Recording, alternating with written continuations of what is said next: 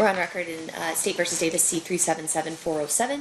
Anything we need to address outside the presence of the jury? Not from the state. No, you're not. Okay, let's bring the jury in. Stand for the jury.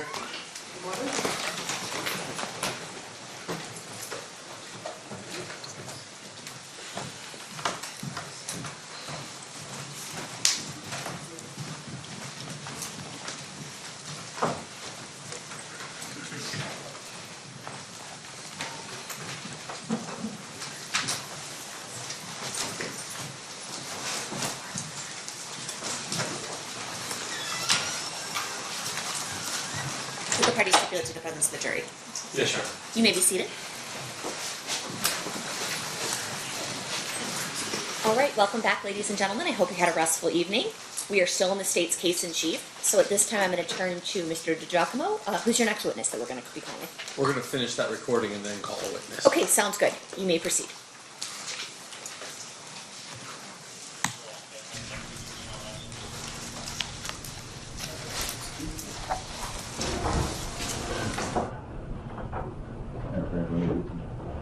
Yeah, go ahead.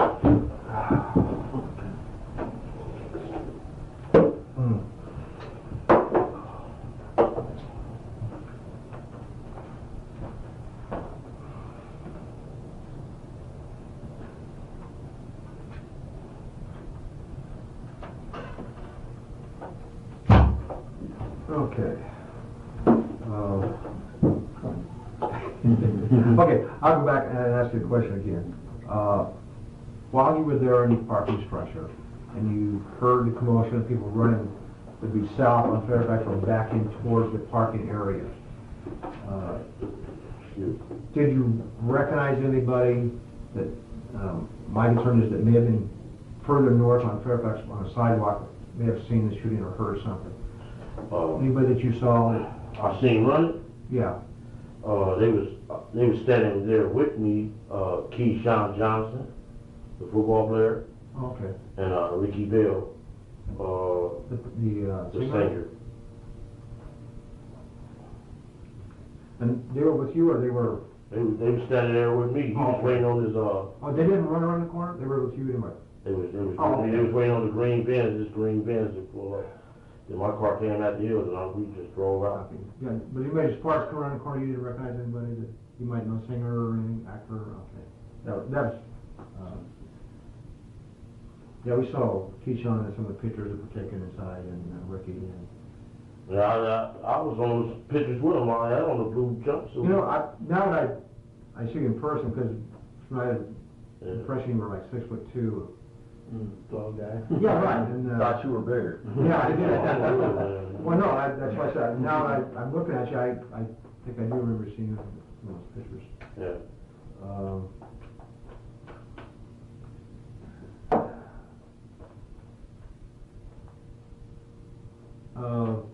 I don't know if you want to answer tonight, and I'll put out. Did you see anybody would be stereotyped, considered a gangbanger, dressed down, anything like that in the party? Okay. What about outside in the parking lot where you were either parking your car and coming to, or going back to your car in the parking server there? Okay. Now you'd ask me.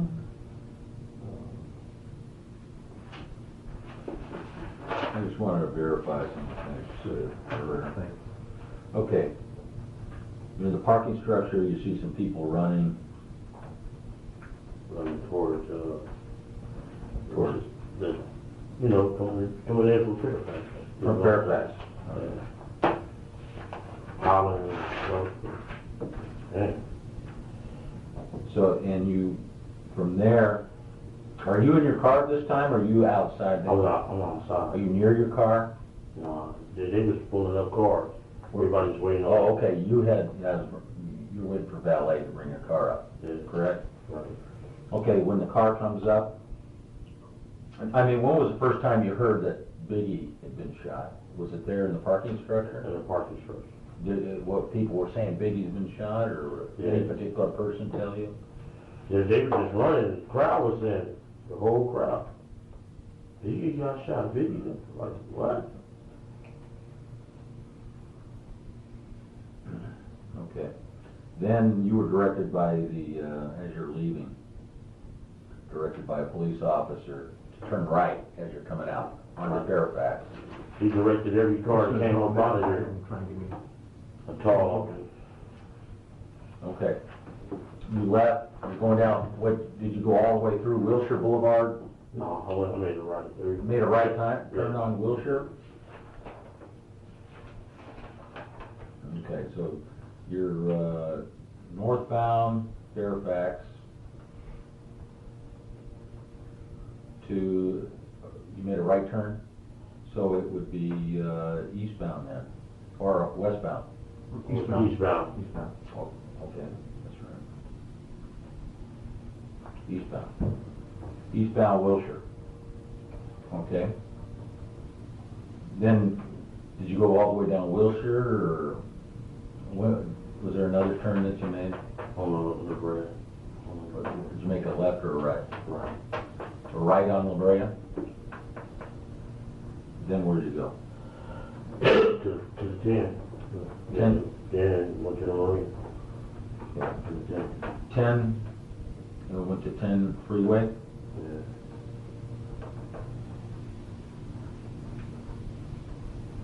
Okay, and you went directly to the marina to go eat? That's you, Wendell, and Wonder Mike. Jerry's Deli. Okay, you were at Jerry's Deli, about what time were you there? Jerry met before. Yeah, down at Compton Court. About, What time did I get there? Yeah. No. It was, oh, I was on the, I'm sorry. Oh, I'm sorry. At the Southside Slayer in, West Jones was his attorney and. Okay. Well, you and I were speaking with That's some right, defense that's attorneys. over. I think, Yeah, Mr. Fall, you were there. Probably so. Fred and I were talking about Yeah. homicide investigation. Yes, yeah. I think you were there. Yeah, I think so. Ragsdale. Yeah. Okay, yeah. I was just searching my mind. And your son went to elementary school with my son when you lived in Phillips Ranch. Oh, yeah? Yeah. How I remember seeing you there. That's true, yeah. that's true. You no longer live in Phillips Ranch now. No. Yeah. That was years ago. That was Yeah, yeah. 91 or That's 2. quite something like that. I still have a house there, though. Oh, you do? Yeah. You rented it out? Or? Yeah, I didn't sell it. I have family members living. Okay, just want, about what time do you think you got to, what time did you leave the parking structure approximately, do you recall?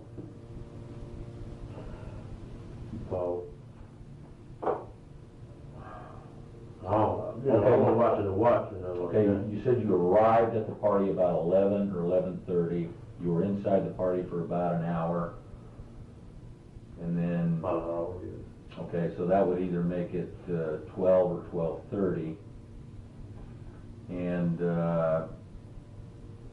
when you left the party, so, and, okay, driving time from there to Jerry's Deli, Jerry's figure restaurant. right around, what, 1, Just about 1.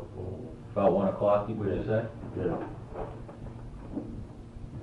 1 a.m., okay. I say about 1:30. Okay, between 1 a.m. and 1:30? Yeah, about 1:30. 1:30. Okay, and how long were you at Jerry's Deli? I mean, Then an hour. Okay. Going on.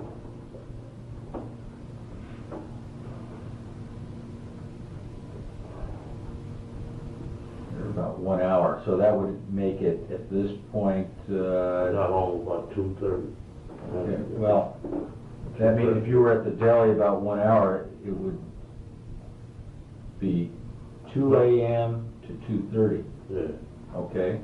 Now you gotta drive from the marina, where you went I straight dropped from Wonder Jerry's? Mike off in the same Okay, area. okay, then you dropped off, Wonder Mike. Wonder Mike in Compton, right? Yeah. And then, I'm assuming Wonder Mike and Wendell live The pretty same close? area, yeah. Okay. And Wendell in Compton. about what time would you estimate that to be? If you left Jerry's I got home about 2:30. Okay. 2:30.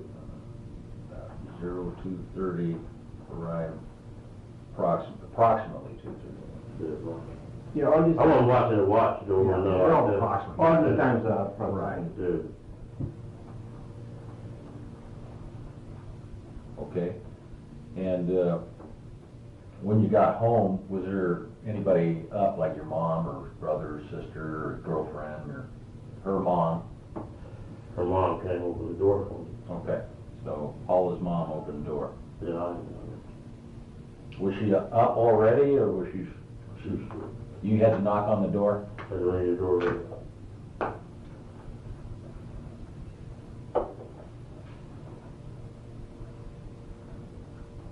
Yeah, I had on blue sweats and blue shorts. Okay. So And then, Blue and with the white, you know, the Michael Jordan jumpsuit we got out, that blue one. Mhm. You know what I'm talking Yeah. about? Yeah.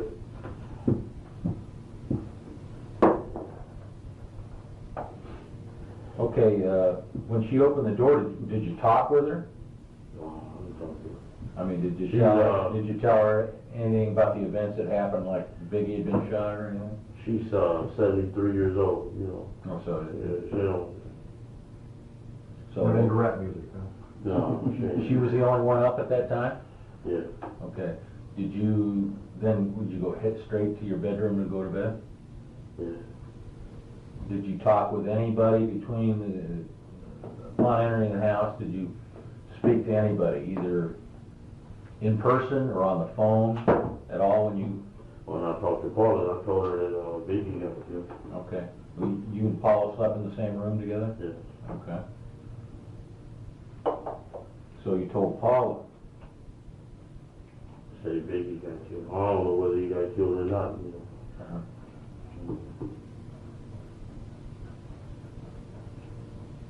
So, did you talk to anybody else besides Paula? Just us two. Okay, Wonder Mike and We, Wendell. yeah, we was like, dang, that's messed up, you know. Okay, from the time you were at was about ready to leave the party to the time you arrived home, the only people you talked to were Wonder Mike, Wendell, Paula's mom. You may not have said anything to Paula's mom. Okay, and then you talked to Paula. Right. Was there anybody else that you talked to?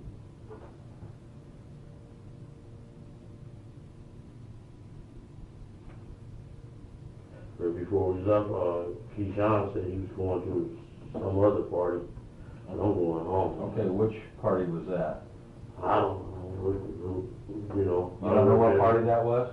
Uh, Did Keyshawn ask you to go to that, or No, he just said he was going to the party, and I was which party was that? Was this another another after party? Yeah, another after party.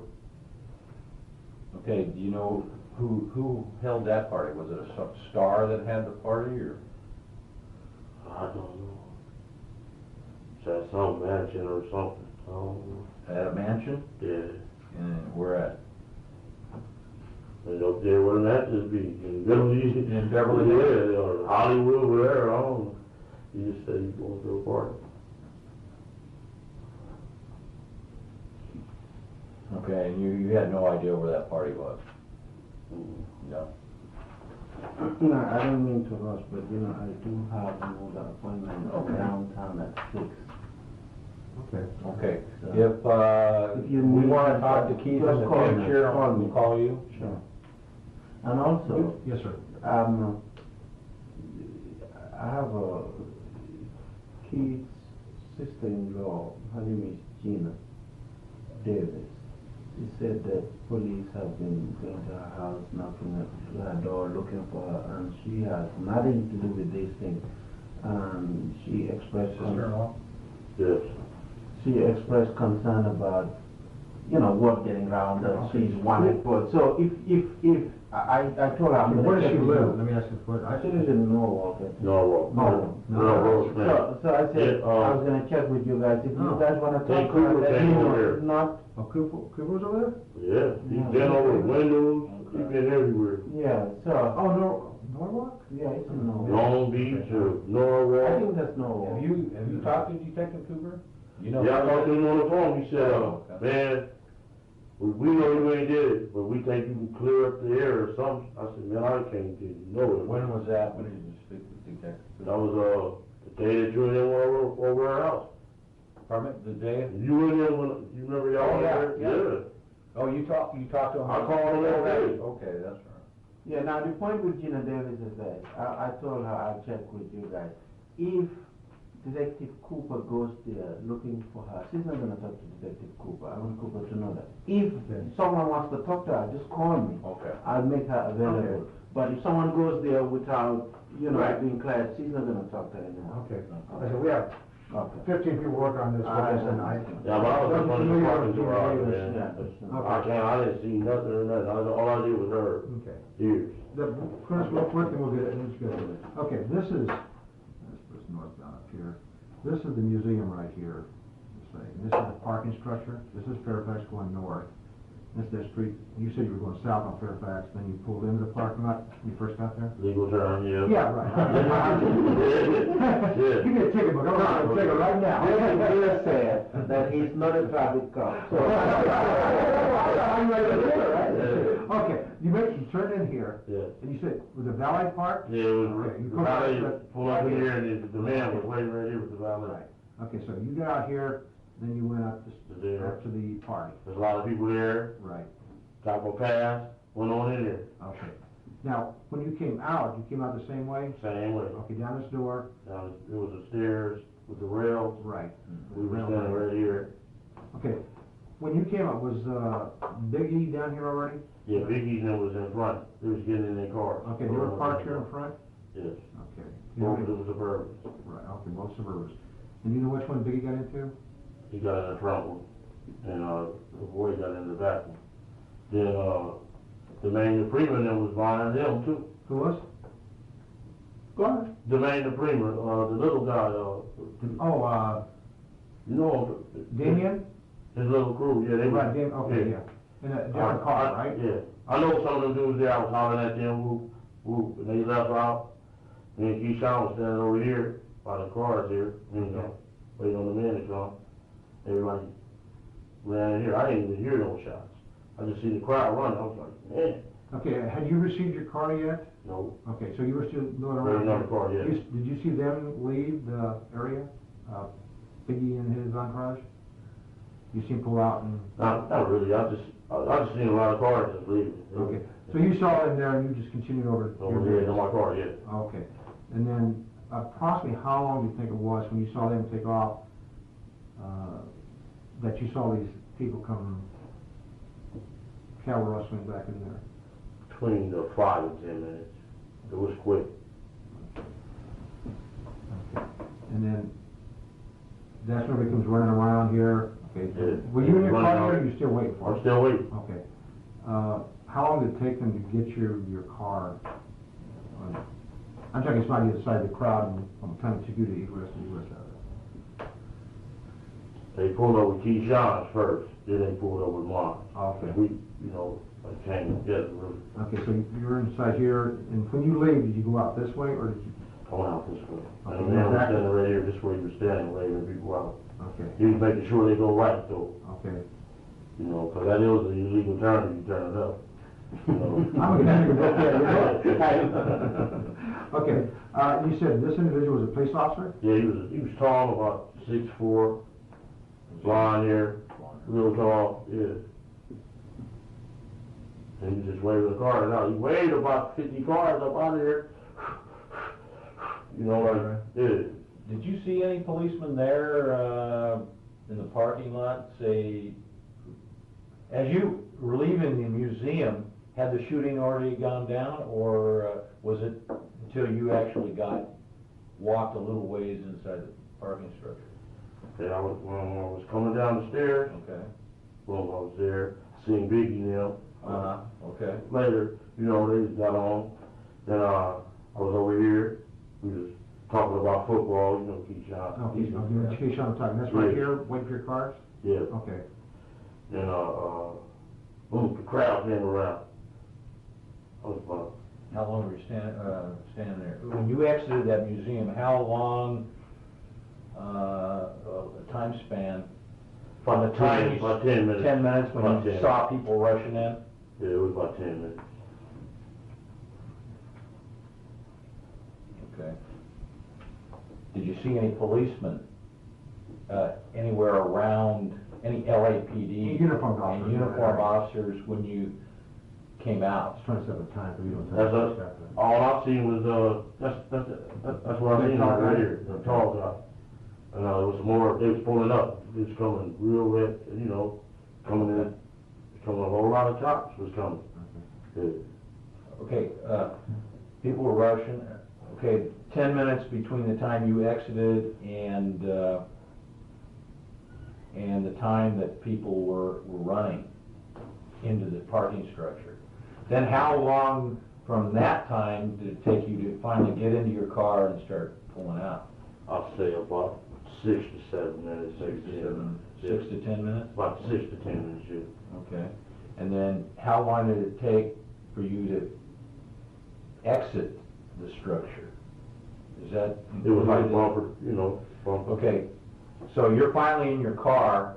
Yeah, then we leave.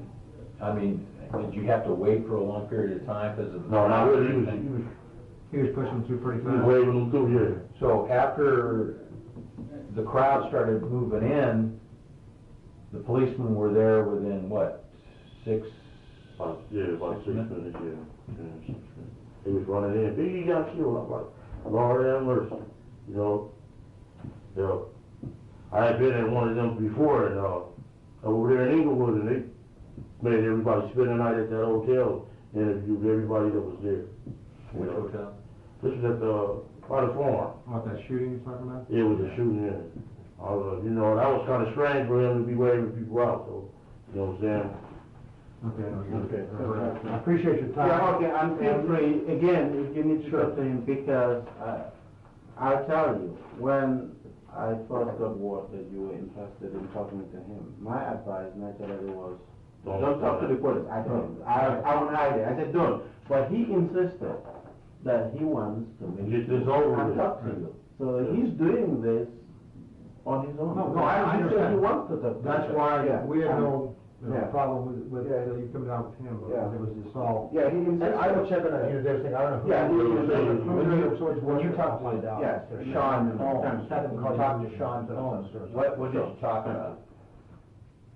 He said the FBI is all over me, man. I don't want you guys catching my heat. Stay away from me. Who said this? Yeah, Sean. Oh, yeah. Really? Yeah. Did you know, this little C, did you talk to him? For a few minutes. I mean, what did you? That's the person that slid the invitations. Sent me the invitation. Oh, okay, you got the invitation from Little C? Yeah, him and a manager. A manager? Him and a manager. Okay. He got So he a lot of braids. You see him Oh, yeah. anywhere that started kept. Right. Yeah. said, Combs said FBI is all over me? Yes. That was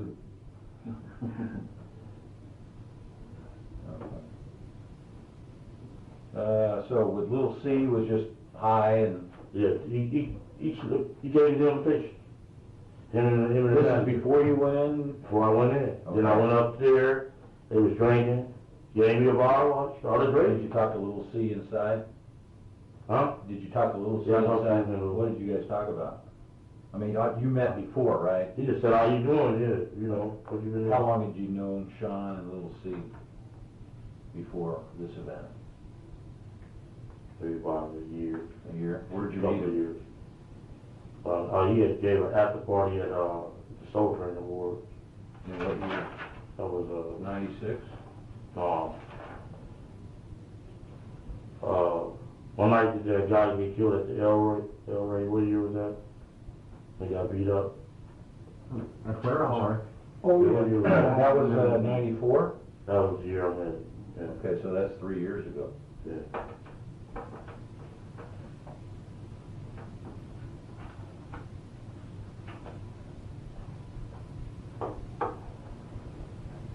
You make the phone call? No, yeah, okay, I'll make a phone call on my way out. Okay. 2 minutes, thanks. I appreciate it, Keith, I appreciate, because I'd like to talk to you again, and we'll call your attorney, and you have no problem? I ain't got no problem, man. I'm good. Okay, I just go to home, tell them I'm running a little bit. Sure.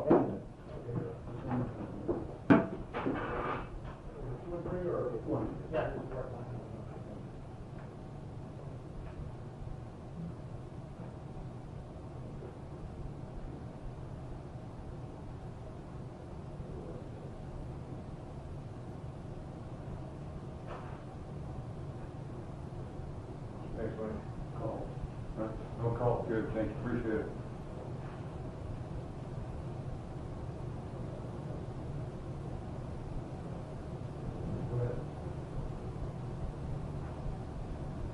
Okay, hello? Okay, hi. Get this over too? You want another soda? Oh, okay. Fine, how are you? Did you talk to me? Okay. She talked to me and you know, I'm in the death penalty case. So I have no time whatsoever. Friday, today, we're after Friday. Which one? But, I told you, I can't say that one, maybe. No. Is the only difference that you have. Otherwise, you just forget the money and go. Otherwise, you just spin the wheel. But I'll talk to you later. Yes, I'm at the police department, so I'll, yeah, I will. I'll just tell you. Well, that's not what it's right.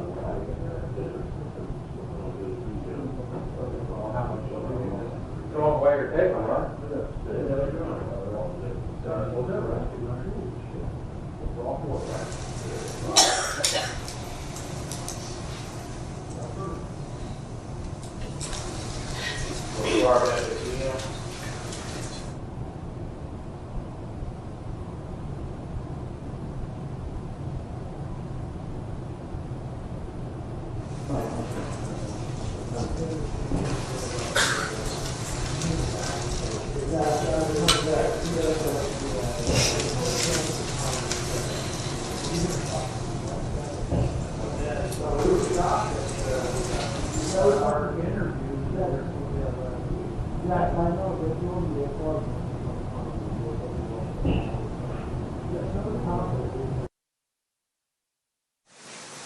All right, who's your next witness? Thomas Kern.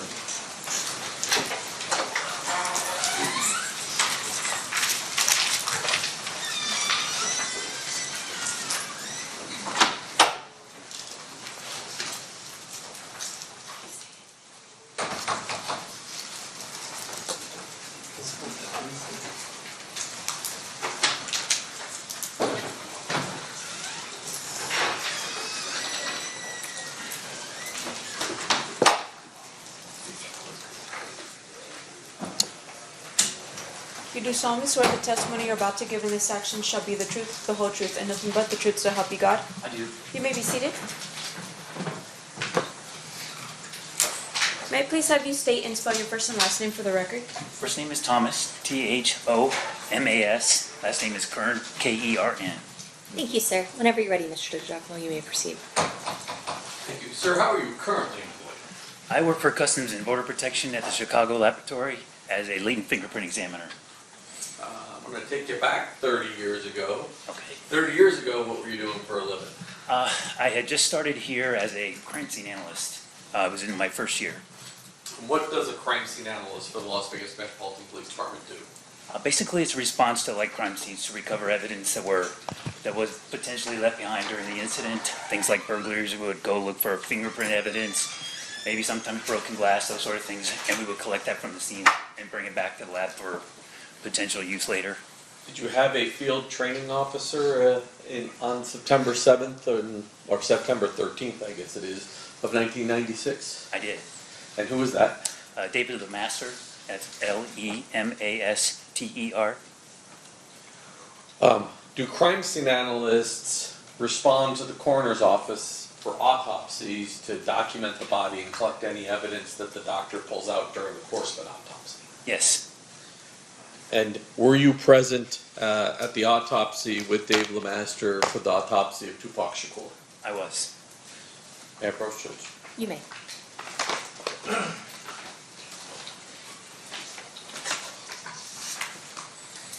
going to start with state proposed exhibits 44 to, looks like 56 there. Just want you to flip through those.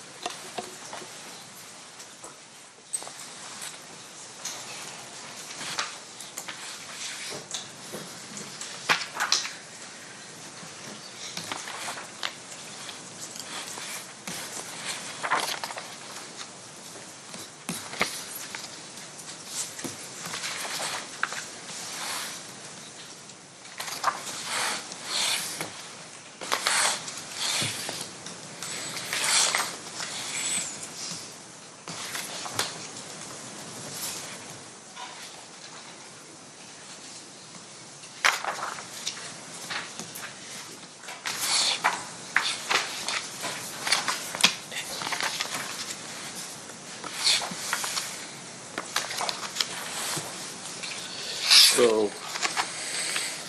I can't remember what my first number was. 44 through 54, are those all depictions of Mr. Shakur, well, his body bag, as well as Mr. Shakur during the course of the autopsy documenting both tattoos and injuries to Mr. Shakur? Yes, sir. And then 55 and 56, it is two sides, I'll say, of what looks like a bullet and a fragment that was removed from his body at time of autopsy. Is that correct? That's correct. Now I'm going to show you what's been marked as State's Proposed Exhibit number 128.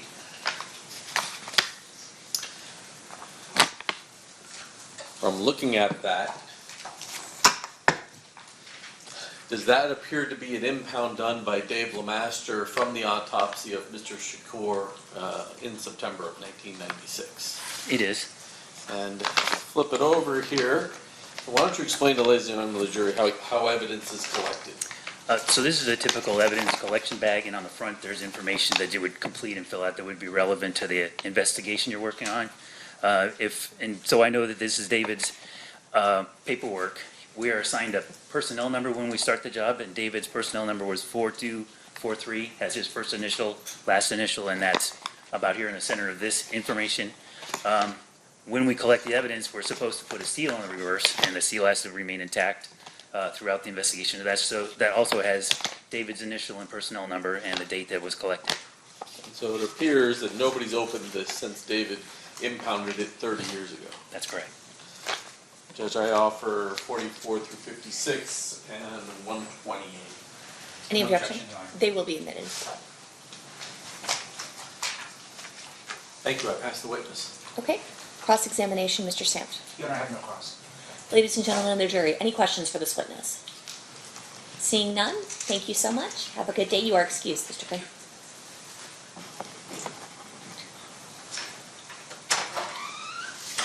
State, who's your next witness? Dr. Lisa Gavin. Okay. Lisa got it.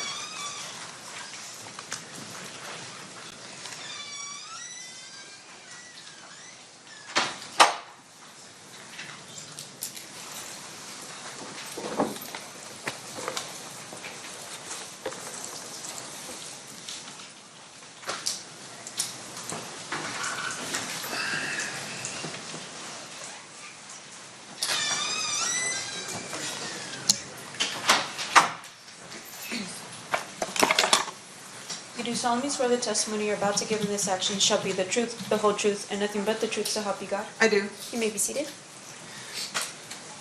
May I please have you state and spell your first and last name for the record? Good morning. I'm Dr. Lisa Gavin, Lisagavin. Thank you, Dr. Gavin. Mr. DiGiacomo, you may proceed. Doctor, how are you employed? I am a forensic pathologist, medical examiner here in Clark County. What does that mean you do for a living?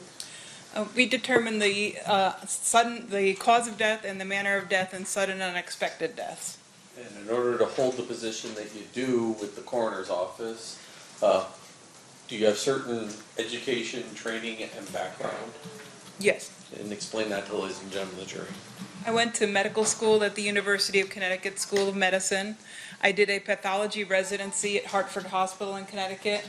I did a surgical pathology fellowship at Hartford Hospital in Connecticut. I did a forensic pathology fellowship in the Office of the Medical Investigator in New Mexico, and then I came here to Clark County. I have a medical license to practice here in the state of Nevada, and I'm board certified in anatomic pathology and forensic pathology. How long overall have you been a forensic pathologist? This September, it'll be about 17 years practicing here. So I'm going to guess that 30 years ago you were not at the autopsy of Tupac Shakur. No, I was in medical school. Have you in the past had to come in and testify to your opinions as to cause and manner of death in cases where you weren't the actual examiner at the table? Yes. Explain why that would happen. We have people that have retired. We have doctors that have died. We have doctors that have gone to other locations in the country. So when you are asked to review, what is it that you get to review in order to form your opinions and conclusions? Most often, it would be the investigation report from our office. It would be the autopsy report from the forensic pathologist that did the case. It could be photographs associated with the case, could be medical records associated with the case, could be any consultations or the like associated with the case. In this particular case, do you know who the examiner was? Yes, Who was it? it was Dr. Jordan. And Dr. Jordan is no longer with us, correct? Correct, Dr. Jordan has passed away. In addition to what the medical examiner's office had, did you also get a copy of the photographs taken by crime scene analysts during the course of the autopsy? Yes. And did you utilize those as well to render your opinions? Yes. I'm going to start with what's been previously admitted as State's Exhibit number 44.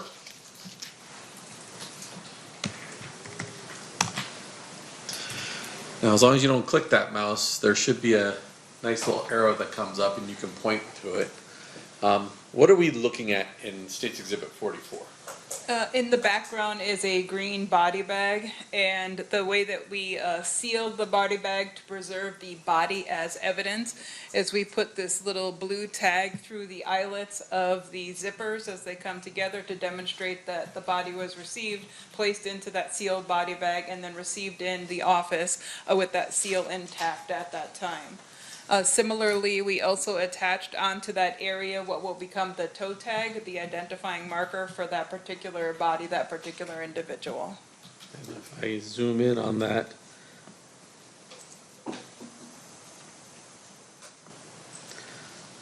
we're able to see that the name was Lassane Crooks, aka Tupac Shakur, date of death 9/13/96 at approximately 1600 or 4 p.m. That's correct.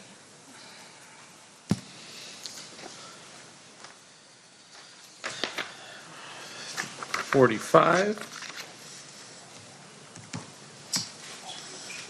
are we looking at, Doctor? This is just opening up of the body bag, and then one of the first photos that was taken at the time that the body bag was opened, demonstrating the decedent and the condition that he was received in and the body bag. And from reviewing the medical records that were part of the coroner's office file, did it appear that Mr. Shakur had survived his wounds for some period of time? Yes.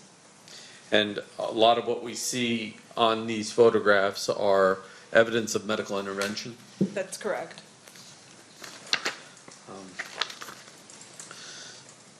046. This is a facial shot. I know there's a ruler in the way, but this is a facial shot of Mr. Shakur. Oh, that's correct. And then we're not going to display all of his tattoos, but there were photographs taken. This is 47 to identify his his various tattoos. Correct. So you can see on his right stomach there that says thug. And then if we go to 48, on the other side, it says life.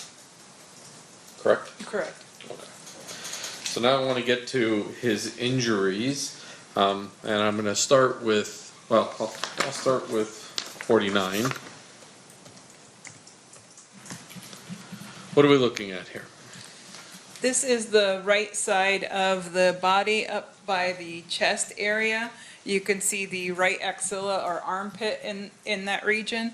And then you could see some of the sutures of what they call a thoracotomy incision, where they've cut into the side of the chest. And then just below that, this is an entrance gunshot wound. And then just below that thoracotomy chest, there appears to be a stitched up area.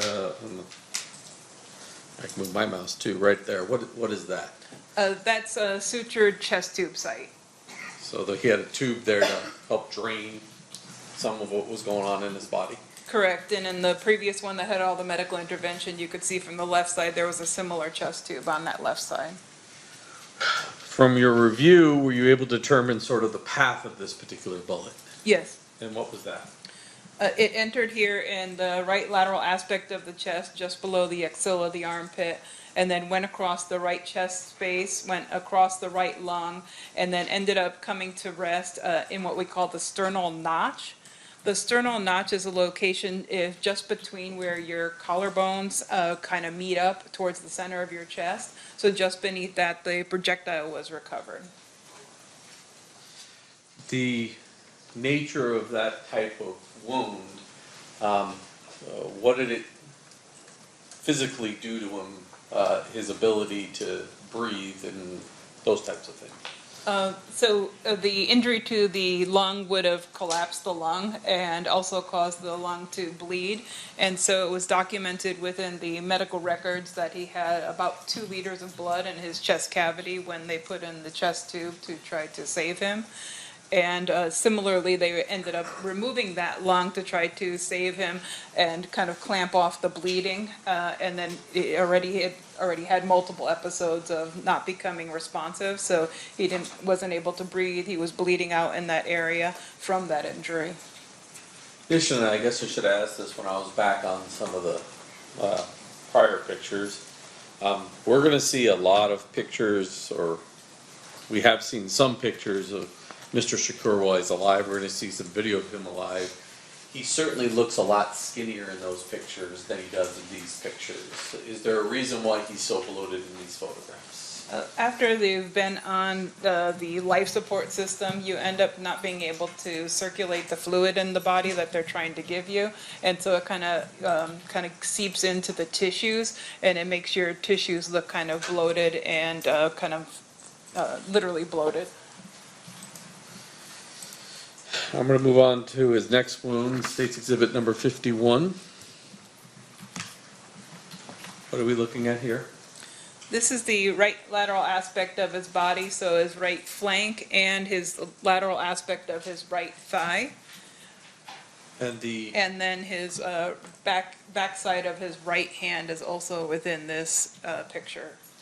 The ruler, though, is identifying what? The ruler is around the right lateral aspect of his thigh, so the right thigh on the lateral side. And what is that? And that's an entrance gunshot wound. And can you tell me the path that bullet took? Yes. And go ahead. That bullet entered in the lateral aspect of the right thigh and then went upwards into the abdomen and damaged his intestines. They ended up operating there and removed a portion of his intestines, and then during that surgery they recovered another projectile. State's Exhibit number 52, and you can see it in 51, but now the ruler is on, oops, try that again. Now the ruler is on that lower mark. Describe that for us. This is like the lateral aspect of his body, or his right flank, And this wound does not penetrate into the body, but it kind of causes this deeper abrasion in this area. So this could be from like a spent projectile that might have hit something else and then hit his body, so it lost its momentum to be able to penetrate into his body further. So it kind of hit this area and created this wound on the side of his body. Were there evidence within the medical records that Mr. Shakur had received bullet wounds sometime prior to the injuries that caused his death? He had some scars in other areas of his body that were suggestive of that. State's Exhibit number 53.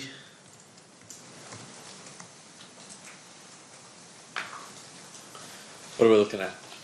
This is the back of his right hand, and on the ring finger, he has an entrance gunshot wound.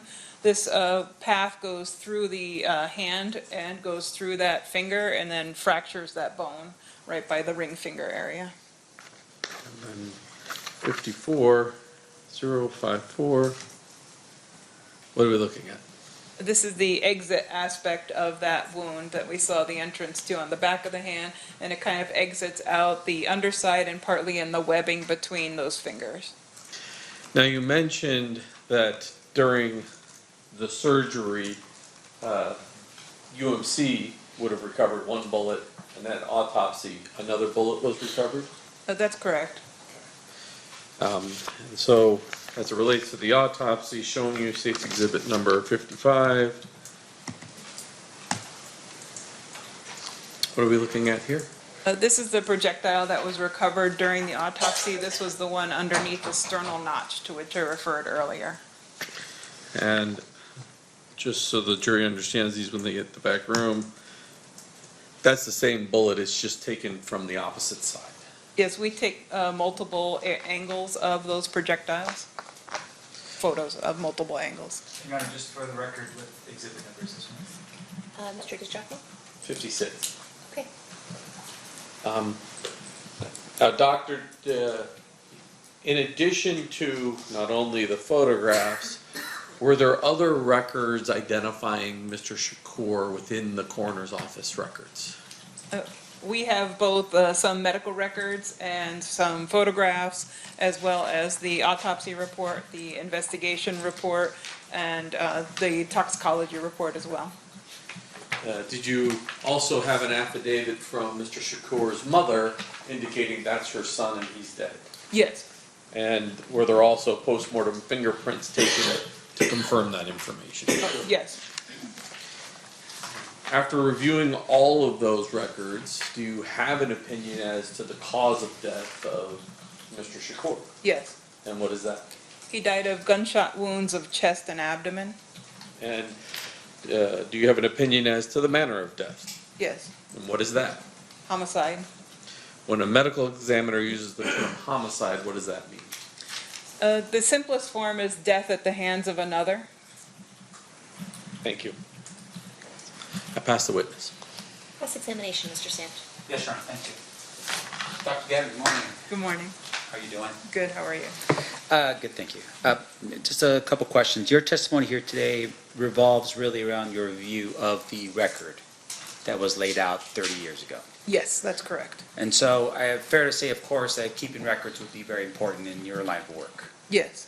In the event that in the future, something that you do while you're on vacation somewhere in the Bahamas could be testified to by another doctor. That's correct. Now, with regards to the records that you saw here, and is it Dr.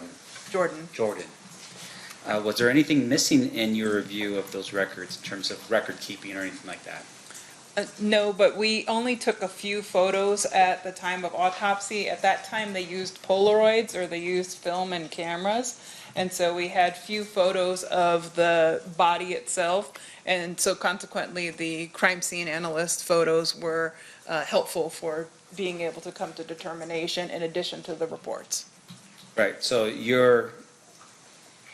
the way we're able to explain it to the jury today is that you reviewed the record as well as any photographs that were taken at the time of the autopsy. That's correct. Okay. And once again, going back again to my original question though, is that Was there anything at all in review of Dr. Jordan's records or record keeping that would have indicated to you something that should have been done differently with regard to Dr. Jordan's work? No, nothing that I could see in my review. Okay, and fair enough to say though, that you're not really there to critique his work as much as it is to relay what you read in the record to a jury like the people that we have here today. That's fair. And once again, a critical review of someone's record is a little bit different compared to just reading what was done and then relaying that to a jury. Yes. Okay. What is the difference? I think the scrutiny that you can utilize in those kind of details may be something that becomes relevant for a particular case. Right, so for instance, if there was some issue, some dispute over whether or not he was given adequate medical treatment, that would be something for another day, for another topic, and another type of review, right? That would be for somebody that actually does treatment of bodies. I'm a forensic pathologist, so I'm a medical examiner, so I review people after they've died. So that would be treatment related to whomever does that type of treatment. Now, would you have been able to do this type of review if Dr. Jordan had not kept an adequate record of his efforts? It depends on what you have available for review. Say, for instance, there's no record at all. He doesn't do a record, he does some work, but you don't have anything other than maybe the pictures in this case. Would that be enough of a review for you? Photographs can be very helpful in terms of determining what happened to the body, and then in terms of where the locations of injuries are, based on my knowledge of anatomy in the body, I can definitely generate opinions based on that. Sure, but with regards to, say, his work in general, outside of the fact that you could point out location of where there's entry and exit wounds, for instance, from a bullet, outside of that, would you be able to tell this jury exactly what Dr. Jordan had done with regard to his autopsy? What he did for his exact procedures, no. Okay. And in the event that you don't even have that, say for instance, you're coming in here today and the question is, well, did Tupac Shakur die of bullet wounds? Would that be something that you could just tell a jury like this without even looking at a record or photographs? We would need some kind of record in order for me to be able to generate an opinion, or some kind of photographs for me to be able to generate an opinion. And fair to say then, once again, that in your line of work, record keeping, record writing is critical to maintain the integrity of what you do as a coroner. Yes. Okay. No further questions, Your Honor. Thank you. Any redirect, Mr. DiGiacomo? Man, Mr. Stamp suggested, and I just want to make it clear, you're not regurgitating Dr. Jordan's opinions. You've formulated your own opinions as the cause and manner of death. That is correct. Thank you. Nothing further. One final question based on Mr. Giacomo's. And fair to say though, in order for you to do that, you have to rely on Dr. Jordan's documentation of what he did. I relied on his documentation as well as the other documentation that I talked about, which was medical records as well as photographs. Thank you. No further questions, John. Ladies and gentlemen of the jury, any questions for this witness? We have one more that we're waiting for.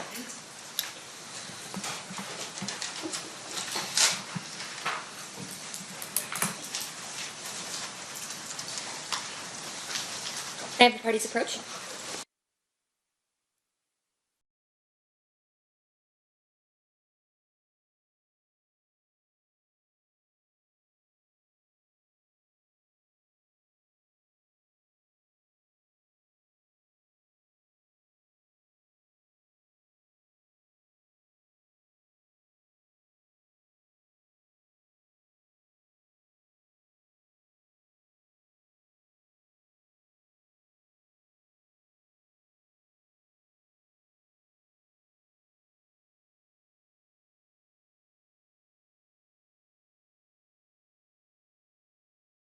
All right, Dr. Gavin, we have a few questions from our jurors. Were there any wounds to the head that you or Dr. Jordan observed or noted? No, there were not. And then, were all the bullets found of the same caliber? I don't know what the caliber of the other bullet was, the one recovered at surgery. Okay, state any follow-up based on those questions. Do you even know what the caliber of the bullet was that was covered in autopsy? No, I don't know this caliber. Is that something that is not in your realm of determination? That's correct. Thank you. Mr. Sam? Doctor, I'm assuming you're probably going to say I don't know, but are you aware that if any Metropolitan Police officer or expert came forward to take a look at those fragments that we're looking at now, or any other fragments that were recovered from the body? No, I don't know. You don't know that? I don't know whether or not somebody did that. All right, thank you. No further questions. Okay, thank you for being with us, Dr. Gavin. You are excused. Thank you. You're welcome. Next witness. Just before we call the next witness, I have in my hand state's proposed exhibit number 59, which is a certified copy of Marion Show Knight's medical records from UMC that night. Any objection to the admission of those records, Mr. Sam? No, you're not. All right, those will be admitted. I apologize, I don't know his name, but he is the custodian of records for MGM surveillance. Okay.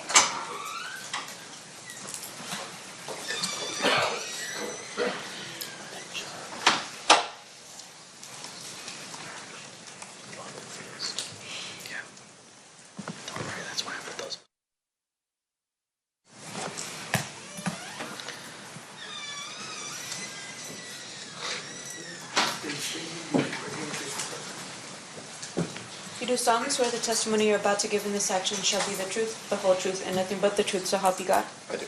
You may be seated. May I please have you state and spell your first and last name for the record? Michael Ingram, Michael Ingram.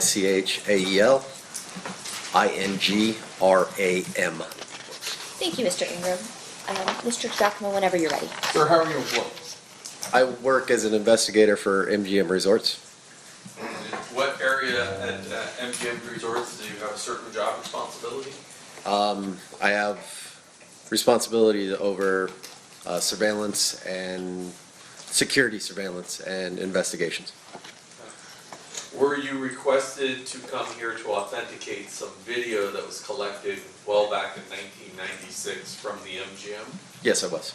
And have you had a chance to see any of that surveillance? Yes, I have. Okay. Did MGM keep a copy as well? Yes, they have. Okay, so you reviewed that? Yes. Judge, I have in my hand stage proposed exhibit number 115, which is that video I'd offer. Any objection?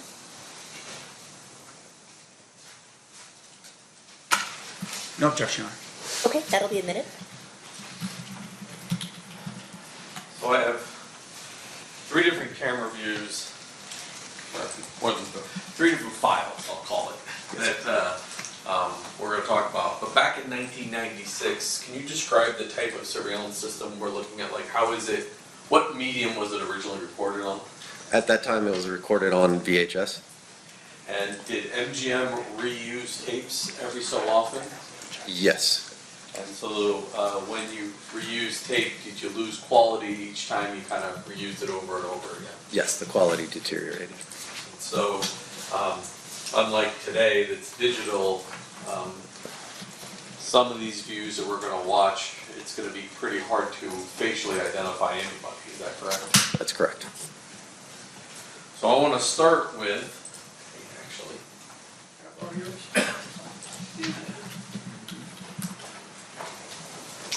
I have this marked next to the order.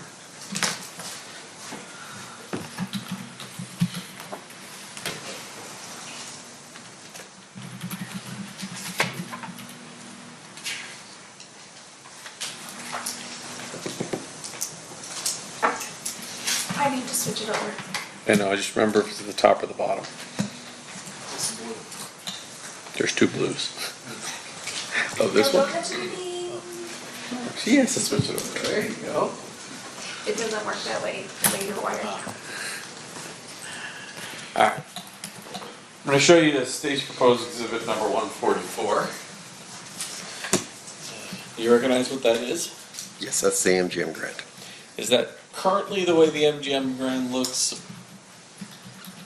The general layout of the casino or the hotel, yes, it's the names have changed and stuff, but Okay. the property is the same. So we don't know if this is from 1996 or if it's from 2002, 2010, one in the last 30 years, but generally the layout's been the same.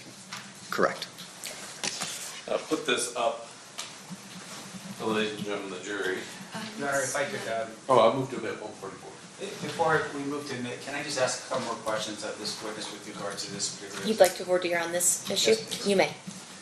Sir, with regards to the photograph that's been marked as proposed State Exhibit 144, can you tell me if you can read the locations that are on that particular map? I can read most of them. There's one that's a little fuzzy to me. Sure. In terms of your review of the surveillance video from the MGM, fair to say that what we're about to see would indicate where the camera location was, including the name of the area that would correlate with what you have out there on the map? As a general rule, yes. Okay, thank you. We'll have no further questions. Any objection then to No the objection. admission of it? No. It'll be admitted. State, you may proceed. Thank you. There's actually two areas on this I want to talk to you about before we show the video.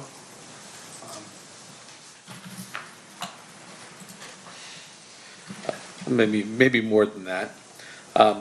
Generally speaking, events like the Tyson-Selden fight, where would that have occurred at?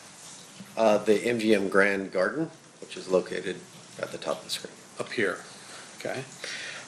We have an elevator view that we're going to see. Where is that located on this? There's, in the middle of the screen, there's 3 small boxes. Those, Right here? yes, those are the elevator core for the MGM Grand. And then if there's a camera that's going to say food court, that's kind of walking, that's looking down a long hallway, which hallway are we looking at? The white box, yeah, you're going to be following that basically to the Grand Garden Arena. So when you come out of this box, you can either come down here or across the casino, essentially. Correct.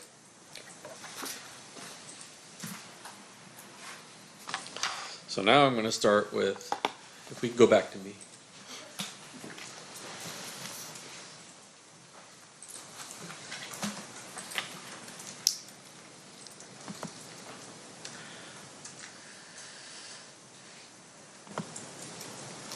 I'll pause it here for just a second. This says food court promenade. So I'm just going to hold it up for the jury. Do you know anywhere where we are along this white corridor? Or could it be anywhere on that white corridor? Specifically, I couldn't tell you exactly where along that corridor you are, but you're along that corridor. Okay.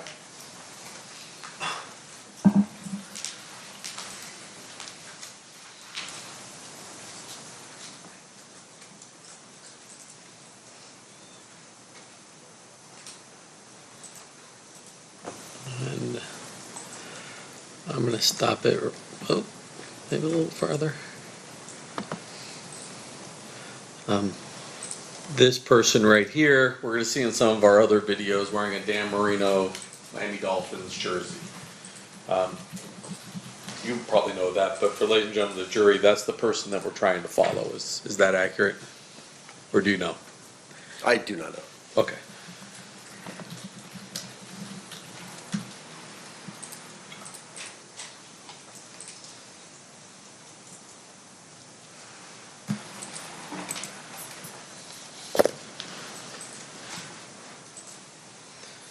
Now we have another camera view of this long hallway.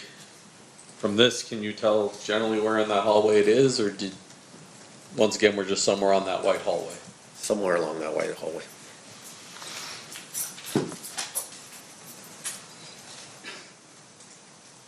And, well, he just flashed. That. So let me stop it here. On these VHS tapes, cameras would flash between different hallways. That technology was in effect during that time frame. It's called multiplex back in those days. Correct. So sometimes we jump from camera view to camera view, trying to capture what we're trying to capture. Correct.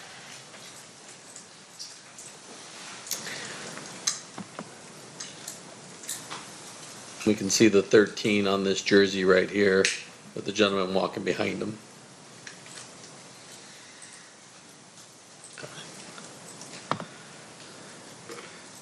I'm gonna take you to 115B. I don't know why it did that.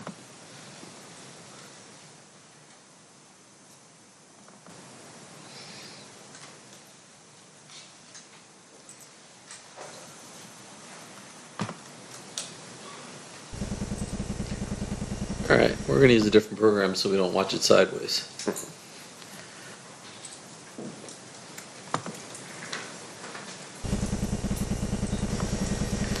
And I'll turn my volume off because there's no volume.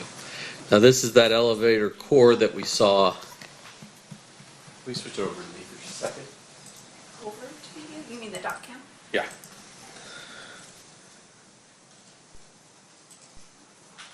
So as opposed to those other views that were somewhere in here, now we're down in the middle of these four and there's a tree in the middle of these four. Correct. Is that tree still there? No.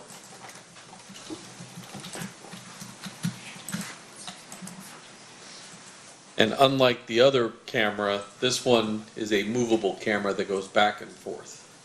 Correct. Go back to you. Yeah.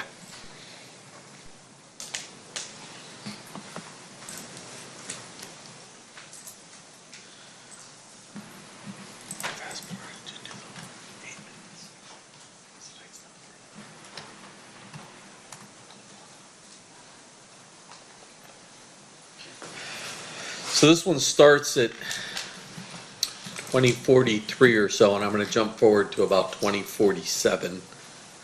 This is just people walking through that elevator area, correct? Correct.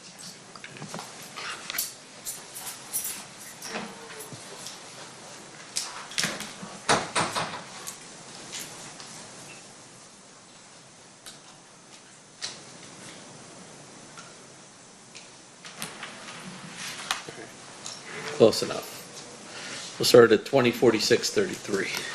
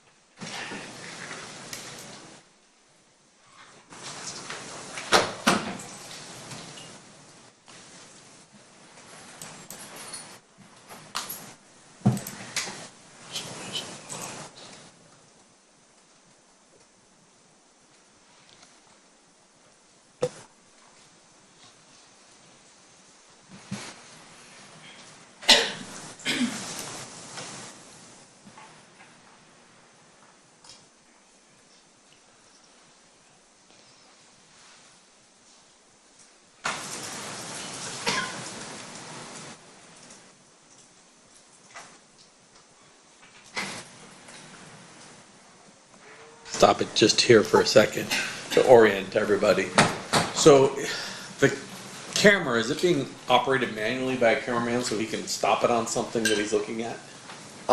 He can stop it at a location, but that movement that you saw was just the camera in rotation, just scanning the area. But if it now stops and focuses on someone, there's someone in the control room that is able to stop and go, hey, something's going on. And, Yes. okay.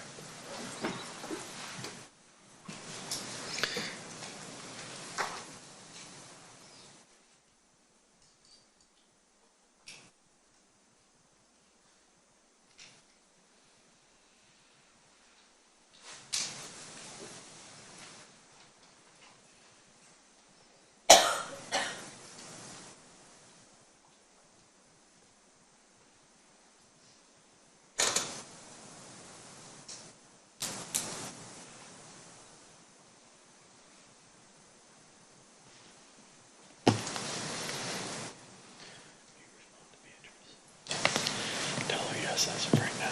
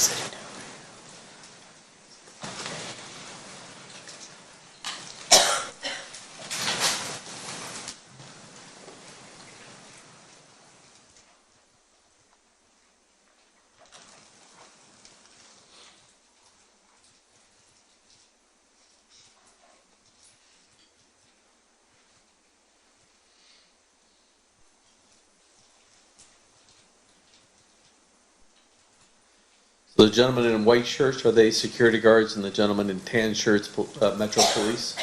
Yes, sir.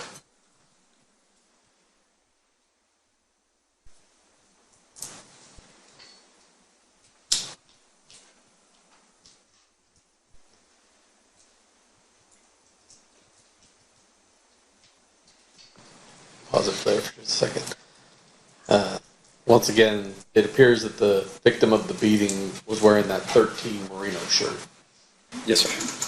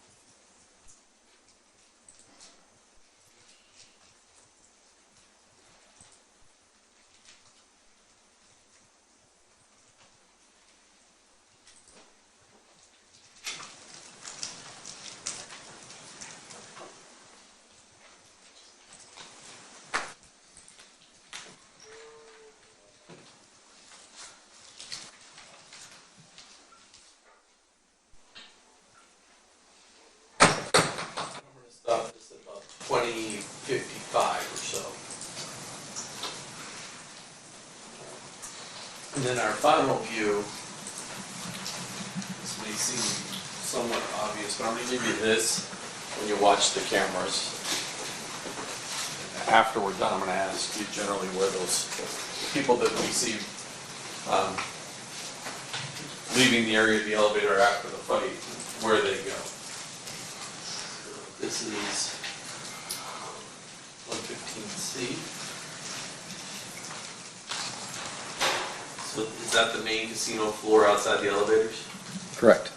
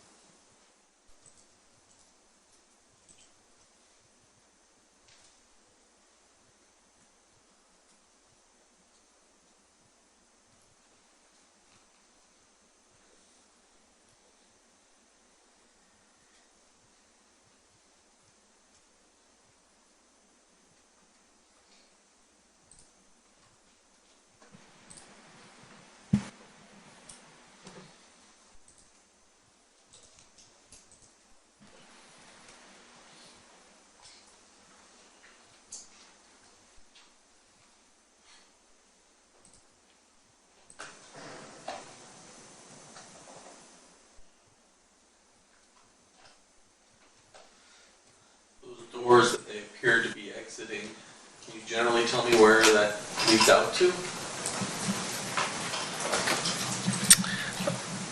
The lion entrance? Right. Is that anywhere near the ballet? That's the, I'm sorry, I was confused. Out to the hotel registration area and then out to the Porta Cashier. And do you know whether or not back in '96 there was a ballet there or not? Yeah, no, I don't know if there was an exact ballet or what it was called at the time.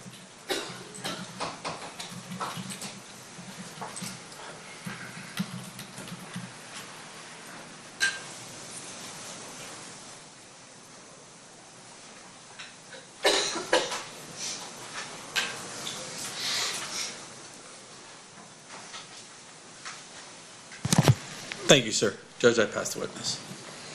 Mr. Simp, cross-examination. Thank you, Honor. Sir, you are an investigator with the MGM, correct? MGM Resorts, the whole company. So it would be MGM as well as the other properties that are on the ship? Correct. Okay. And I'm assuming you're more than just yourself doing the investigations? Correct. Okay. May I have that document? May I approach on? Yeah. I'm going to publish this again for the jury. State's Exhibit number 44. All right. A couple questions. As the investigator, or a investigator, how long have you been doing that line of work for? 14 years. Did you have any previous law enforcement experience before you became an investigator for MGM? No. And then with regards to your training as an investigator for the MGM, are you trained in how to do an investigation? Yes. Okay. And that would be something that would be not necessarily law enforcement, but it would just be to protect the properties that MGM owns. Yes, sir. Okay. So with regards to the training that you have, is one of the things that you do in terms of training, learning how to write proper reports? Yes. Okay. Can you tell us why that's important? Documentation for future reference. You're time stamping an event in that moment that you are investigating it. And fair to say that with regards to report writing, it helps you later refresh your recollection if you're ever unlucky enough to be sitting in this chair facing towards these people, right? Yes, sir. Okay. In this case, you were asked to retrieve this video that was what we've all seen right now, right? Yes, sir. Did you have to write a report for that? No. Now, you had shared with us earlier that you had reviewed the videos. Anything about the review of the videos that would have required you to put it into a report? No. Okay. And you were going to, I must have cut you off. You were going to say something. Did you want to finish? I did not, like you said that I provided this video. Yes. I did not provide this video. Okay, so, and once again, we want to make sure that we're accurate, right? So what is your role in this whole thing and what you did here? The video that we all reviewed, to be able to say that it's MGM Grand's video, that's MGM Grand's location, and whatever you guys want to talk about inside of the video. Right. So in terms of you verifying it, was it just you looking at the video and saying, yes, that's the casino floor of the MGM? Yes. In terms of the date and time, for instance, you're just relying on what's date stamped and timed on the actual video that you watched, right? Yes. I mean, you don't have any other way of verifying any of the time and date in this case outside of what's time stamped on the video, correct? Correct. Okay. And that's not a trick question. I just want to make sure we're clear. Yeah, you're good. But in terms of the case itself, was there an internal number that was assigned by the MGM property specifically as to this event in September of 2000 or 1996?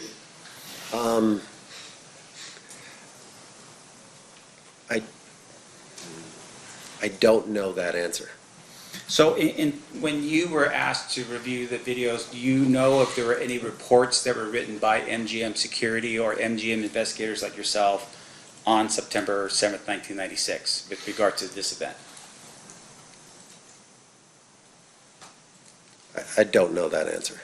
Now, in addition to that, you were asked to look through the video. Were you ever asked to locate anyone based upon the video that you saw in this case? No. All right.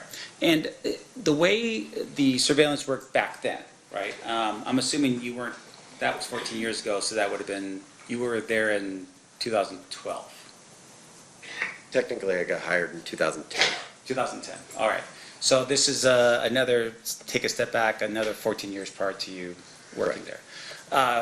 We heard testimony that the recording system was all VHS based. Yes. If you could describe for the jury, right? So you have a control room, I'm assuming, with all these monitors that are on there. Yes, sir. And there's multiple people that are probably looking at different quadrants or areas of the casino. They're looking at different monitors, yes, sir. Okay, and some of them are concerned with, like, say, cheating on the tables and that kind of thing, right?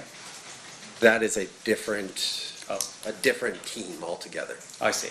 You have your security team and you have your gaming surveillance team. I see. So as a security team, you're just tasked with safety on the premises. Correct. Okay.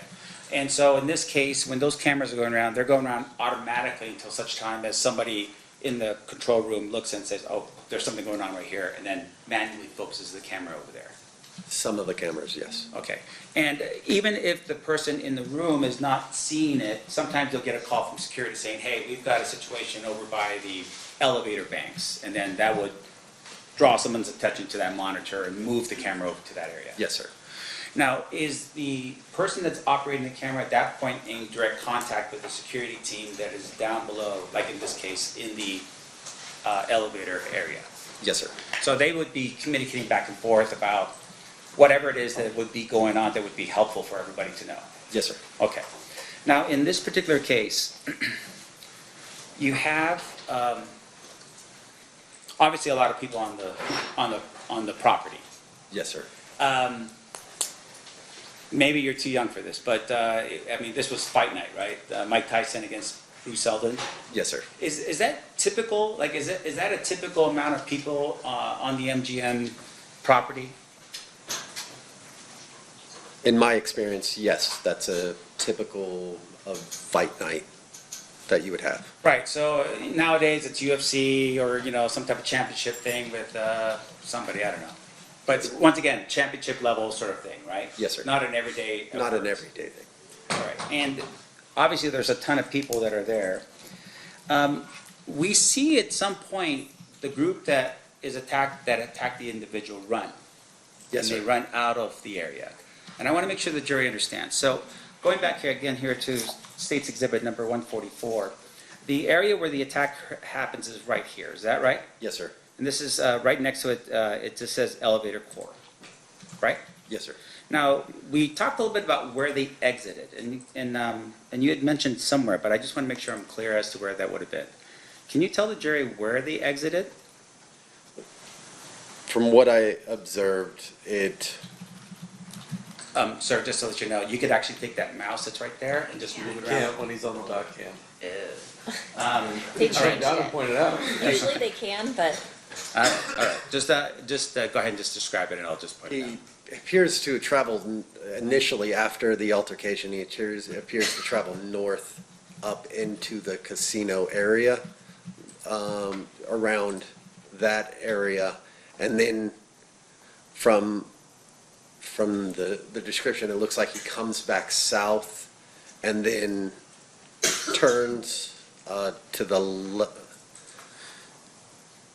Approach that screen and point. Oh, thank you, Madam Clerk. Yes, please. Could you just, Just talk louder while you're over there.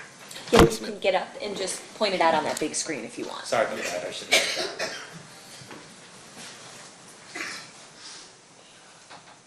The altercation occurs in the elevator core. It appears that he travels up through this location on the casino floor, and then turns here and then comes back down. And it appears that he goes, I would have to watch it again. I'm a little confused on the exact route. There's only two routes. You either went out the Port of Ricochet or went out the Lion entrance, but I'd have to watch it one more time to be able to confirm that. If we could ask the state to be so kind as to replay that particular video back for the witness. Yeah, she needs to put it back on me. Thank you, Madam Clerk. And once again, this would be 115C as in Charlie.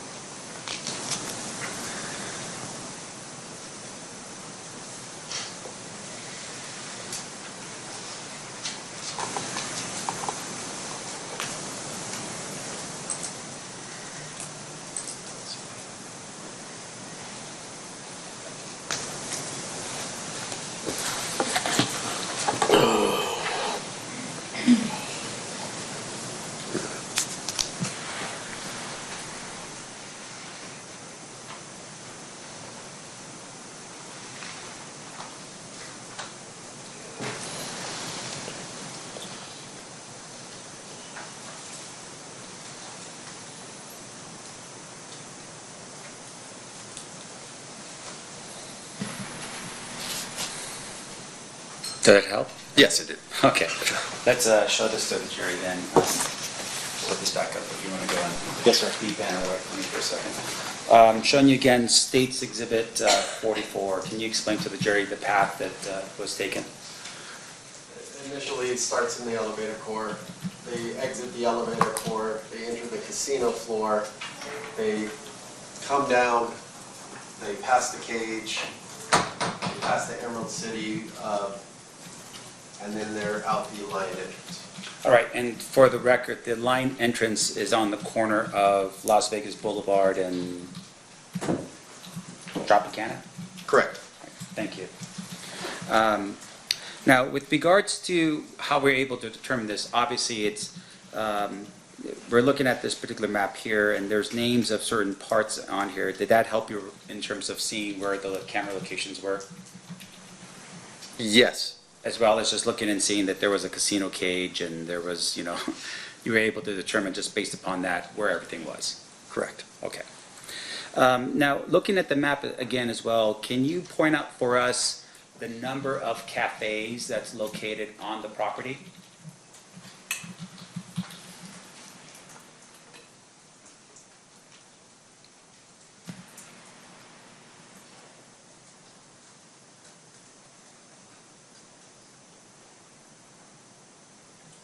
Would reading the actual thing help you? 'Cause the resolution- Yes, I think it would have. You want the number of cafes, sir? Yeah, just tell me how many cafes are on the map.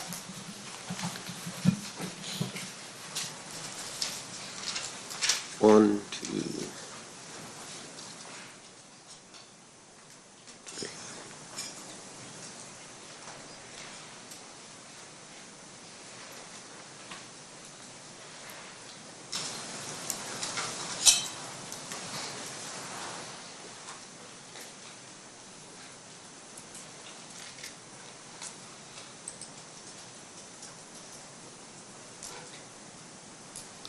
Three? All right. Thank you. I'm sorry, I may approach. Oh, of course. You may move freely. Thank you. Showing you again for the jury 144. If you can just get up and point to the map in terms of where the cafes are on property in 1996 for us, please.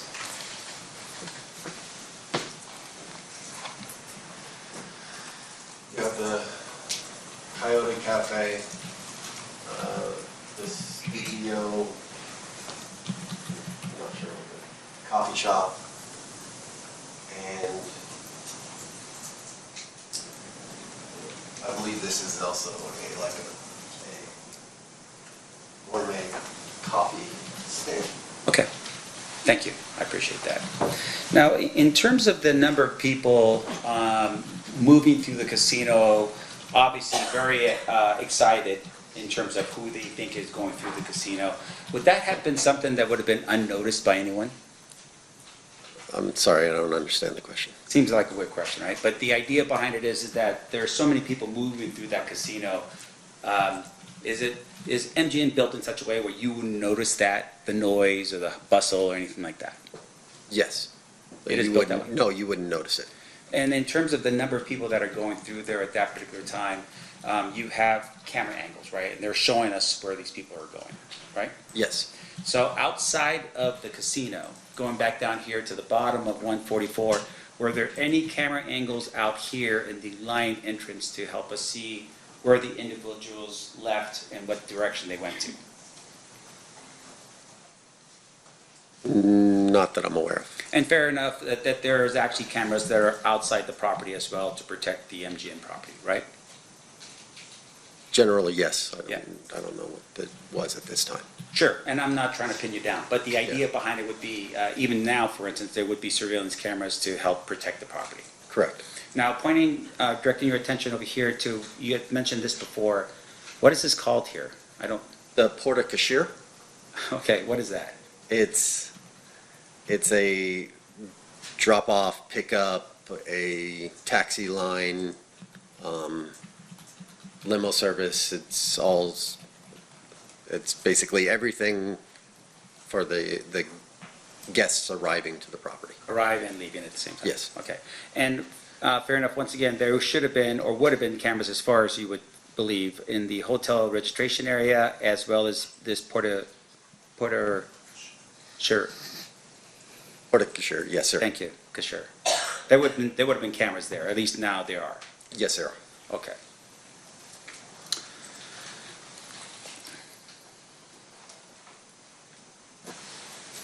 Now, do you know what MGM's policy is with regards to events that occur on property where police officers request video surveillance to be captured? Yes, I know the policy. Okay, what is the policy?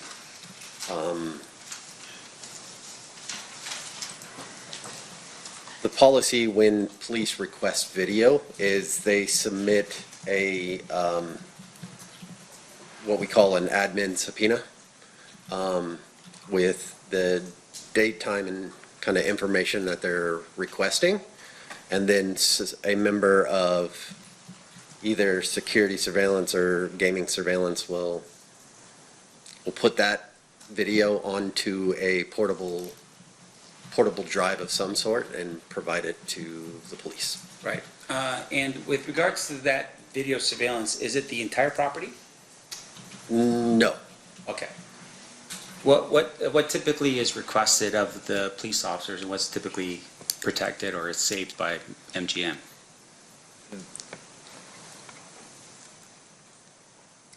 Situations dictate, but whatever they're initially requesting, if they're looking for a physical altercation, that's what they're going to get, is the physical altercation.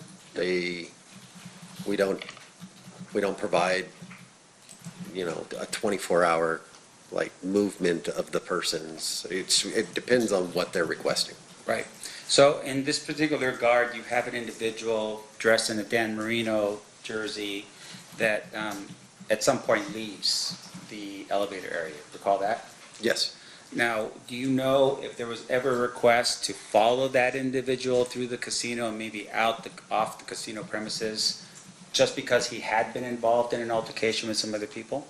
I'm not aware of any request.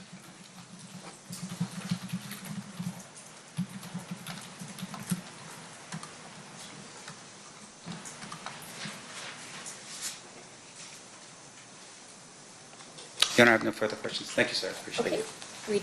redirect, Mr. Duffel. Just briefly.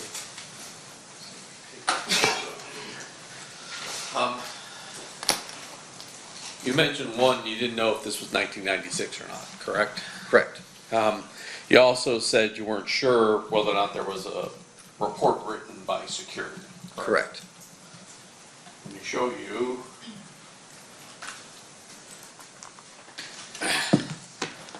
Does that document generally look familiar to you?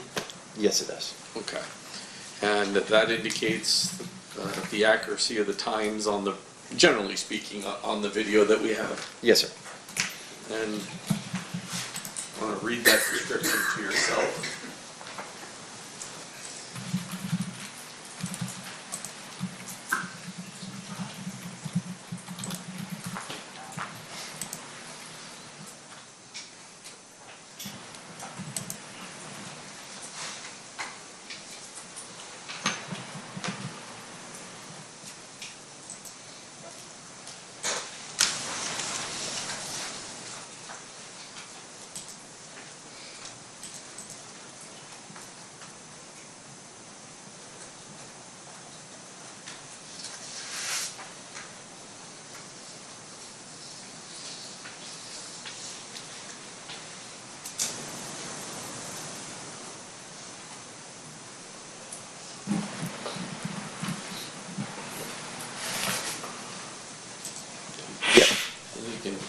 And there's more.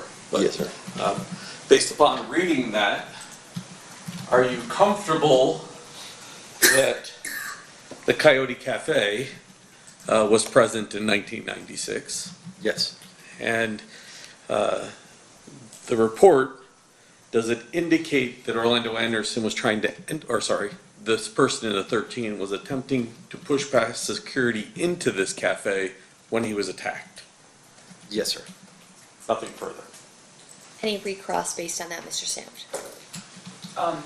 And I'm sorry, sir, I forgot your last name. Ingram, Ingram. Mr. Ingram, the report that you just read, did you author that report? no. Now, in terms of the report, fair to say the report is basically reflecting what's found on the videos that's been provided by the state. I'm sorry, I lost track. What? The videos that we watched earlier, is that what's in the report? Yes. So in essence, the jury can see the report for them, or see the videos for themselves to determine what was happening in terms of actions and what people were doing, right? I don't know if that's completely accurate. There are things that are in report that are written by like eyewitness that you can't see on video. Sure. Now, the report itself, do you know who wrote it? I do not. Do you know if that person had the same training and experience that you have here today talking to this jury? I do not. And in terms of the report itself, is it a standard report that would have been drafted back in those days? Yes, sir. All right. And there would have been somebody who would have supervised that report, I would assume, and reviewed it? Yes, sir. Do you know who it is in this document? Who the supervisor? The supervisor is. I don't know who the manager at the time was. All right. Once again, not you. You were 12, right? Okay. Young, yes. I have no further questions. Thank you. Just briefly. Mr. Sam said that only what was seen on the video is in this report, but there's actually a description of what what the person in number 13 was doing before we could see it in video, if you read the first. Yes, he.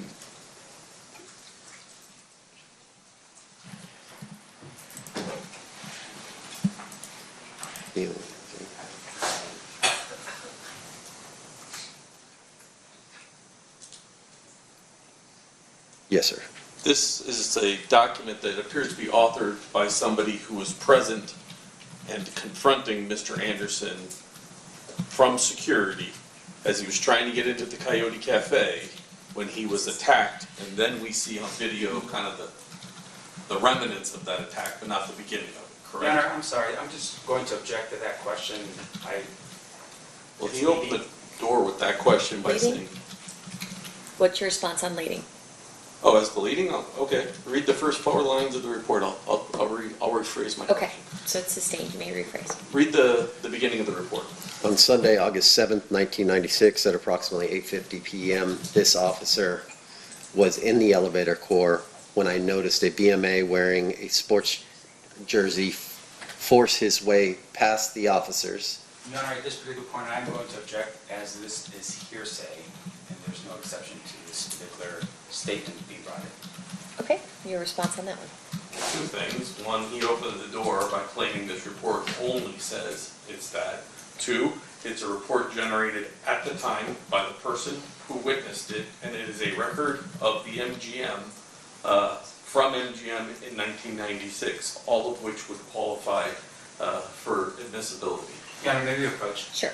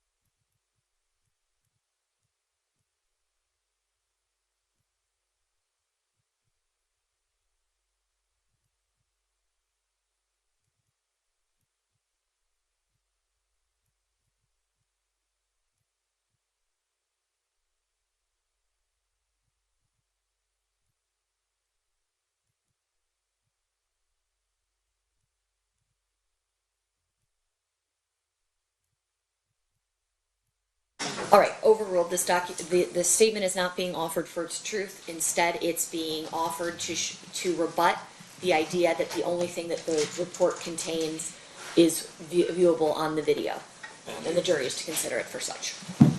If you could just, I guess, start over. Start at the beginning there and stop at the point you get to this person in the jersey getting attacked.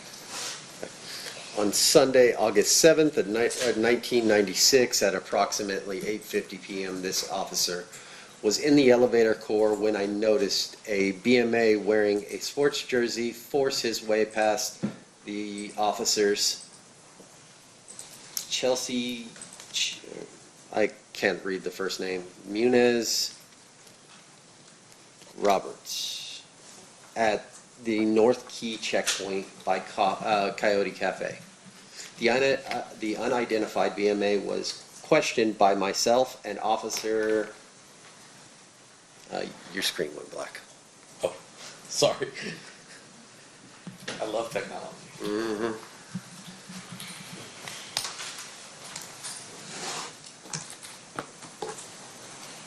Your Honor, maybe approach again while Mr. Jacques was working on technology.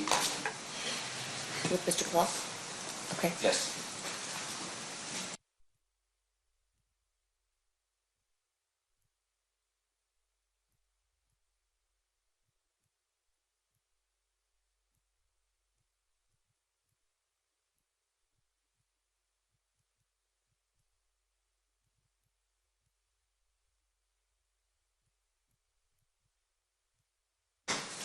Go ahead, I think you were at officers whose name you couldn't quite figure out. The unidentified BNL was questioned by myself and Officer Gamba on the side of Coyote Cafe. The BMA was very uncooperative on answering our questions. While questioning the BMA, he continually kept looking over his shoulder towards the North Key checkpoint. It was seconds thereafter when I noticed a large group of BMAs force their way through the North Key checkpoint. The large group of BMAs, approximately 20, were running right in our directions. As they got close to, close to the BMA that was being questioned, started to run south towards the elevator core. Around 5 or 6 BMAs from the group caught up with the single BMA, grabbed him, punched him, and knocked him to the. That's probably far enough. Okay. Thank you, sir. I have no more questions. Okay, Mr. Samp, anything else based on that? I guess that'd be recross. No, Your Honor, but with regards to my discussions with the state, I'm going to move for the admission of that particular page that was read into the record. Any objection by the state? I don't. There's a second page. You want to read it all first and then make a decision? Is it the first page or both pages? Is it bad, the second page? At least page 1 will be admitted. Page 2 is still up in the air. But would that be next in line for the state, or do you want it as defense exhibit, Mr. Samp? This will be defense exhibit B, Your Honor. Okay, so that'll be admitted as defense exhibit B. We'll hold tight to see if you want 1 or 2 pages. How many pages? Potentially 2, but right now, Okay, yeah.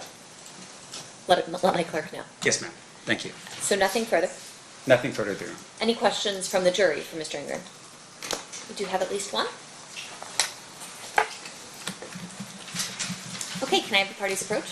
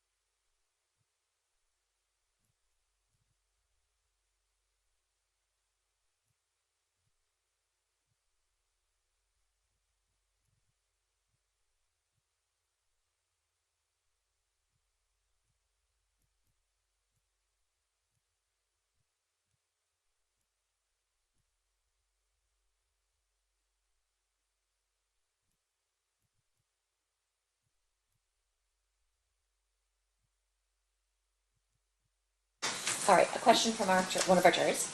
Do you know where the person or officer who wrote the report at MGM from the security team witnessed the person in the jersey by Coyote Cafe?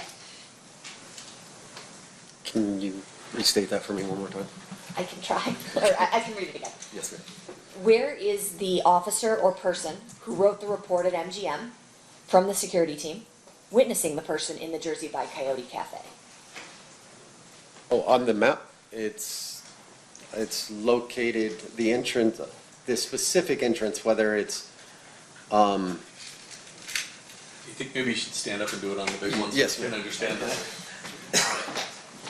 So from what I could read, the entrance into the cafe is located here. Into the Coyote Cafe, so this would be where the initial stop and talk by the security personnel would have occurred at. And do you know where the person who wrote the report was seeing that person in the jersey from? From that specific location, so he or she, I'm not sure the exact person, but the security describes that they're at the position and someone tries to push past, in which case they approach and stop and talk at the entrance of the cafe itself. Okay, and then as to the second part of that question, I'm not going to ask because that's not something that he would know why that decision was made. State, did you want any follow-up based on that question? You didn't recognize the name of the author of that particular report, correct? correct. And you have no idea what happened to that person in the last 30 years in their lives, whether they're alive, dead, locatable, anything like that? No knowledge. Thank you. Mr. Sam? Yes, Your Honor, just a couple more quick points. So I want to be sure I'm clear. Did the MGM during that time period have those booths set up where you couldn't go to the elevators unless you had a room key or something? Is that what we're talking about in terms of a checkpoint? The checkpoint is, it's not a physical location as much as it's a security position where they would check room keys to get into an area. So if the report is saying someone was trying to push through, they're trying to go past that area into the elevator area? I mean, where are they going? That's the direction that he travels. The security report states he tries to get into the cafe, and then when he's approached by the large group of males, he runs towards that checkpoint. So he's trying to get out or through the elevator core down into or wherever he decides he's trying to go, but that's the checkpoint. That little looks like a telephone next. Correct. That's where he's trying to get. All right, so, but the report's kind of weird, right? Because it's not saying that he's trying to go into the Coyote Cafe, he's actually trying to go through a checkpoint or an area. I think that's what you read, right? I would have to reread it again, but I believe he tried to get into Coyote Cafe first. Okay, so he's going, there's a ton of people, they're all leaving the fight, and for some reason, him going into the Coyote Cafe causes security to go after him? If it's closed or if it's blocked for a private part, I'm not exactly sure, honestly, why they would do it. I see. So, I mean, but outside of that, your idea as to why the Coyote Cafe would not be open to this particular individual in the Merino jersey would have been because it's closed for a private function or closed completely? Correct. Okay. No further questions, John. All right, thank you. Mr. Ingram, you are excused at this time. Sorry, Judge, can I have one follow-up to that? Oh, okay. Or the cafe's overcrowded and they're stopping people from going in. Correct. Thank you. Okay, now you're free to go. Thank you. Ladies and gentlemen of the jury, at this time, we're going to take a 10-minute restroom break. During the recess, you are admonished not to talk or converse amongst yourselves or with anyone else on any subject connected to the trial, or read, watch, or listen to any report or commentary on the trial of any person connected to this case by any medium of information, including without limitation, newspaper, television, the internet, and radio, or form or express any opinion on any subject connected with the trial until the case is submitted to you. We'll see you guys back here at 11:15. Please rise for the jury.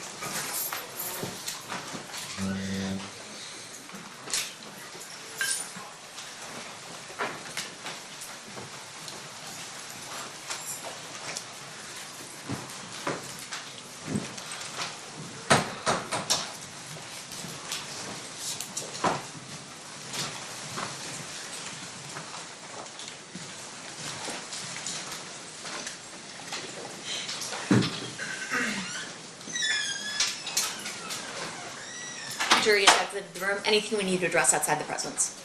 Well, I'll work with the state with regards to the last proposed defense exhibit. Okay, perfect. Thank Well, you. and then let my clerk know what pages you wanted in, or give it to her, actually. Yes, ma'am. You're gonna have to print that out, I guess. We'll be in recess.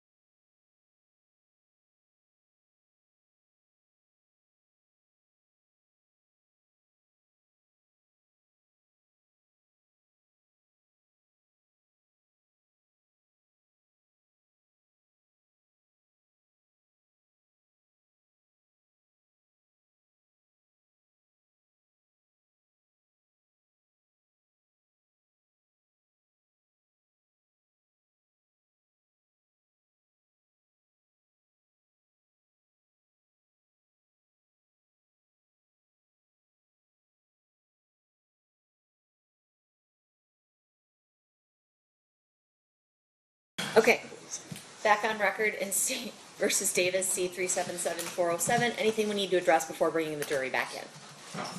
No, you are. Let's bring them in. Please rise. Rise for the jury.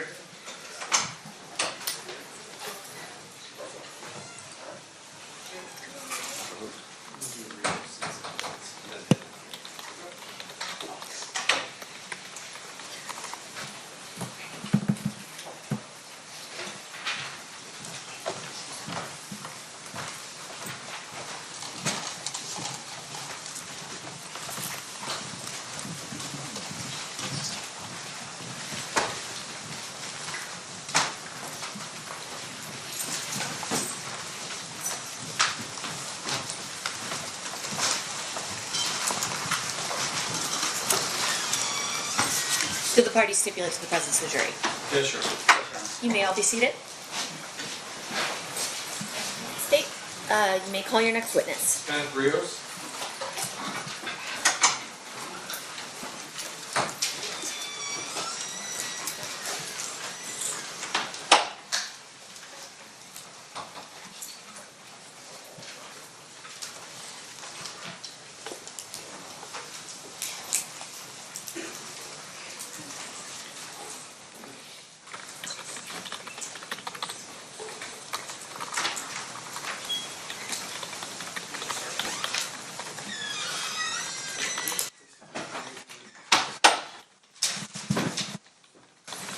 Good morning, sir. Good morning.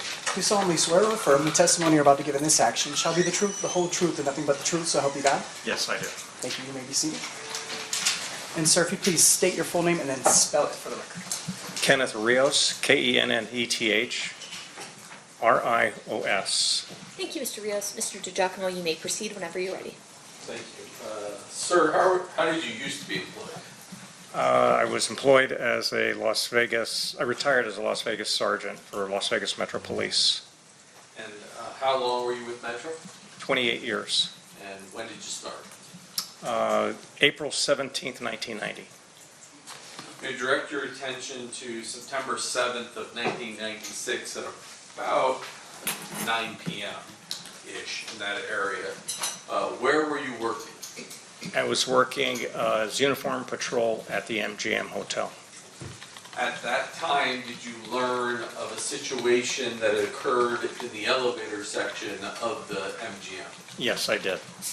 And did you respond over to that location? Yes, I did. And did you have contact with an individual wearing a Dan Marino number 13 jersey? Yes, I did. I'm going to play a little video for you. Can we go back, Tommy? Yes.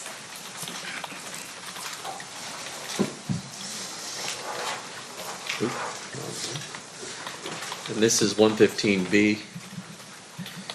And I got to play it with the other program. I don't know why.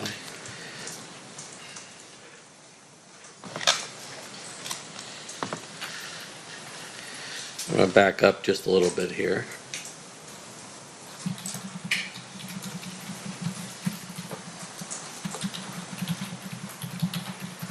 When you come in.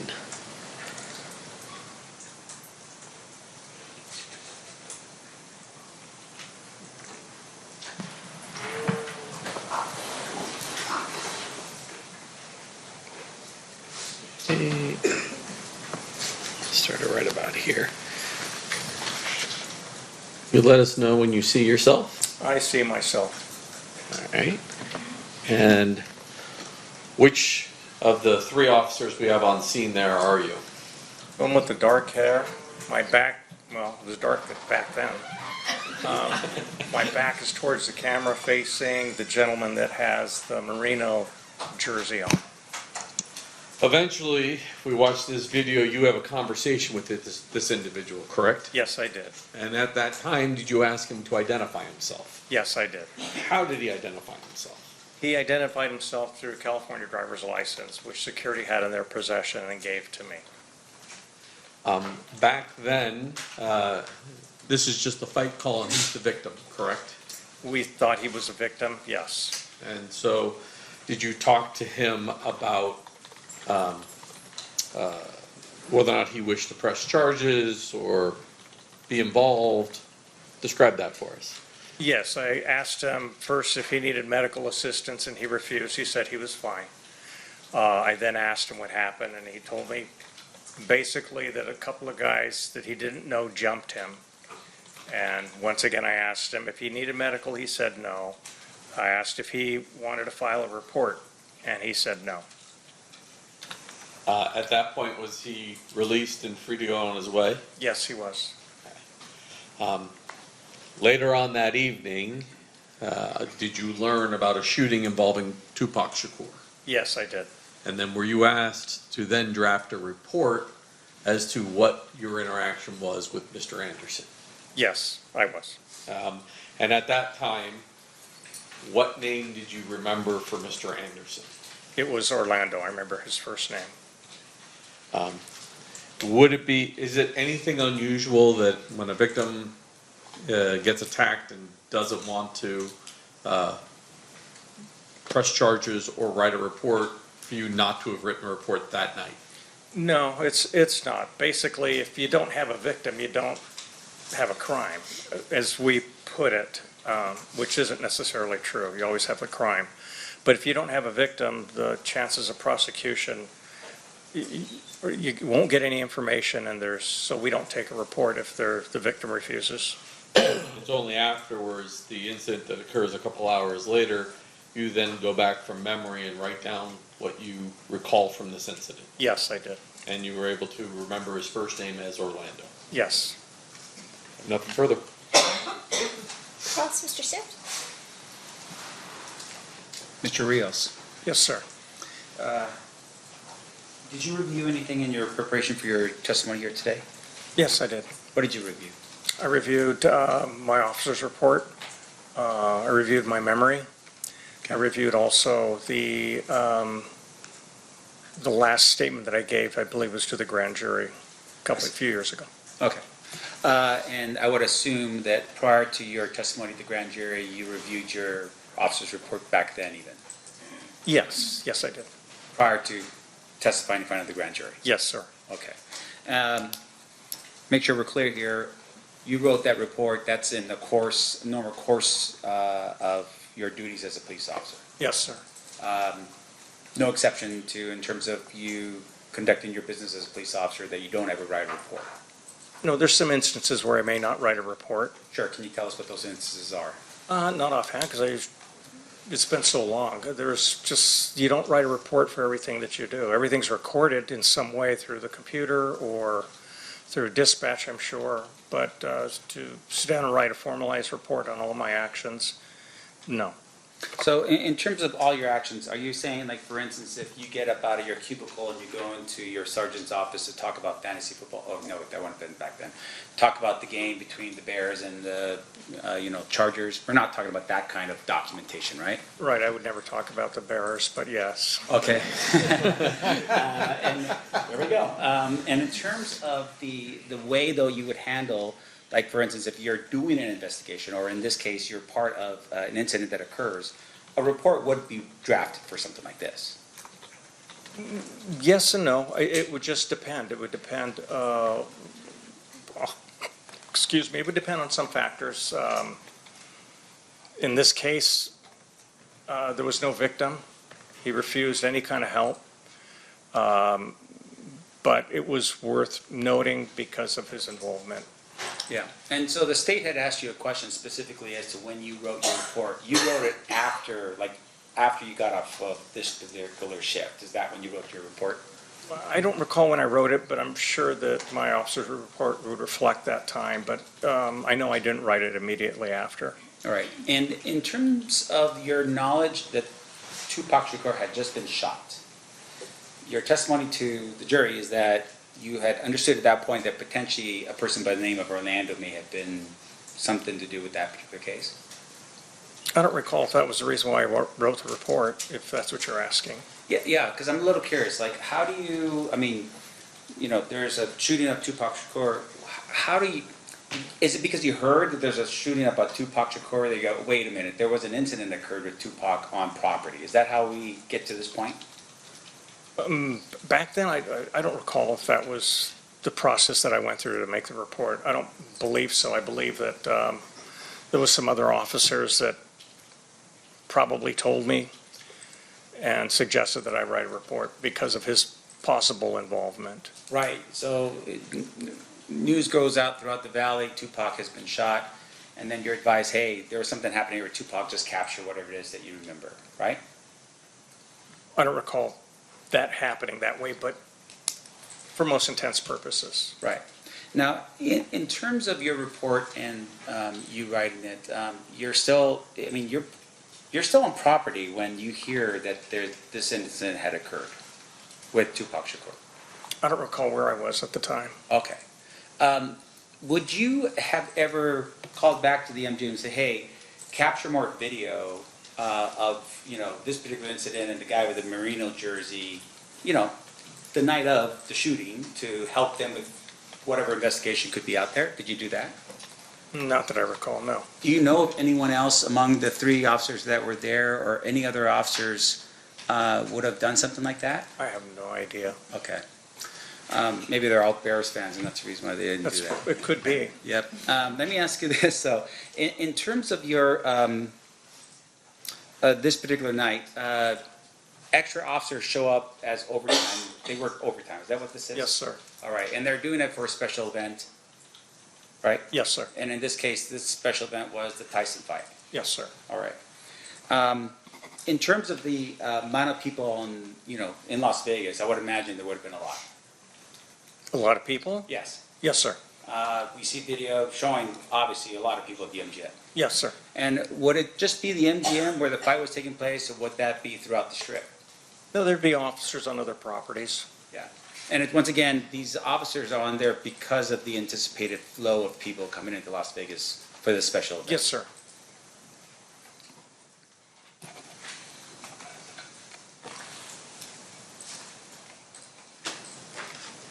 Sir, I have no further questions for you. Thank you. Thank you, sir.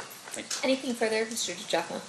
No, Judge. Ladies and gentlemen of the jury, any questions for this witness? We have at least one.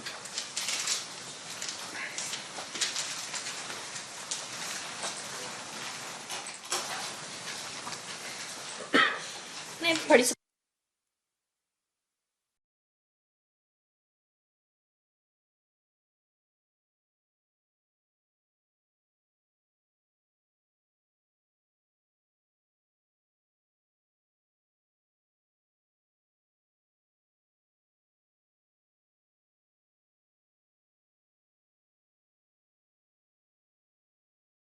All right, a question from one of our jurors. After an incident like that, is it customary to not follow the people who did the assault? Is it common for everyone to stay with who you thought was the victim? My position at that time, yes, it would be to stay with the victim because we had already radioed 2 other officers that were on scene. Okay. And as well as the MGM security had radioed to their officers up front. So it would have been my responsibility to stay with the victim to make sure that he wasn't in dire need of medical assistance or still wanted to file a report. Okay. Any follow-up based on that, Mr. DiGiacomo? No. Mr. Sanft? No, Your Honor. Okay, perfect. With that, you are free to go, Mr. Rios. Thank you. All right. State who is your next witness? William Hedemeyer? William Hedemeyer. William.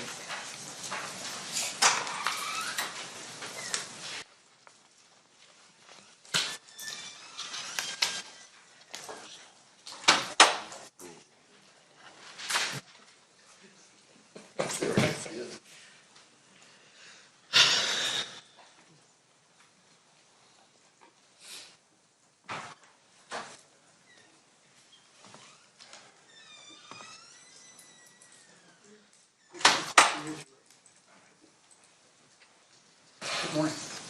You solemnly swear or affirm the testimony you're about to give in this action shall be the truth, the whole truth, and nothing but the truth, so help you God? I do. Thank you, may I have a seat? Thank you. And sir, if you please state your full name and then spell it for the record. It's William Heidmeyer, William William, and Heidmeyer, Heidmeyer. Thank you, sir. Whenever you're ready, state you may proceed. Thank you. Sir, back in 1996, were you working here in Las Vegas? Yes, I was a security officer at the Maxim Hotel and Casino. And the Maxim these days is now the Westin on the corner of Koval and Flamingo? Correct. And it's on the northwest corner. Yes, northwest corner. Actually, sometime prior to 11:17 p.m., were you engaged in an investigation with some Metro officers? Yes, I had 2 Metro officers with me, and we were looking for stolen vehicles. There were 5 or 6 Dodge Caravans that were stolen out of our parking garage that night. And where were you located when something unusual did happen? Well, I was on the ramp of the 3rd floor of the parking garage on the southeast side of the property. And while you were there, describe what you hear. Well, the 2 officers, another security officer and I were standing around one Dodge Caravan, and we just suddenly heard a lot of gunfire. And we ran to the barrier wall that was overlooking Koval Boulevard, not Koval, Flamingo Boulevard, and that's when I witnessed what I saw. So you hear a bunch of shots. Do you have any idea how many you heard? It sounded like a lot. 1 volley, 2 volleys? 3 volleys. 3 volleys. Yes. You heard. And when you say a lot, I mean, to some people, can you put any sort of number on it? I had 3 to 4, maybe even 5 each volley. It was a series of pops. Somewhere between 9 and 15 shots in a series. Something like that. You said after the shots fired, you guys ran to the retaining wall. Yes. I assume you ducked for cover at first. No, because I was armed, so I was leaning over the retaining wall to see what I could see. And when you look over the wall, what do you see? I see a line of vehicles in the left straight lane on Flamingo heading east, and there's several vehicles. There was a white Dodge Stratus at the front, a black BMW behind it, another dark car, and I believe another car, and then there was a white Chevy Suburban behind that, and several more cars. Do you see anybody outside of those vehicles? Yeah, there were a number of people standing outside of the vehicles in the traffic lanes. And do you see any of them armed? One gentleman was armed, one black male adult, very young, well-dressed. He was wearing a very bright white 3/4 sleeve shirt, black pants, and a black dress vest. And at the time that you see him, is he firing his weapon? No, he's not, but he does have the weapon in his hand. It was an automatic weapon, an automatic pistol. Semi-automatic pistol? Yes. And is he holding it down? Is he pointing it in a direction? He wasn't pointing it in any direction. It was kind of just off to his side. What do you see this caravan of cars do? Well, I looked back because the Metro officers jumped in their cars to pursue, and then when I turned around, everyone was back in their cars again, and they made a U-turn heading west on Flamingo towards Las Vegas Boulevard. All of the cars in the caravan? Yes. And so you see them make a U-turn at Koval and head back towards Las Vegas Boulevard. Correct. And those vehicles, you saw the 2 Metro officers you were with jump in their vehicle to give chase to that caravan. Correct. At the time that you're out there and you see somebody with a gun, you've just heard shots fired, is it the conclusion you originally drew that that person was your suspect? Yes, yeah, that's what I deduced at the time. And based upon the officers following that caravan, that's a reasonable assumption that they deduced that as well. Right. They asked me what direction they were going. They rolled down their windows and were asking me what direction everybody went, and so I pointed to make a right and head towards Las Vegas Boulevard. And those officers then went after the caravan. Correct. Objection as to speculation. What's your response? Well, he watched them do it. He didn't Okay. testify. Did he testify that? Did you watch Lay the some more officers? foundation. Did you watch the officers go after that caravan? Yes. Okay. Thank you, sir. I pass the witness. Okay. Any questions, Mr. Stamp? Yes, Your Honor. Mr. Heidmeyer, I'm going to show you, it's been marked and admitted as State's Exhibit number 1? 1? No. Yes. One, you want 2? Let me both. Thank you. Closer name, more modern. You were right. All right. I'll show you State's Exhibit number 1 here. You recognize this photograph? Yes. Okay, just to get to the point, this is Las Vegas? Yes. All right, and I'm just more concerned right now about the actual streets themselves. Can you just show us, actually, you know what, if you could step down out of the witness chair and just go to that screen, I'm going to have you point out for the jury where everything's at, okay? Okay. All right, can you point and show us where the Maxim Hotel is? The Maxim Hotel, this is Cobol and that's Flamingo, would be right about here. Let me help you out. Yeah, right about here. Okay, and just for the record, it looks like you're pointing in this area right here? Well, this would be the hotel and this would be where the parking garage was. And there was parking in front of the parking garage as well. All right, and just for the record, I'm pointing to the north part of, this would be Flamingo that I'm pointing at, is that correct? Correct. And that's on the north side of Flamingo, in between, what's the main streets that are in between where the property sits? It sits on Cobol and Flamingo. The entrance to the parking garage was over here. All right, and so that area is where the Maxim Hotel was located? Right, but adjacent to the parking garage. Right, and the parking garage, once again, for my edification, is where exactly, if you could just point that out for us? Right here. All right, so that would be on the north side of the property? Yes. So would that be behind where the hotel is? No, it's beside the hotel. Beside the hotel, okay. And that's where you were located with the 2 police officers? Correct. Now, you were investigating at that particular time stolen vehicles out of that garage. Did you write a report on your own with regards to what you were doing that night with the stolen vehicles? And Actually, no, I turned that report over to my other co-officers at the security because I was tied up with this incident. Okay, I'm going to zoom in a little bit better for you here, sir, if I could. Going back again. That's hopefully more helpful. All right, so when you said that you looked over and you saw, can you explain for us again sort of where the vehicles were that you saw? Well, the vehicles were on Flamingo heading east, and they were in, you have a left turn lane, 2 forward lanes, and a right turn lane, and the vehicles were in the farthest left center lane. Farthest left center lane? Correct. Meaning that they were intending on going forward? Correct. They're not making that left? No, but they ended up making a U-turn.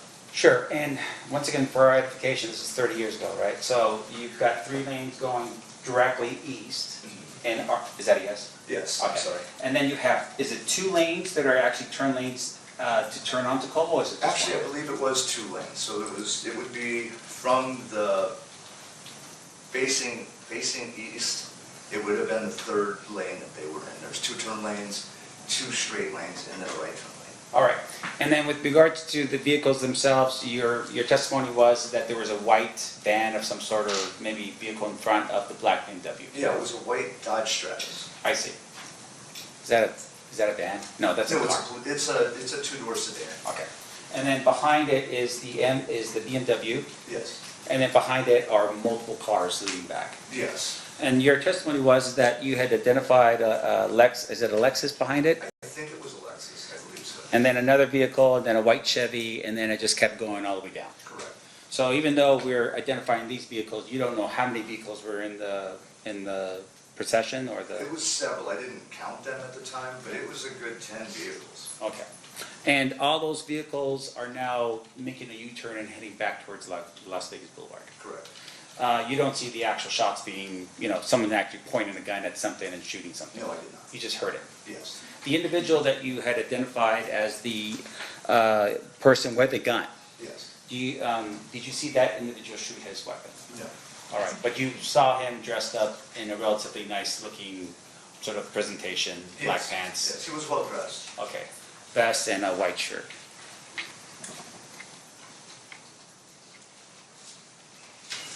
Okay, I have no further questions. Thank you so much, sir. I appreciate it. Yeah, you can go back there, yeah. Sit down.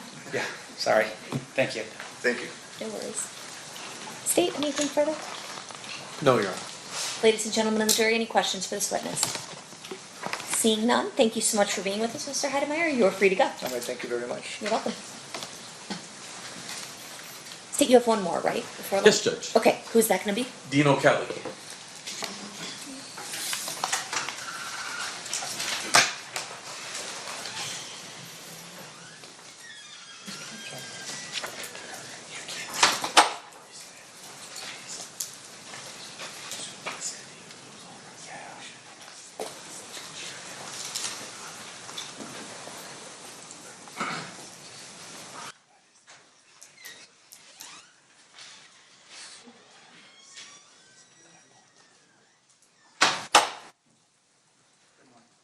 You solemnly swear or affirm the testimony you're about to give in this action shall be the truth, the whole truth, and nothing but the truth, so help you God? I do. You may have a seat.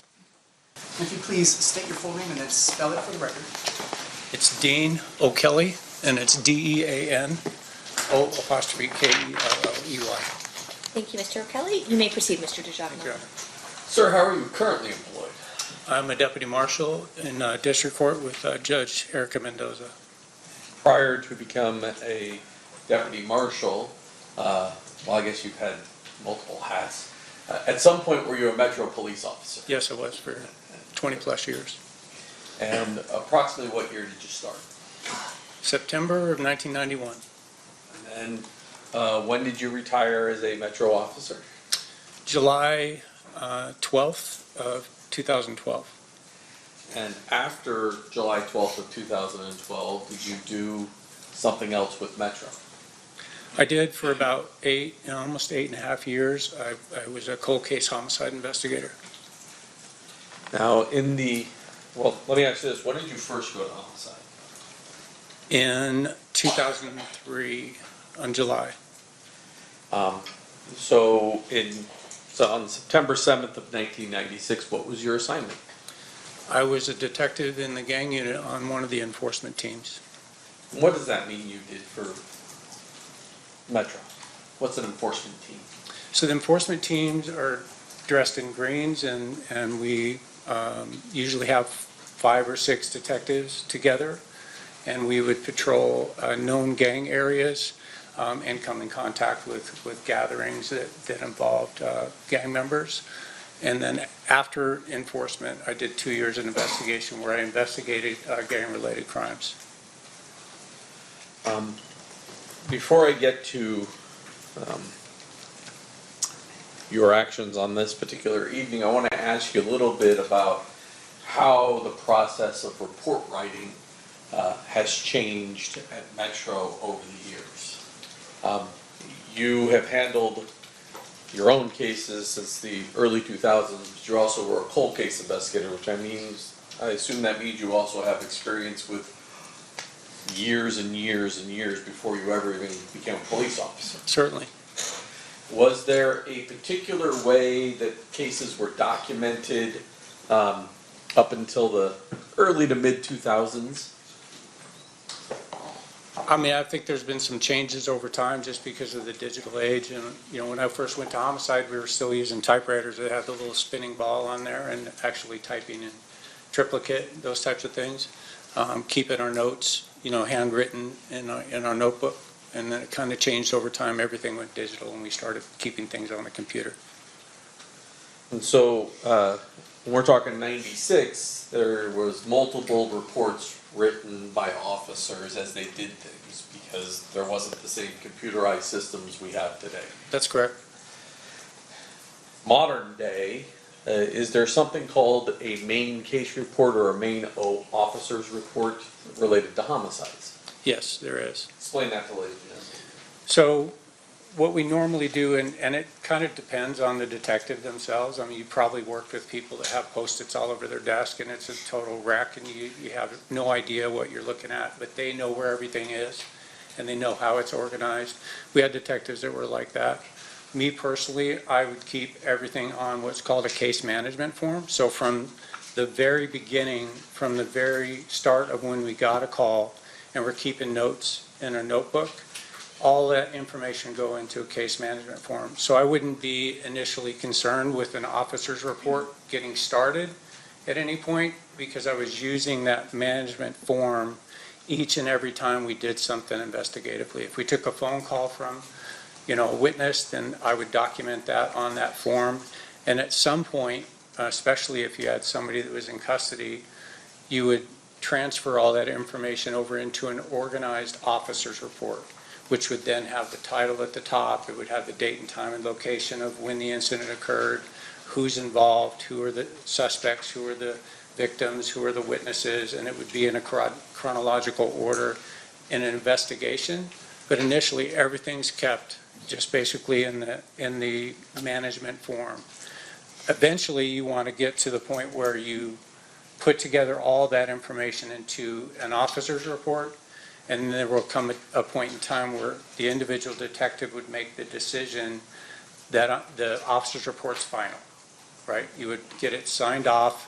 It'd be signed off by your sergeant. It'd go into the case file, and then from that point, you would just basically be filing addendums as new information came in. You might write that information down on that management form and then do an additional officer's report. That's definitely something that I saw when I went to cold case. Some of the cases that were, 20 years old, every single step that detective did was a completely separate officer's report. So you'd get 15 officers' report in the case file. It definitely made a lot more sense to finally get to one point where we had just one officer's report covering the case. And in your experience, is it unusual for an officer's report to be the very last thing that's generated by the detective assigned to the particular case? No, that's not unusual at all. I want to direct your attention back to September of 1997, and I'm going to put up really two aerials for you first of all, but I'm going to start with State's Exhibit number 1. Can we go back to me?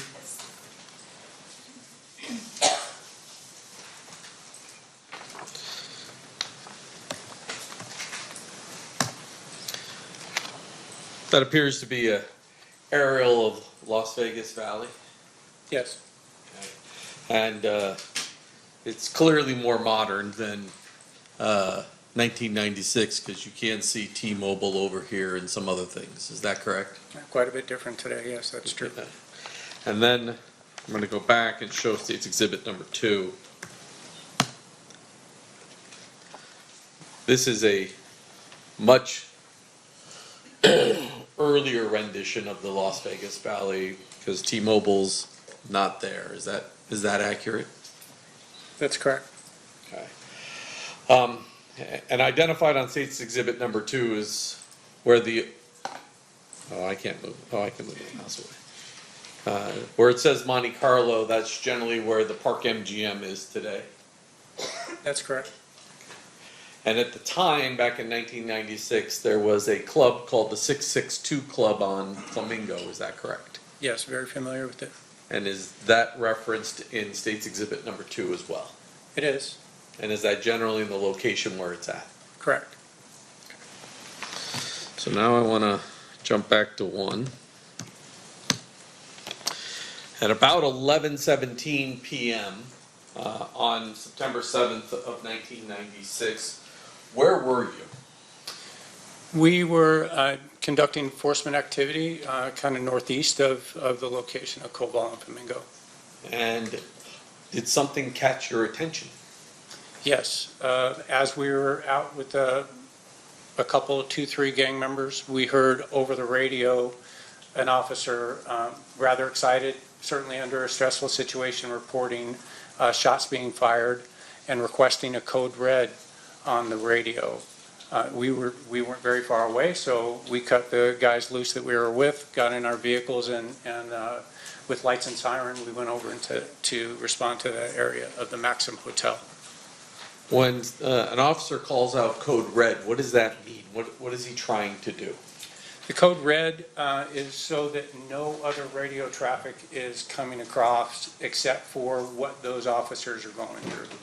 So it's trying to keep the radio traffic to a minimum So we didn't even announce that we were en route. That's not important for dispatch or really anybody else to know that we were on our way, because we're waiting for updates from that officer or from the officers involved. So we stay off the radio. It's a sacred thing. You don't break the code red unless you really have to get on the radio. And where do you respond to?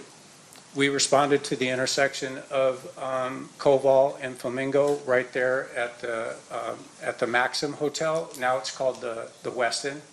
But we went into the parking lot on the south side of the Maxim, and where we saw a patrol unit. At some point, do you walk out onto Flamingo? Well, let me ask you this. When you first arrive, is there traffic still driving eastbound on Flamingo? Yes, I mean, nothing's changed so far as traffic at that point, because whatever had happened was several minutes before that. So now people are still just driving by. We got to the parking lot. My Sergeant Cindy West, had inquired as to where the shots had come from, and we were able to look out into the street there on Flamingo, just west of Koval, and I saw in the headlights just little glints of light and recognized that. I spent plenty of time on a firing range, and I know what brass looks like on the ground. So we were able to determine where several cartridge cases were located in the street west of Koval on Flamingo. I'm going to approach and show you State's Proposed Exhibit 34 to 41. As you look through those, I'm going to grab something from the clerk.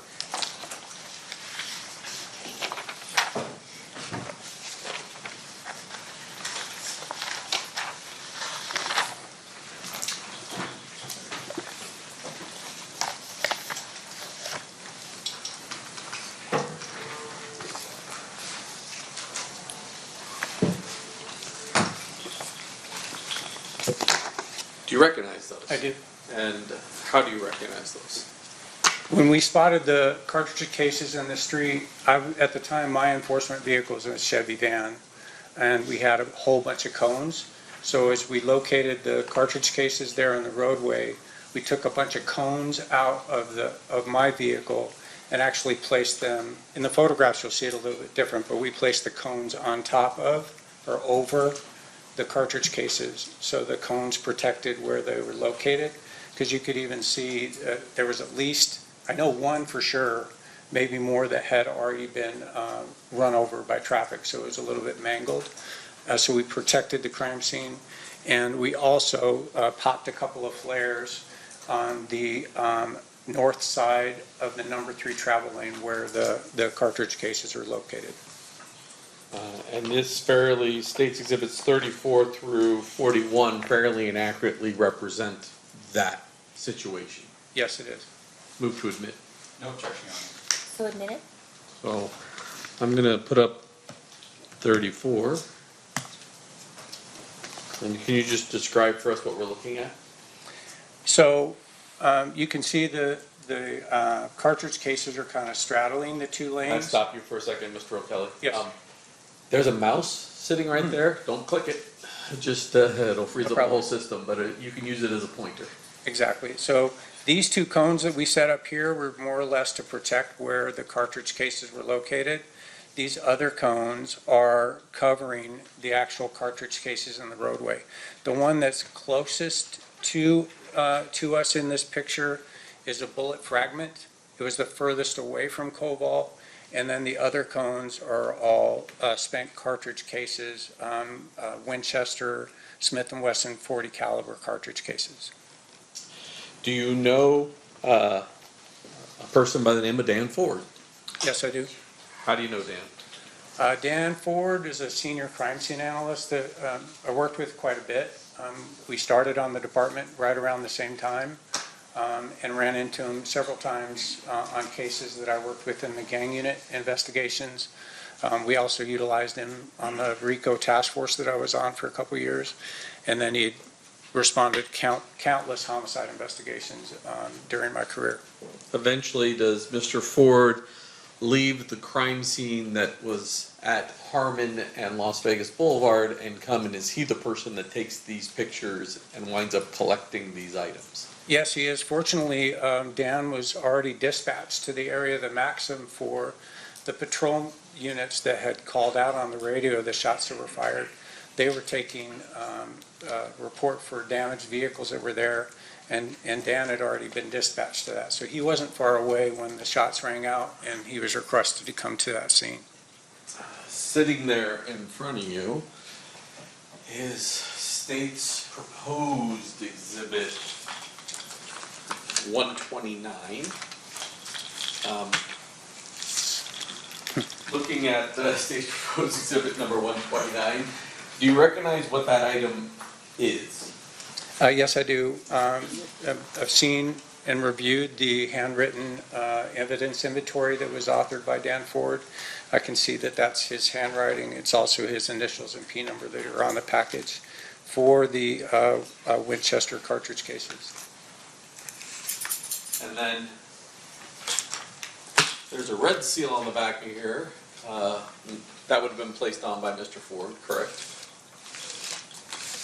The red seal is not, so it is marked up here at the top for his P number. This doesn't look, I don't know, that he wrote the date on that, so 9/7 of 96. So he initialed it in the top corner and then put the date down in the bottom corner, yes. And all these blue seals are the times that the forensic lab has opened this package in order to look at these items and potentially do some testing. That's correct. But I do remember from the evidence inventory that Dan had indicated that these cartridge cases were checked for fingerprints at the time with negative results. So I'm going to have, well, I guess I'll move to admit 129, Judge. No objection, Your Honor. Okay, so admitted. I'm going to have you cut this not along a seal if there's a place left to do it. I think if we cut right along there, we can pull those items out. Oh yeah, down here at the bottom I can. I don't think we have to go too far. Let's do that.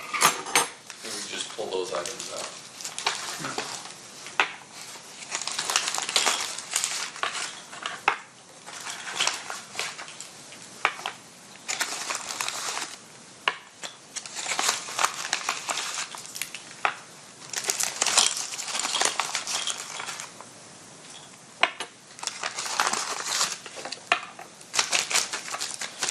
These, well, they will eventually be marked 129 G, well, A through G, but I'm going to show you this one, which has a 14 on the top of it. And you said you remember at least one of them was mangled. This one's flattened on the opening opposite of the head stamp. It's flattened, so it's been run over. And there appears to be at least one more of these that has some damage to it. Several of them have damage to them. Is that correct? They're definitely misshapen. A couple of them are. This is actually the closest that I've seen them, because when we came out, we just put the cones right over the top of them, didn't mess with them at all. So I'm able to now look at even the primary impacts, which is significant. Why is that significant? Because a Glock pistol has a rectangular opening for the firing pin. It's vertically oriented on the front of the bolt face for a Glock pistol, and you can tell by looking at the primer impact that that's roughly the shape of the impact on the primer. So that suggests to you that the weapon was a Glock 40. That's correct. Now, Detective, or I guess it's Mr. O'Kelly now. Detective retired. I don't know. Deputy Marshal. Yeah, Deputy Marshal, there you go. While you're at the scene, are you getting updates on the radio as to potential suspect vehicles that you should be looking for? Periodically, again, that code red is in effect for quite a while, so there's not a lot of radio traffic that was going on. The call came in initiating the code red at 11:17. We were short distance away and we went code. Well, we ran code, so we did lights and siren. It didn't take us very long to get there. I know that Sergeant West waited until there was a complete lull in the radio traffic and announced that we were en route and arrived at the same time, and I believe that was at 11:26. We had been there before that, so we were there before 11:20. We were already there at the scene. So at about a little bit past 11:30, we got an update on the rough description of a light-colored Cadillac. I know at some point on the CAD report it said late 90s. It had to be late 80s, right? This is 96. And there was also some indication that it was in good condition, which would say that it was an older vehicle than late 90s, right? So we were looking for a light-colored, possibly white Cadillac with two black male occupants. And there was a report that it was northbound on Audrey, which now Audrey Lane is the Link, right? It's the Link Lane. So it's on the west side of the Maxim going north. There was some report that possibly that's where the suspect vehicle had gone. So initial reports is light color Cadillac, last seen northbound on Audrey. Right, with two black males at that point. Do you wind up getting updates throughout the evening as to the vehicle you're looking for? We did. I'd say it was about an hour or so, about 12:45 maybe, right around that time, that we got an update that we were looking for that same white Cadillac in good condition, but potentially occupied now by four black males, and was southbound on Koval. That made a little bit more sense to us, especially that we were out on the eastbound lanes of Koval, right just short of the intersection, and that the Cadillac had to have been to the south of the BMW, and it made more sense that they would have made a right turn. So that definitely clicked when we were told they were southbound on Koval. Does there come a point in time when you do what's known as an ATL or attempt to locate that particular vehicle? Yes. Thankfully, because Dan Ford was not too far away, we were able to get relieved from our protection of the crime scene where the cartridge cases were located. And I think we cleared exactly an hour after the initial code red was called. And that was the first thing that we did was we went south on Koval, we checked areas that we frequented in the gang unit looking for potentially really any light colored Cadillac. I mean, the kind of the yellowish lights that we have in town, the street lights that they use for low, so it's not too much light in town. Those can kind of throw you off on color. So we were looking for any light colored Cadillac. We'll put back up State's Exhibit 1. During all this time period that you and your partner ATL'd for this white Cadillac, did you ever drive into the parking lot of the carriage house? No, I can say that in my 35 years, I've never been in the carriage house. Thank you. I pass the witness. Okay, cross-examination, Mr. Sam.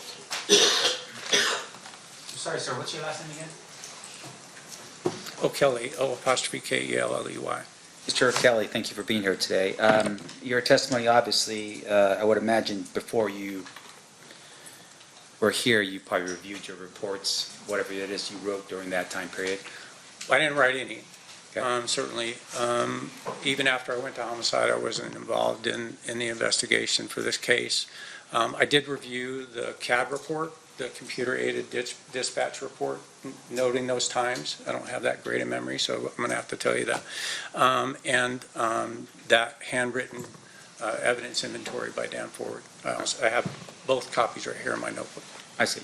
So at the time you retired as a homicide detective? I did. And then at that point, you came back to work as, in the cold case unit as an investigator. I did, yes. All right. Now, a couple things. First of all, when you retired as a detective with homicide, were there any outstanding reports that you had not drafted when you left?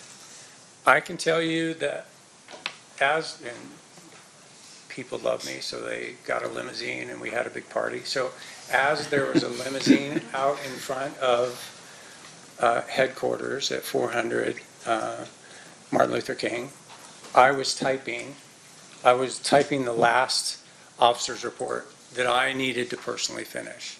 I was leaving a partner behind, whose name is also Dean, so he was able to, tie up any of the cases that we had at that point. But I would say there were, but the ones that I knew I needed to get done before I left, I got done. And the reason why you prioritized those ones is because I would imagine they're still open investigations and you're handing it off to the next person to continue with your work. That's correct. It makes it easier for them if it's tied up as best we can.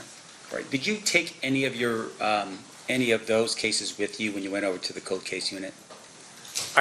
When I came back to cold case, that was the original reason that I even agreed to do cold case homicide investigation was because of unsolved cases that I personally had investigated, one in particular.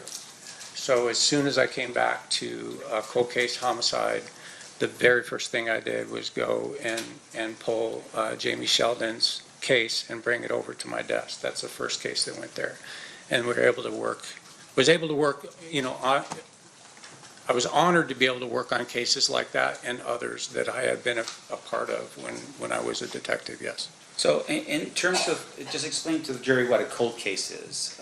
Can you explain that? Certainly. So a cold case is officially cold when the detectives who are originally assigned to it are no longer there, whether they transferred out or they retired. If there isn't an original detective assigned to the case, it's considered cold, right? No one's assigned to it. Those cases can be handed off to other detectives that are still in the unit. I remember, when Marty Wildman left the department, he came over to me personally and said, hey, I'm handing Teresa Insana to you. Can you take this case on and continue to follow it up? It's considered cold because he's gone, right? As soon as he left, it's officially a cold case. But if there's a detective who was originally assigned to the case, it's their case until they're done, right? You're not going to go stepping on toes and just pulling cases and start working on other people's stuff unless they asked you to do it. And with regard to the cold case unit, I'm assuming there's probably two detectives who are the official detectives for the unit, and then you have investigators, retired homicide detectives that help with the investigation? That's correct. Initially, when Sergeant Hefner, sergeant in homicide, but then came back with me at the same time. So the two of us came back and we were on our own. Like, we had a sergeant that was assigned to us, but basically they were a signature block. We could pull any case that we wanted and work on those. The department saw, thankfully, a lot to do with the work that we were getting accomplished, where we solved 20, 25-year-old cases, and the department's able to go to the media and say, look, we're not giving up after all these years. We're going to continue to follow these cases and solve them. Because of that success level, then the department dedicated 2 full-time detectives that were still in homicide to the cold case unit.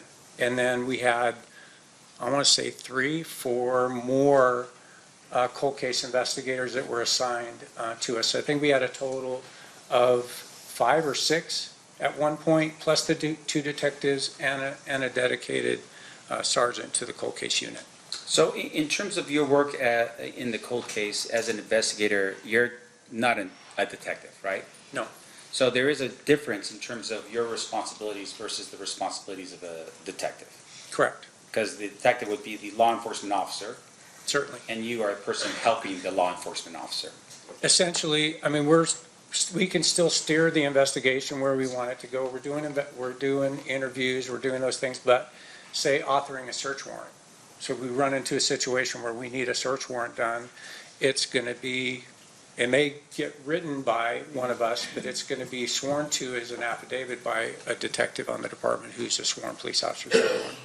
Have you ever drafted a report, I don't know, 8 years after you started an investigation? Well, because of cold case, yes, certainly. But Yeah. just as a police officer or a detective, have you ever waited, say, years to draft an actual report on something? I don't know what would be my record-breaking delay in authoring a report, but I'd say, yeah, if you're dealing with a case where there's nobody in custody, like you haven't arrested anybody, I mean, it probably pushing 2 years before I finally said, you know, and even reluctantly said, all right, I'm gonna close this officer's report. It's signed off because we've run out of investigative leads. We're to that point. There's really nothing else coming in, and now that's officially done. Then there could be maybe somebody calling up, or we could have somebody that gets in a jam, right, where they're now looking at serious time. This has happened to us in cold case, where now that person says, hey, I have information on a murder. So now it's completely open. Now the case is back up and running, and there would be a new officer's report started at that point in time to complete that investigation. I know where the gun is, I know who did the shooting, and now we've got a solved case after 15, 20 years. Now, have you ever delayed writing an officer's report after going to the grand jury and presenting evidence on that same case? Yeah, I would say that I've gone to grand jury before officers' reports are done. I would say that I've gone to grand jury before I've started an officer's report. Again, because for me personally, and for a lot of the guys that I work with, I'm not completely OCD, but I mean, certainly there's things that I need to get done, or I'm not going to be able to sleep, that kind of thing. You may feel that way. But I always get the case management form started and maintained up to date. It's going to be up to date. If you make a phone call to me, I'm going to document it, date, time, phone call, right? That may not go into the ultimate officer's report because it's superfluous information, didn't mean anything, but I'm going to keep that record in the CMF. I might not even start the officer's report for months, and grand jury may have already happened. Now, I feel now some pressure to get that done, right? Because if I'm going to grand jury, more than likely we have somebody in custody, and I want the district attorney's office to have the benefit of a completed officer's report, although it's not necessary. Right, and so if you had submitted it to the grand jury or done your grand jury, you're telling us at some point you could delay finalizing your officer's report? Yes. Okay. Now, would you delay that officer's report until after you retire? Well, because I still have a partner that hasn't retired, I can have confidence in doing that. You know, we definitely did have that happen. I recall specifically a double murder that was not, the officer's report wasn't done when I left, because I knew Dean was going to be, Detective Rates was going to be continuing on with it. Right, so you knew that the other detective would still be the detective handling the case through because you are now retired. No question. But what if you didn't have that detective there, that you're a partner? Would you have delayed after you retired to draft your officer's report? I would not. How about? I mean, I wouldn't be able to do it, right? I mean, I just know that I wouldn't be able to do it. That's why when, you know, the limo's out in front of headquarters, I'm typing an officer's report. I literally I got the officer's report done and then went downstairs. I was done. I was retired. Now, can you explain to us, I'm sorry for interrupting, but can you explain for us a little bit about why reports are so important to you in your line of work as a homicide detective? Reports document everything, right? I mean, you need to document your observations, you need to document evidence, and for us, in homicide and even in the gang unit before that, we did that with officers' reports. Officers' reports don't become evidence, right? Officers' reports are so anybody picking up that case file can walk through the investigation from beginning to the last part of an officer's report is conclusion, right? So it may be a conclusion as to what you believe happened and you don't have somebody in custody. it can be a completed officer's report where the case isn't solved. It's still open, right? But you can, it's, at that point, when you're doing the conclusion, it's more or less your opinion. This is what we believe based on everything else that precedes it in the officer's report. Okay.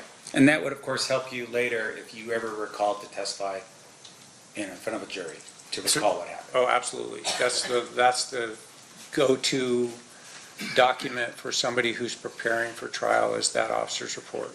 I mean, it can be lengthy. I've written officer's reports that are 70 pages long. And with regard to those reports and being 70 pages long, fair to say that details are super important when you're doing this kind of investigation? They are. And that would be helpful for you to remember details in the future, right, to write a good report.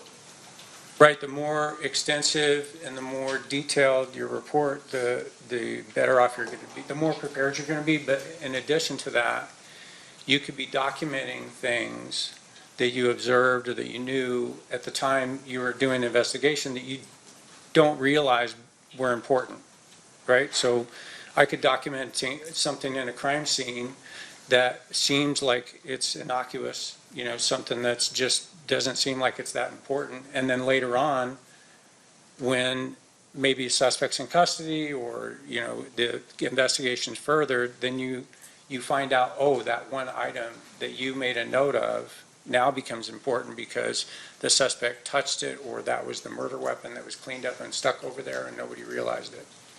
Now, let's shift gears a little bit here. So you're no longer a detective, you're now working with a cold case. Have you taken on any cold cases that weren't yours to begin with? Certainly.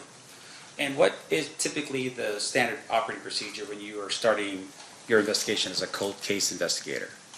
So you're pulling the case file, right? And it can be extensive, depending on the murder, depending on the case that you're looking at, can be rather extensive.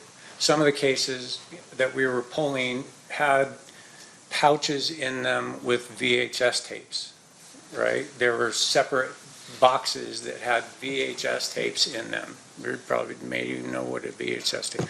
So, and we had cassette tapes, right? Actual physical cassette tapes. So we had to maintain a VHS player in homicide to be able to review those things. So we had some of the archaic methods to review evidence. We would go through the entire case file, and that would give us a starting point. As you might imagine, what we're looking for in cold case, because of the advances in technology, is do we have any trace evidence that wasn't analyzed? Do we have any fingerprints that weren't analyzed? Do we have any DNA that maybe, you know, this precedes DNA? We looked at some cases that were before I was born. Okay, it's my 65th lap around the sun. We were looking at cases before I was even on this planet. So you go through the entire thing and you try and make as heads or tails of where the detective took that investigation to that point. Sometimes that could be difficult, especially if you're dealing with one of those Post-it people, right? You're dealing with one of the ones that were writing notes on cocktail napkins and stuff and keeping them in the case file. We'd pull little notes that were like, I have no clue how this relates to the investigation at all. Don't know if they talked to this person, didn't talk to this person. Was this a witness? Was this a secondary victim? You know, we didn't know. So we'd have to try and track those down. And some of the cases were so old that, you know, people that we were dealing with, they're deceased. Did you have any success with what you did on the cold case unit? Oh, certainly, yeah. We had closed quite a few. So when you say closed, meaning that you were able to find out basically the information you needed, you know, the suspect or whatever the case was? Yes, absolutely. All the way through to an arrest and prosecution and conviction, yes. And with regards to the success you had on the cold case, did any of those cases not involve some type of technological thing like either a trace, DNA, or fingerprints? I think, I'd say there was none come to my mind that we didn't have something that was redone and reviewed and then came to a conclusion or pointed to a specific person that we were then able to go and interview. We had one where we flew to Toledo and we got a confession on a murder that happened here in Las Vegas, because that person was already doing life without there for another murder that he had committed. I don't recall that we had any physical evidence in there that we needed. He confessed to it, basically. What do I have to lose? I'm already doing life without. So he basically was in custody ready for a murder in another state and basically Columbus, confessed and said, hey, I'm confessing to this murder in Nevada. Correct. So it wasn't like you found, you know. We did. I mean, there's, you look at some of these case files and they're definitely pointing towards a specific person, right? Every indication is that this is who you're dealing with. Right. And that it just didn't, you couldn't get it across the finish line, right? And like Jamie Sheldon, I brought up earlier, I know who did that murder, but it's whether or not there's enough to get across the finish line with that piece of evidence that's going to be where the district attorneys are willing to take that case to trial. And you're waiting for that one more thing, right? So it just stays there waiting for that one more piece of evidence to come in. And that happened with some of the cold cases where it's like, hey, we knew who this person was. I remember one specifically where we had a guy where we knew in the gang unit who we were looking for. And then I got to homicide and then looked up case files and saw that that person had never been charged. I'm like, how did he never get charged? We knew who it was. And we were able to then put enough together to arrest him and get a conviction. And the arrest was because of either DNA or fingerprints or something along those lines? And that one, no, we had video surveillance that existed at the time on a VHS tape from a 7-Eleven, back when they were recording over them every 7 days, and so it was grainy, and you're like trying to get a clear enough picture. But we were able to, and we had physical evidence at the time that existed at the time connecting him to other cases, and we were able to get a conviction on that particular case with nothing new. Okay, so I just want to make sure I'm clear. So that was video surveillance with some other physical evidence that helped you solve that particular Cartridge cases, yes. Okay. All right, and then in terms of your work, the night of what happened here, now if I could just ask the clerk to switch over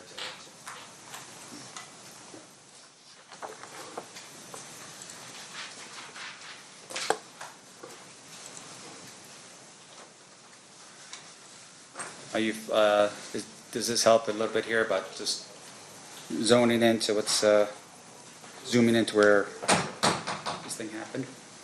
Right, that the red triangle or the red rectangle there is where the cartridge cases are located. Near the intersection, I think the closest piece of evidence was 60 feet away from Koval, and they were out in the travel lane, probably 14, 15 feet away from the south curb. Okay, so my question is to you very specific. You mentioned a little bit ago about what potentially would be a white Cadillac traveling north on Audrey or Aubrey. Can you just, you could step out, Dean, if you want, and just actually point with you can just point at the screen from over there so the jury can see. So this is Cobalt. This is now the Weston, right? It used to be the Maxim. And this is the Audrey Lane going north.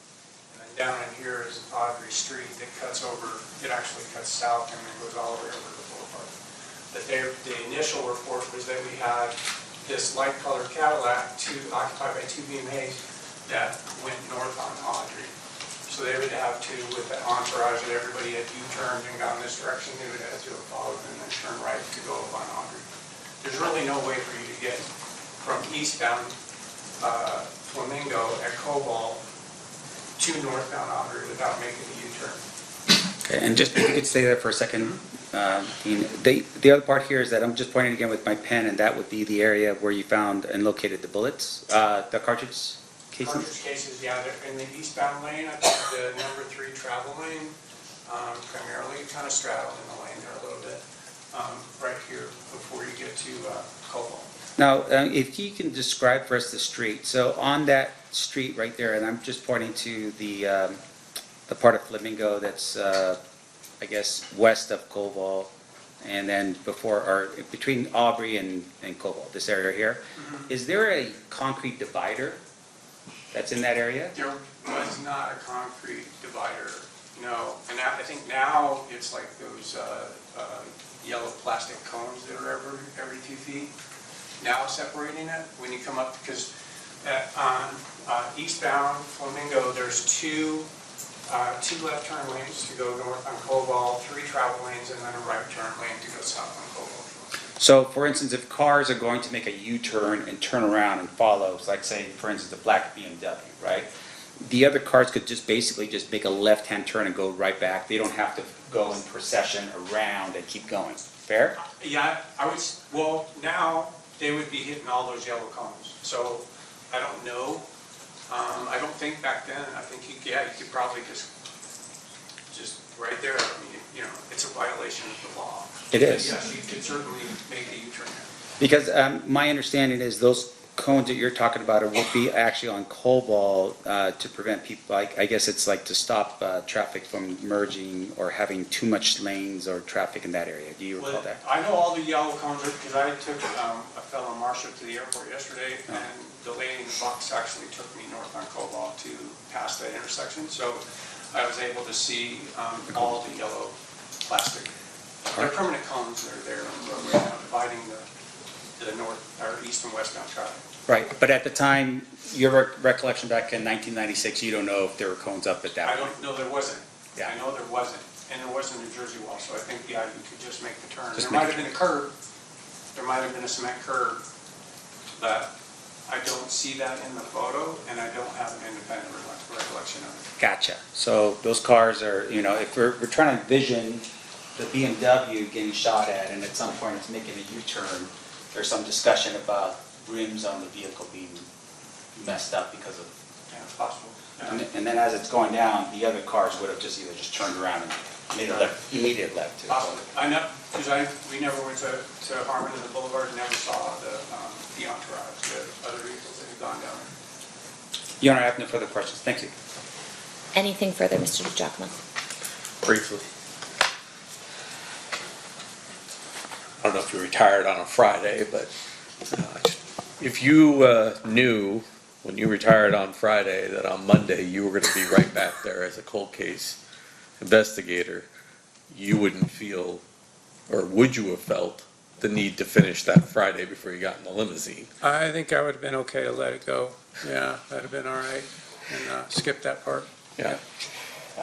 Let me ask you this, has there been at least one case with you and I, in fact, where there was never an officer's report that was able to be completed?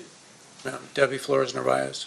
And, Officer's report's not evidence, right? It's just kind of a guideline to go through the case file itself. There was, in the case that we're talking about, a case management form that went all the way through the investigation, so it really wasn't necessary to get, to put it on a trial and get a successful conviction. You mentioned as well that old case files, you've looked at, you said case files from before you were even born. Yes. You don't know if all of the reports that were ever generated were in that file or not in that file when you get the case, correct? I could say that there were some case files that we pulled that they weren't even in 3-ring binders anymore, they were in accordion files, and there were definitely things missing, right, over time.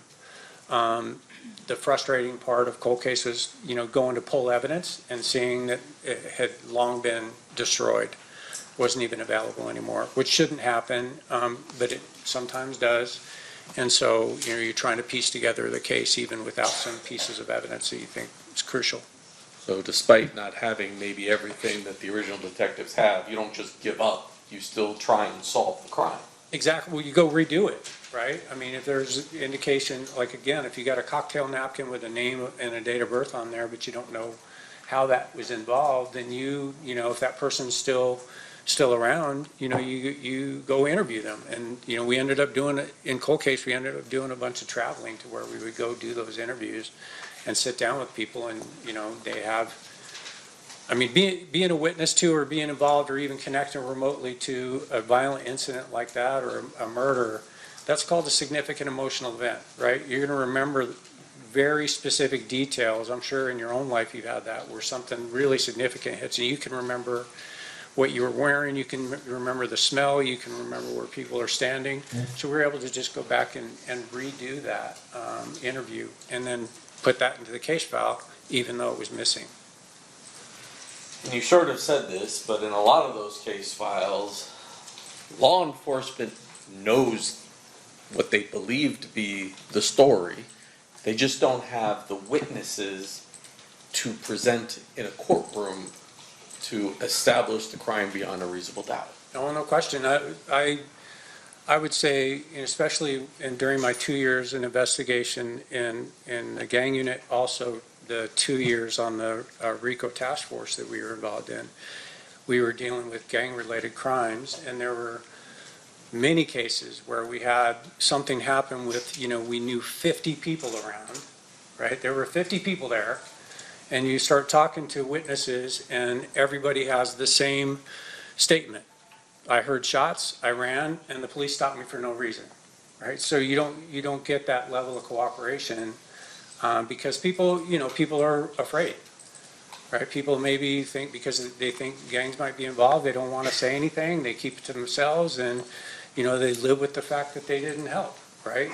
But then with cold case, we were able to come back to some of these older cases where now that that young gang member that might have had 7% body fat back then and was in his prime and was scary is now an older toothless bulldog that's resting in the shade. So people are not afraid to now come forward and say, yeah, I was there, I saw it, I know exactly who did it, and I can prove it. So we were able to solve some cases like that, which was good. And you even mentioned a situation where you read through the file, you're like, I know who did it. You flew to Toledo and he confessed. Correct. And that can happen in cold cases as well. Yes, it does, thankfully. Nothing further. Mr. DeGiacomo, are you moving to admit exhibits 129A through G? I was going to have her mark them first before I offer them. Okay. Was there an objection to the admission of them? No, Your Honor. Okay. They will be admitted, and you may mark them. Jessica. And Mr. Stan, further questions? Okay. Sorry, I thought I was done with you before. No worries. So with regards to the this incident, I want to make sure I'm clear here. You thought you had a suspect. What did you do? Send him a letter and say you need to confess to this crime? I mean, how did that work out with the thing that happened in Toledo? Oh, in Toledo? Yeah. We had put together enough of the case to know, with every bit of confidence that it was him, even to the point where we were able to author an arrest warrant for him. And then we were in contact with the correctional facility that he was in custody and let them know that we wanted to come out. They actually approached him to let him know the detectives from Las Vegas want to come out and speak with you. And he agreed, right? I mean, he's sitting in custody for, serving life without for actually killing two people, a child and the child's father. And so, I think probably just for entertainment value alone, he agreed to talk to us. And we were able to come out there, sit down with him. They pulled him out of his cell, obviously, and away from the rest of the inmates. And we talked to him for a couple hours before lunch, and then we broke for lunch, and then after lunch, he told us he did it. So you put together information here in Las Vegas, that was all corroborated, right? I mean, you had information, you had evidence that you were putting together, right? Correct. And all that evidence pointed towards this particular person. It did. And then at some point you said, we just don't have enough, we would want to hear from this guy himself. And that's when you went out to Toledo to confront him on it? I think that we would have been able to get a conviction without him telling us that he did it, but why not? I mean, if we went there and he said, pound sand, I'm not going to tell you.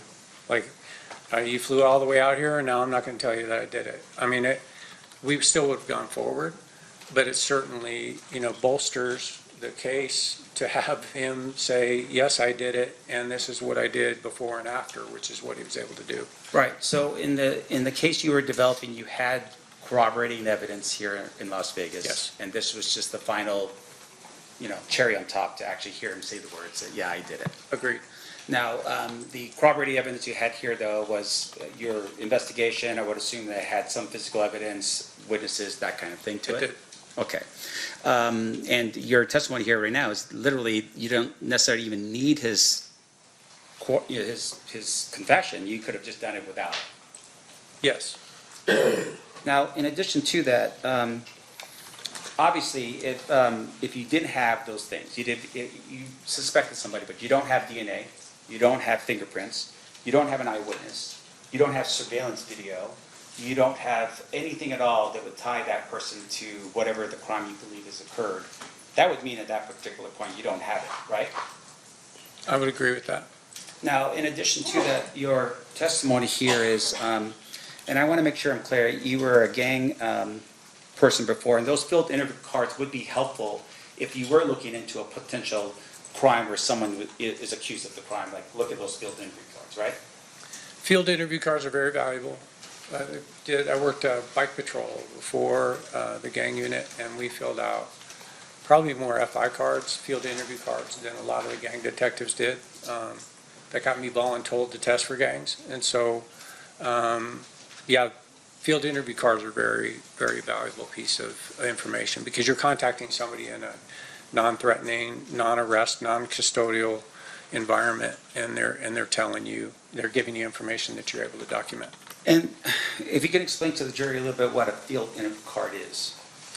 So that, like I was talking about that stop that we were on before the code red was called. So we were talking to some gang members that were gathered out in a neighborhood that we were familiar with gang members that we were familiar with. And so each time they're contacted, we would do a field interview card, little small, 3x5 card. This is a rights card, but it's about just like this. It's white, and it has all of their pertinent information, name, date of birth, all height, weight, eye color, all those things, where you're contacting them, and there's a narrative portion on the back.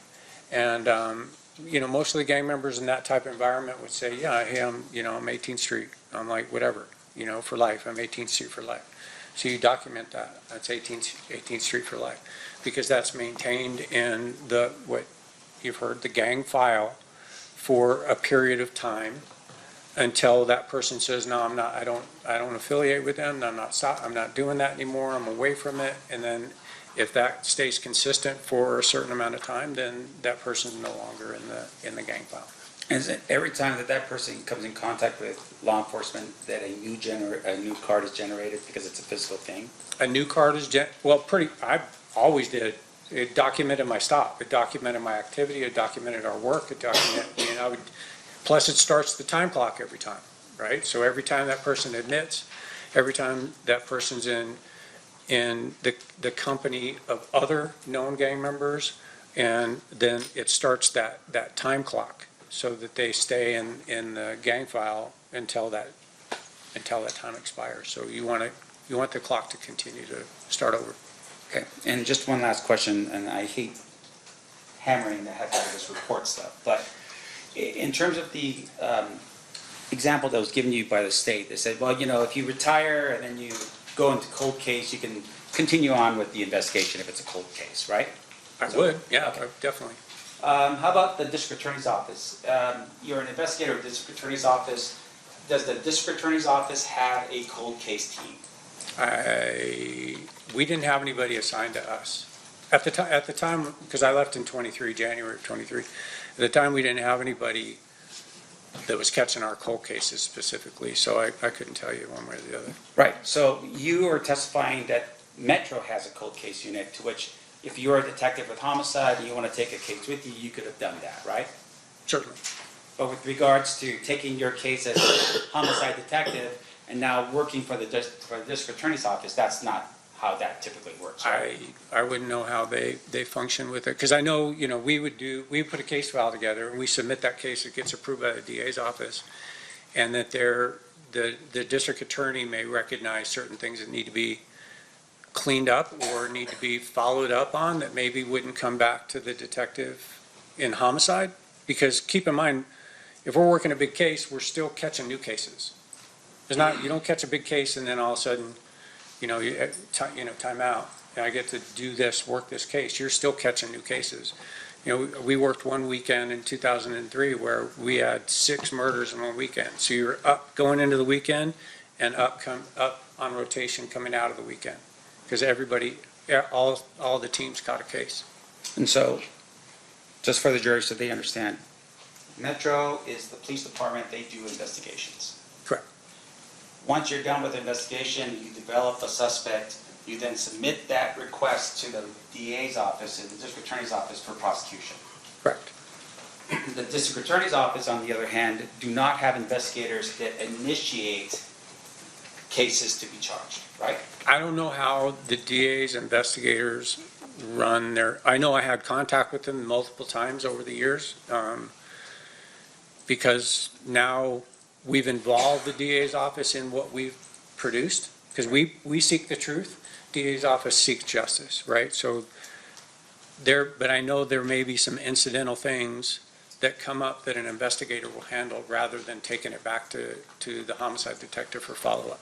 In your experience throughout law enforcement, even up to currently, have you ever seen an investigator or the Clark County District Attorney's Office be the primary officer on a case? No. No further questions. Thank you, Your Honor. Anything further, Mr. DiGiacomo? No. Any questions from the jury? We do have at least one. Can I have the parties approach? Looks like we only have one.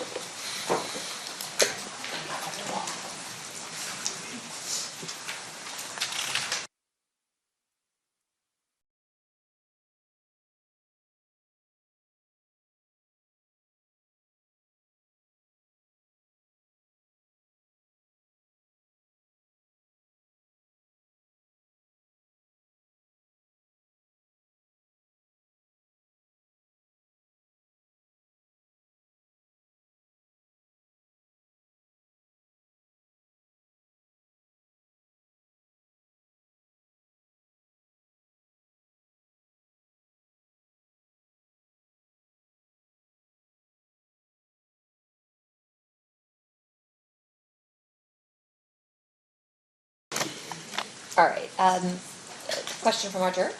There are 8 cones, but only 7 glass bottles in evidence. Was there another bullet not accounted for in the envelopes, or are there only 7 cases located or were there only 7 cases located on scene? Good question. So the cone that was closest in the picture if you remember, I said that was a bullet fragment. So underneath that cone was just a piece of a bullet, mostly just the lead. And so the bullet fragment plus the 7 cases. Any follow-up questions based on that, Mr. DiGiacomo? Detective, you opened the 7 casings, correct? Yes. All right. Showing you what's marked as state's proposed exhibit number 130. These appear to be all the bullets and fragments that were collected by Dan Ford. That's correct. They were also listed on the evidence inventory that I've seen a copy of. I recognize the handwriting and initial and P number for Dan Ford. As, once again, there's also a blue stripe on here. I'm not going to open this one. There's also a blue stripe on here indicating that they were forensically tested as well. Yes.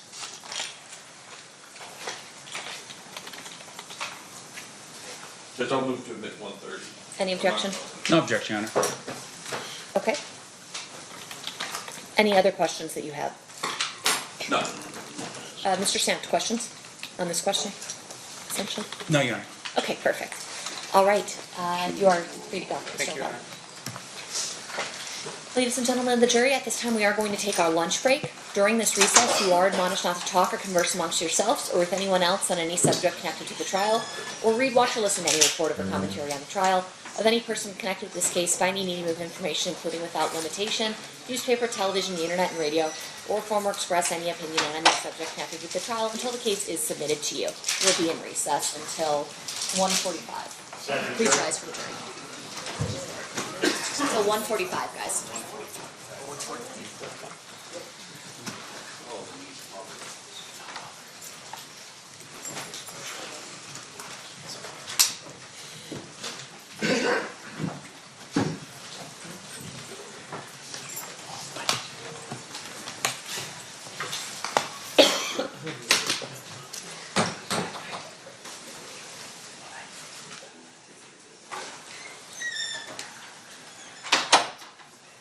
All right, jury's exited. Anything we need to address outside the presence?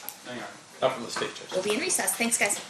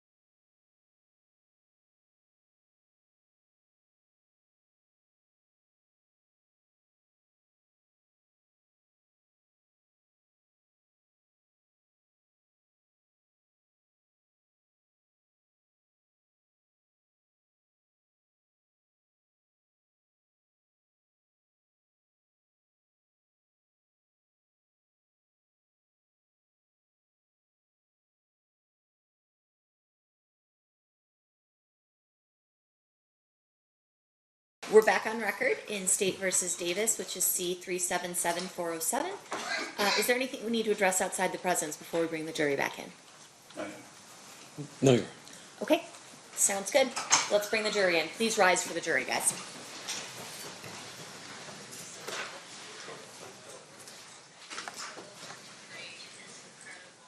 Okay, the funny thing is, if you stand up with one of these screens on, you can't read.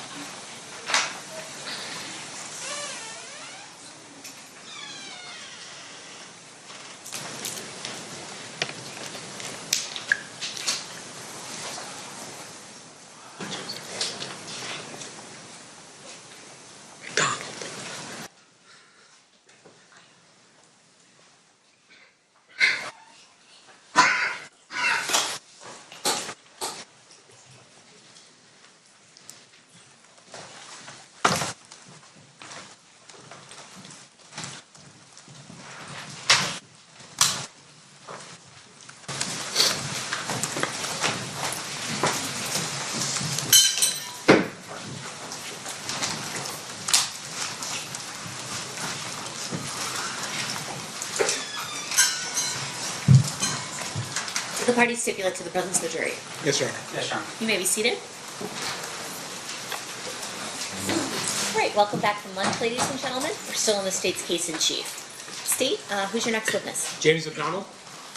McDonald or McConnell? McDonald.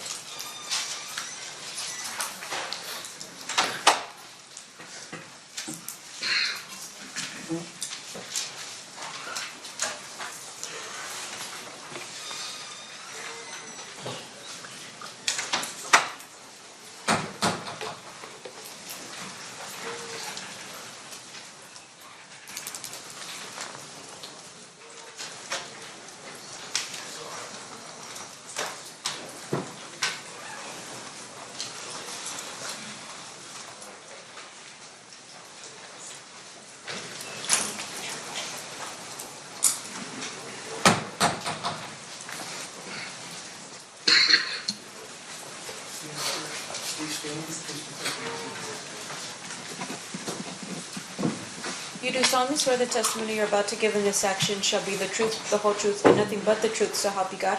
Yes. You may be seated.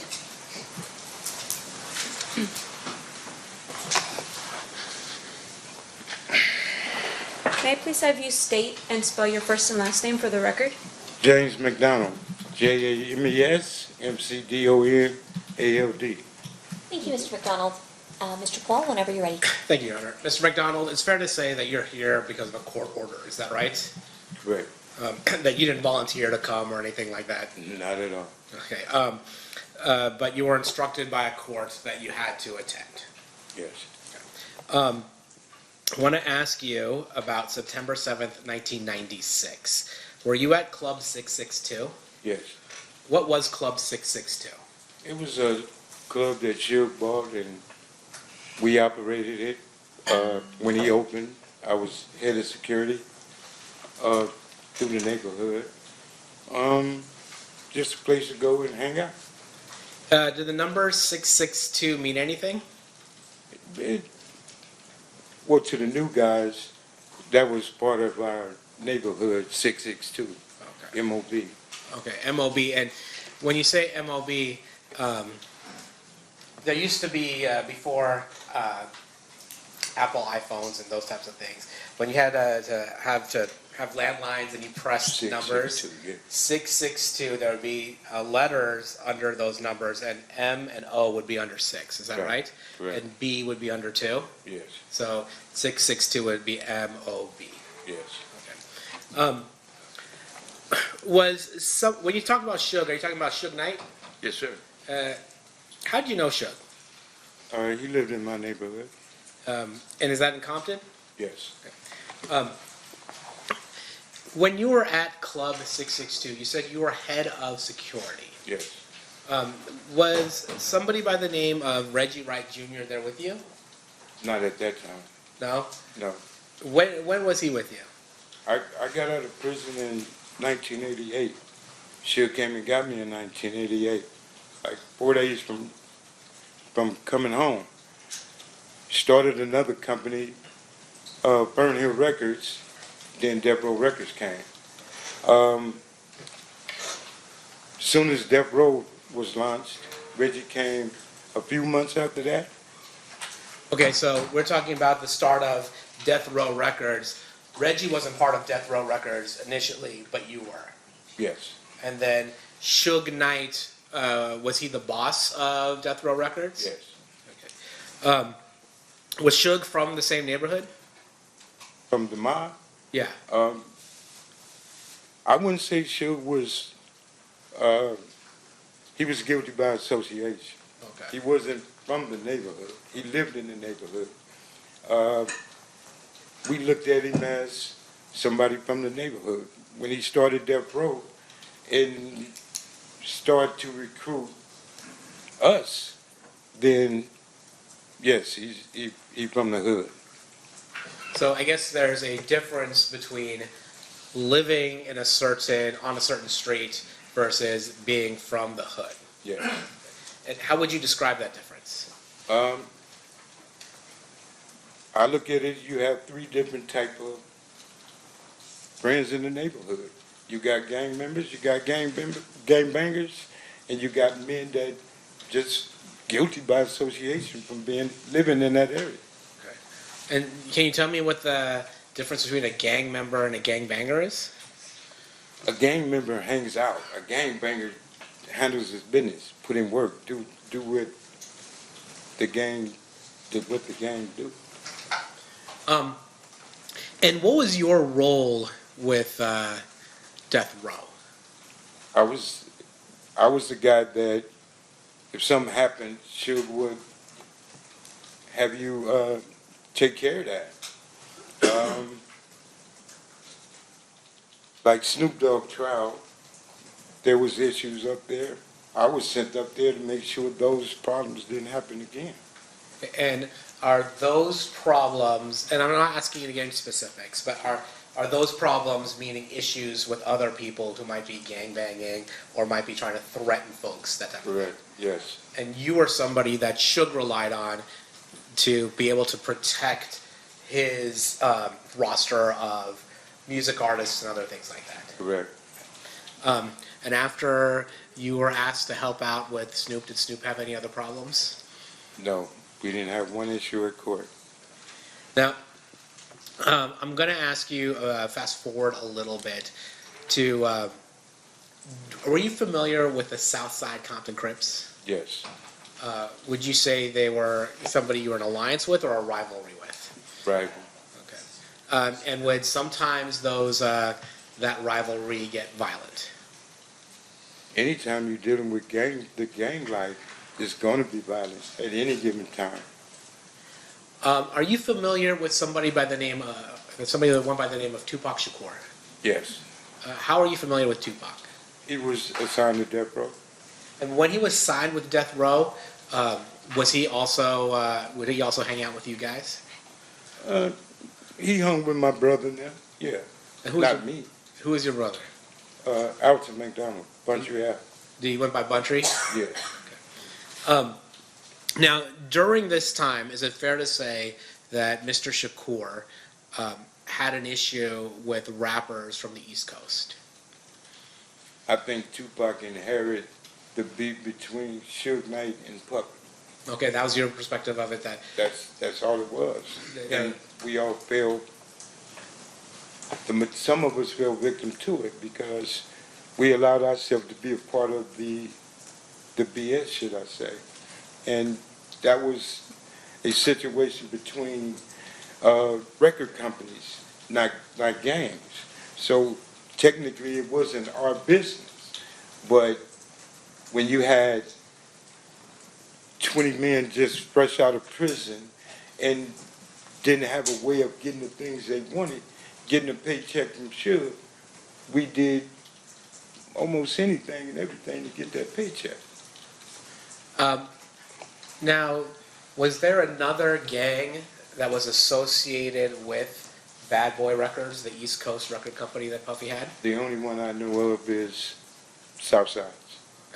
And did that escalate the tension between Mob Piru and Southside? At the time, there was no at war, it was peace. And when the two record companies got into it, Bad Boy went to Keepy D and Suge came to us. So that intertwined everything, and yes, we had issues.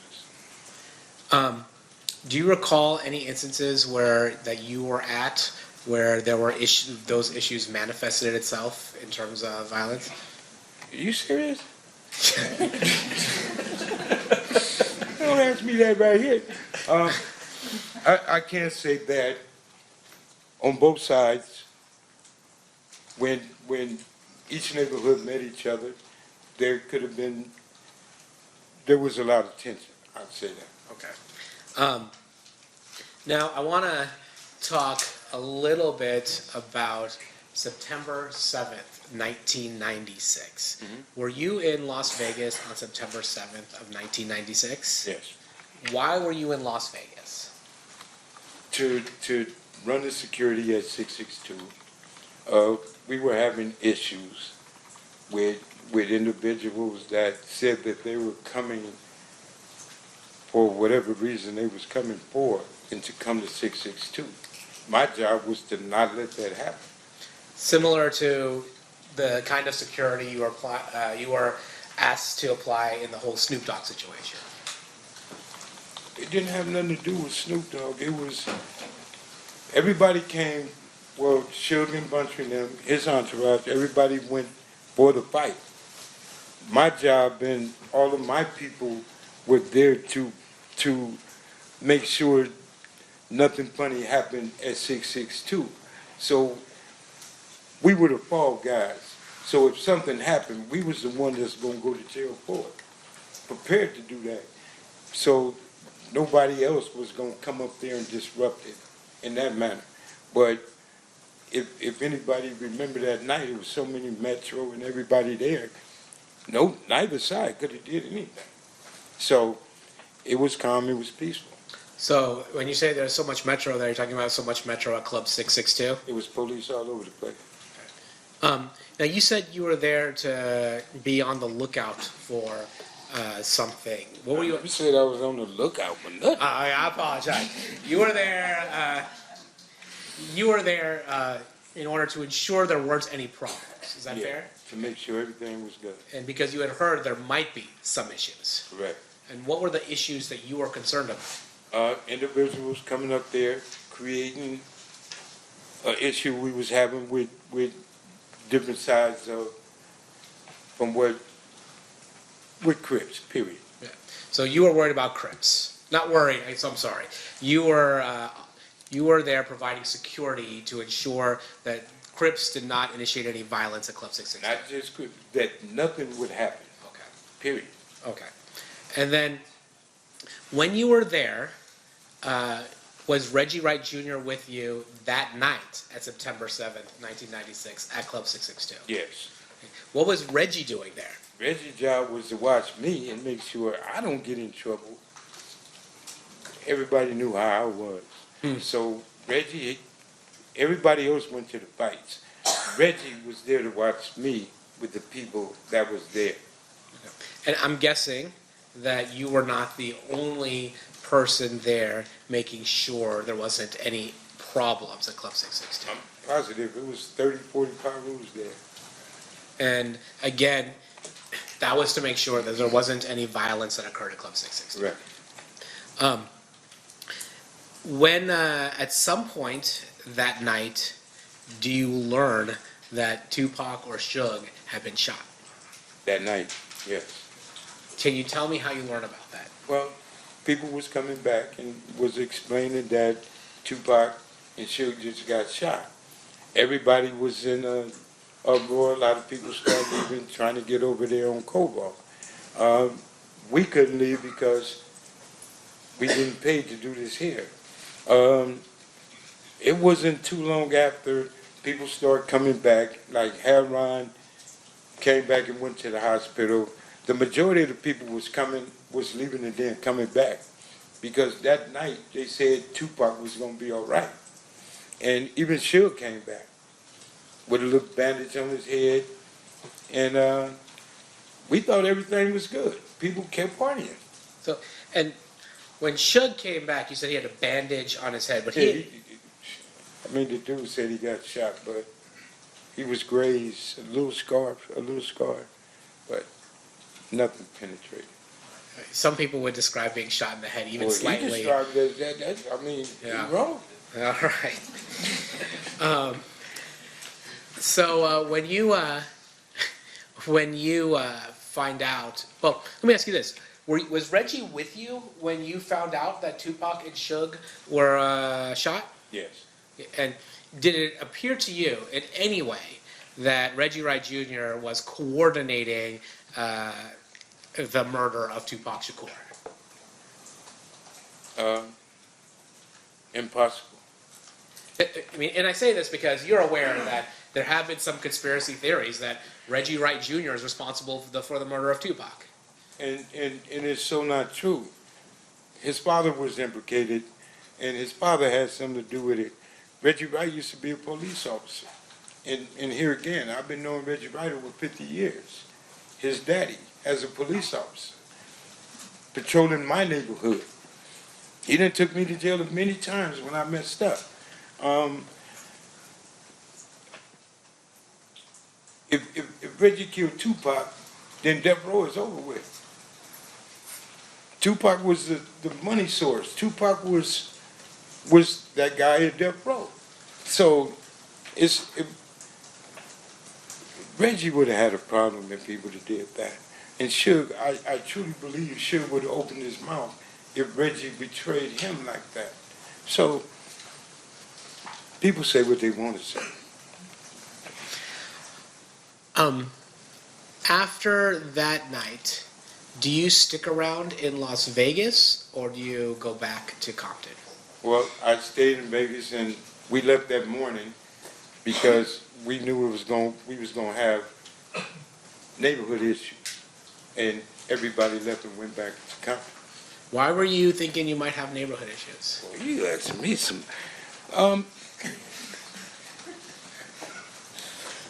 The issues that we was having was heated, and Compton was on fire at the time, and things were happening. And me personally, staying in Vegas wasn't worth it. That man in the hospital, it's time to go and protect your home front and be prepared for whatever happened there. You know what I'm saying? Like the other side was being prepared and was prepared to do things because Orlando got beat up in there. And that's something you don't tolerate. So you was going to get some repercussion from that and everything else that was going on. So living this life, you got to be ready. If you not, you might as well just lay down.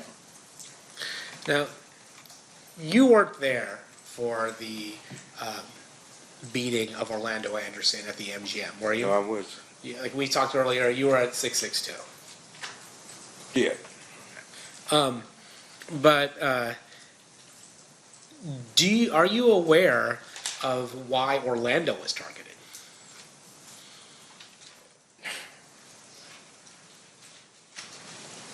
I'm aware of a lot of things.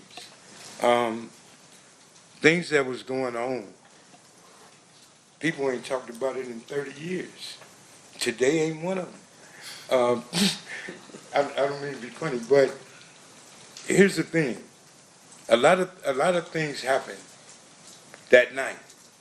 A lot of things happened weeks and weeks after that night. Me or anybody else bringing up the dead is wrong.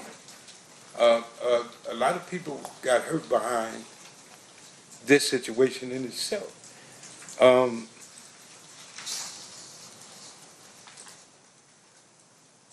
Living the life and how we lived in Compton is one thing. You bring back all of the guys that made it, like me, I'm 61 years old now, to rehash and relive this situation again. I told every attorney in here that tried to get me to come here, you better treat me as a hostile witness. And I think that's where I'm about to go now, because you're asking me questions, I can't answer those questions. Okay, well, let me ask you this, then. I'm not going to speak on Orlando. Let me ask you something about yourself. There was a rumor that Tupac had knocked you out one time. I'd have killed him. That would have been your response if that happened. Yeah, I'm being honest with you and everybody else. I said it on my podcast show. Him, Suge, and my brother. I'd have shot all three of them if he touched me. Okay. Why That's how I was living. Why is that? That's what I was back then. And so, is it fair to say that your reputation and your standing in the neighborhood would require you to do something if you're going to get punked by somebody like Tupac? You don't have a choice, or you can't be there. Overruled. I'm sorry. We're doing some side talking. No, that's my fault. I asked, that being in the life that you were, if somebody like Tupac is punking you, like by punching you in the face or something like that, you would have to retaliate, or you would lose your place in the neighborhood. You would have to go back home and fight everybody that called you a punk. You would have to go. There's some rules that you roll with, and some rules you just got to handle. Certain things need to be dealt with, adjusted, living that life. And when I was living that life, it wasn't no ifs, ands, or buts. It wasn't no, oh, you get a pass. No, I'd have shot him, to be honest. So then you had mentioned, I'm not going to ask you to go into any specifics, but you had mentioned that after what happened here in Las Vegas, there were issues between the neighborhoods. How long did that last for? Was it like, all right, one day we're good, everything's done, or did it last for longer than that? No, it was tension in the air for quite a long time, until I guess both sides, and he might agree, just said, let that shit go. Because it really wasn't our beef. This was between Suge Knight and Keepy D. And people put themselves in situations, like myself. I'm guilty as everybody else. Like myself, I put myself in the situation to protect something and somebody that didn't have nothing to do with me. I did it for a paycheck. I did it on some just because. I'm older now. I get it. But we did things for all the wrong reasons at that time, in them days.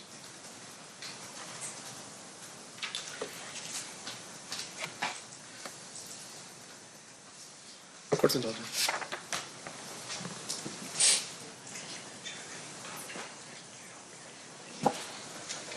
Your Honor, state will pass a witness. Okay. Cross-examination, Mr. Stamp. Sir, have you ever met me? Excuse me? Have you ever met me before? No. Have you ever spoken to the district attorneys prior to your testimony here today? Once. And is that what you're referring to as the time that you told them, like, hey, any attorney here is better treat me as hostile because... Yeah, I told him I didn't have nothing to do with this. Now, a couple questions for you, sir. This is more for clarification. So on the night of the murder, you were working as the head of security for 662. Yes. Explain for us a little bit about the club. Was that Suge's club or was it somebody else's club? Suge, to my understanding. Okay. And when you were there as head of security, were you there had you worked there as head of security prior to this particular night? We did an event there once before, yeah, same thing. Okay. And on this particular night, was this an event like some type of fundraiser or something for police officers or anything like that? Do you recall what the event was for? We wouldn't have been there. Okay. No. What was the reason for the event? It was Mike Tyson fight. Tyson was coming back. Tupac was supposed to perform like other people, and we was there for that. Okay. Can you describe for us how big the club is so that we can? 30 years ago, a little bit bigger than this room. So it's relatively, it's not like a two-story, it's No, not, it's you know. small. All right. And in terms of the club itself, you were there and you were sharing with us that there were other people that were there. Yes. Law enforcement as well as, I don't know, people from your side of town. No, law enforcement was outside. The Metro was saying, why y'all putting words in my mouth? Sure. They were outside. We were on the inside. Wasn't no law enforcement mingling with us.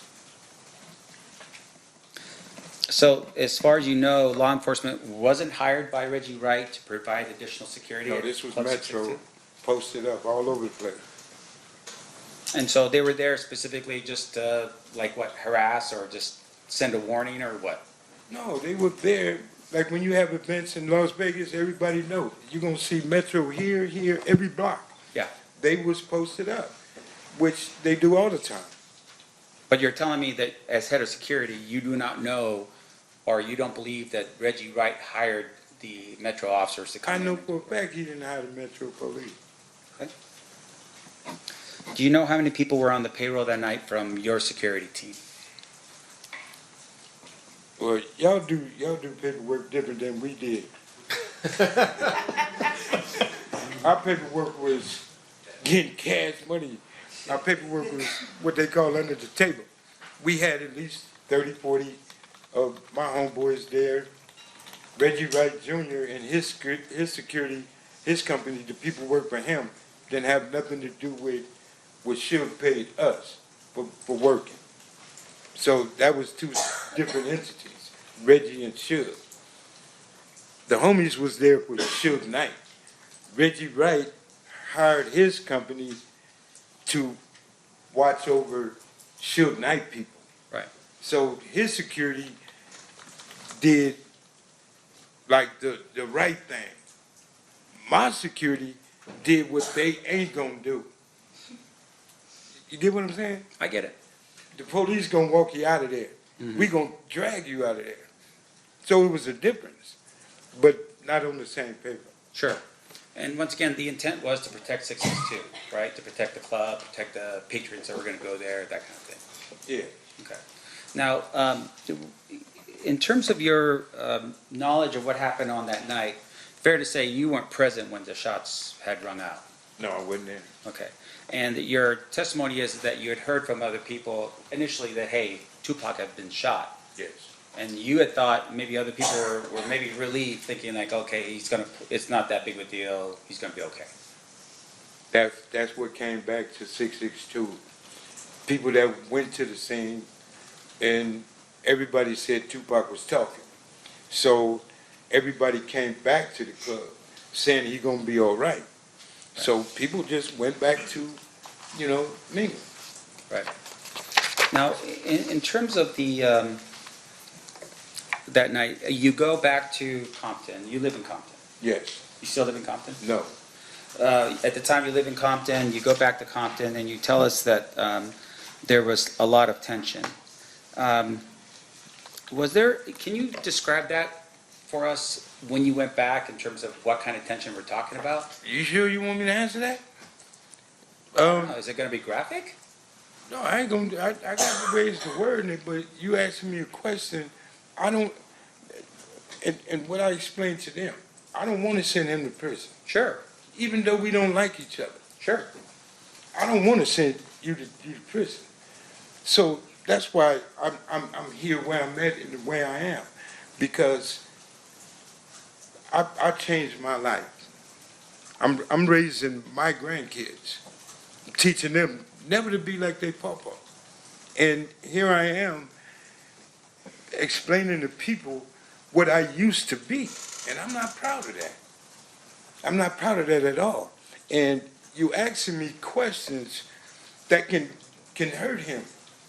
And like I told them, I'm trying to avoid to answer the questions that they might look at me and say, something is wrong. Well, let me put it this way, let me help you out with this. Thank you. So, these people right here, what they want to know from you is, did you see who shot Tupac? I told you no. Correct. So outside of that question, right, the next question I'm asking you is, when you went back to Compton, was it like a Southside Crip shoots a Pyro Blood, and then a Pyro Blood shoots a Southside Crip? Is that the tension that we're talking about? Do I answer this? That's a straightforward question. It's a yes or no answer. Okay. Did you see that? When I was a part of that life, I was a part of that. And I was, no, because you asking something that's gonna hurt this dude. And okay, let me stop. And once again, I want to emphasize. When we got back to Compton, okay, it was a gang war. People were getting hurt. Okay. People was being sought. People were looking for certain individuals from his neighborhood, okay, as well they did mine. Okay. But Orlando, him, and certain other people were being assaulted because people wanted to kill them. Sure. Were they the only ones that they wanted to kill? Am I the only one up in here? No, they weren't the only one. Okay. It's his neighborhood in particular. That's right. But they were the main subjects of a gang war. They was in the middle, such as me. So you're telling us that people back home somehow had some type of information that said that guy, as a bunch of other people, were involved in what? In the murder of Tupac. Okay, but my question to you, Stop. Can you focus on me for a second, sir? Yeah, I will. And I apologize. I just want to make sure that we're clear, okay, for these people. In terms of that information, none of those people were there, right? And what people you be speaking on? The people that was already in the neighborhood, or the people that left Las Vegas that same night Tupac was shot to go home, bear their arms, and go to somebody else's neighborhood to look for somebody? They had to pay it back. So once again, my question to you is that the information that I'm asking about is the people that back home, you're saying were eyewitnesses to this? How could people back home be eyewitnesses to something that happened in Vegas? No, that's not what I'm saying. The people that were here in listen to my question, sir. The people that were here in Las Vegas, you're telling me, were eyewitnesses to what happened and went back home. Is that what you're telling me? I'm telling you, the people that was at 662. Just answer my question, sir. Yes or no. I can't answer that without a what you call it. You trying to tell me to say something that you're not going to understand. If you let me explain to you. No, answer my question. I'm not answering nothing. I don't know what he's talking about. Okay. Okay, Mr. McDonald, focus for a second. I am focused, very. Focus on this. My question to you is this. You didn't know what happened that night because you weren't there. Right? I was at 662. Right. Do you know who that was there? I know everybody that was there. Okay. Like who? Talk to your lawyer, man. This dude is tripping. I'm not going to explain that. I can't answer that. Okay, let me ask you this next question then. You are telling us that people back in Compton, for some reason, knew what happened here in Las Vegas. A phone conversation? People found out when people left Las Vegas the same night Tupac was shot, went straight back to Compton. It only takes 3.5 hours to get home. Sure. Yes, it wasn't a problem for people to find out what happened. No problem at all. They got on their phones, they texted people, they let them know what happened here on the night of the shooting? Yeah. They had walkie-talkies, they had all kind of phones. They had ways to call people to say whatever. But when people left Las Vegas that same night, after they found out and got in their cars and went home because it was a situation, Pac was shot. Okay. Retaliation is a mug. Come on, man. It was for real, for real. All of this was for real. Now, the night of the shooting, did you have a walkie-talkie, a Nextel thing or something like that? No. Did Reggie Wright? I don't know what he had. I don't know how much money he had in his pocket. I don't know what he had on his hip. But you were the head of securities, but you're telling us you did not have any type Reggie of Wright, device. right way security has nothing to do with the gang banging security, Parus, whatever you want to call us. They had nothing to do with us. Okay. The phones that Suge had for certain individuals, they had the phones. Like the guy that was bodyguard for Tupac that night. Like some of the guys that was at the Tyson fight, like Suge Knight. Certain individuals had phones. Yes, they did. Okay, so, all right, I get what you're saying. You're not there, but you're saying other people were. Yes, I'm saying there was a lot of people there.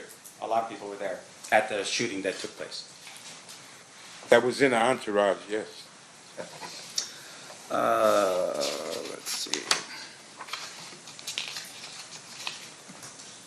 Okay, just one final question. You're here today, and I think the state had asked this question under a subpoena. You're ordered to be here today, right? Yes. In terms of that subpoena, for instance, is that's the only reason why you're here is because of that subpoena? I don't have no other reason to be here. Yeah. In order for you to get that subpoena, you were served that subpoena back in California? Yes. By a police officer? I don't know, he wasn't in uniform. Okay. And that order required you to go to a court in California? I had to go to court and pick the bill. And then that court in California said you have to show up here. And in that court, I cussed them out and told them, you can't make me do nothing. Right. And in that court, they told me that I would be in attempted court. Me raising my grandkids, I'm not going to put my grandkids in the car and move somewhere so y'all can't find me. So all that running and living a different life, I ain't doing it. So I agreed to come. And like I explained to everybody in here, you ask me something, I'm going to be honest about. You ask me something I don't want to talk about, you're going to have a problem. Treat me as a hostile witness. You're not going to talk to me and tell me as a grown man what I have to do up here. I'm not finna send him to prison. You are. So the accusation now is because of the fact that we're trying to ask you questions, you're blaming it on me. You asking me questions. If I just like answer your questions, we gonna have a problem in here, a misunderstanding. And you're asking me something that wouldn't be good for him. Right. And once again, I just want to, look, we're just trying to figure out who shot Tupac. You're telling us that you weren't there at the scene. That's all I want to know. At the end of the day, that's it. Right? Was I in the entourage when Tupac got shot? No. Okay. Nothing else, right? I was at 662. I mean, that ain't hard. That's easy math. No further questions, John. Anything further, State? Jesus. All right, we've got one more phase, and then we'll let you out of here. Okay. Ladies and gentlemen of the jury, any questions for this witness? Seeing no hands, oh, we do have one. Okay, hang on one second.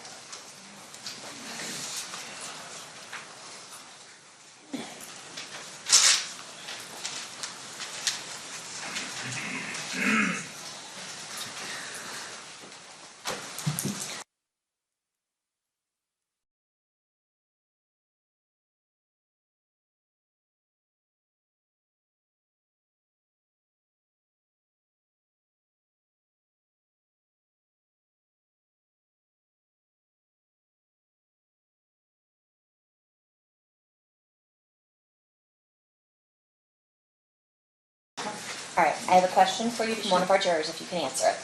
Did Reggie Wright Jr. instruct security to not have firearms the night of the fight? To be honest, I don't know if Reggie Wright told his people, or the police officers, not to have guns, and I don't know why. He sure didn't tell us because we had ours. And that's the honest truth. All right. Any follow-up based on that, State? No, Your Honor. Defense? I just want to clarify what the witnesses said. You're telling us that you had guns that night? Yeah. I just want to know. But you had guns that night, right? Yes, we did. All right, thank you. All right, I know you didn't want to be here, but thank you for coming down. Okay, can I say something?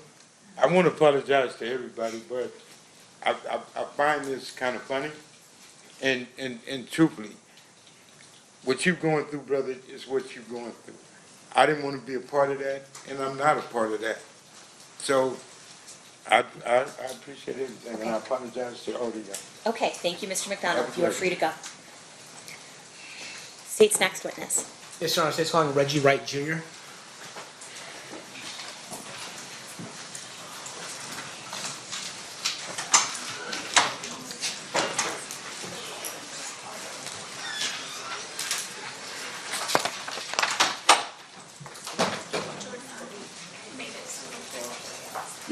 All right, Jordan's investigating the burning smell. Anyone like smelling that? The burning smell? Maybe. I could.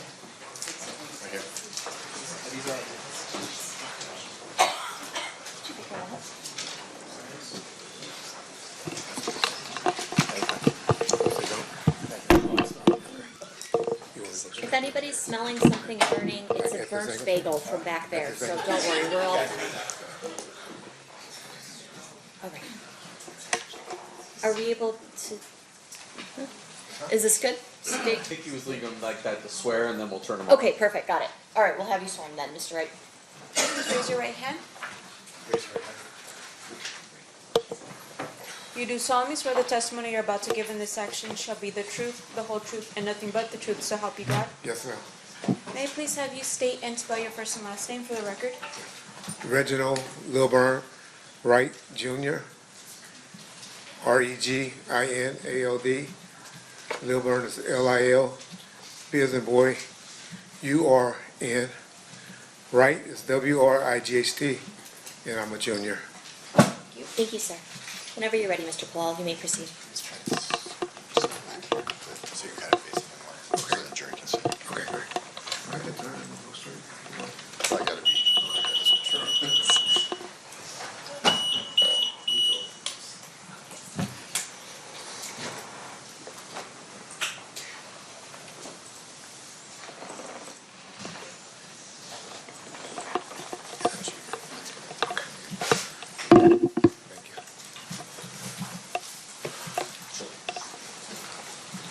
You're good, sir.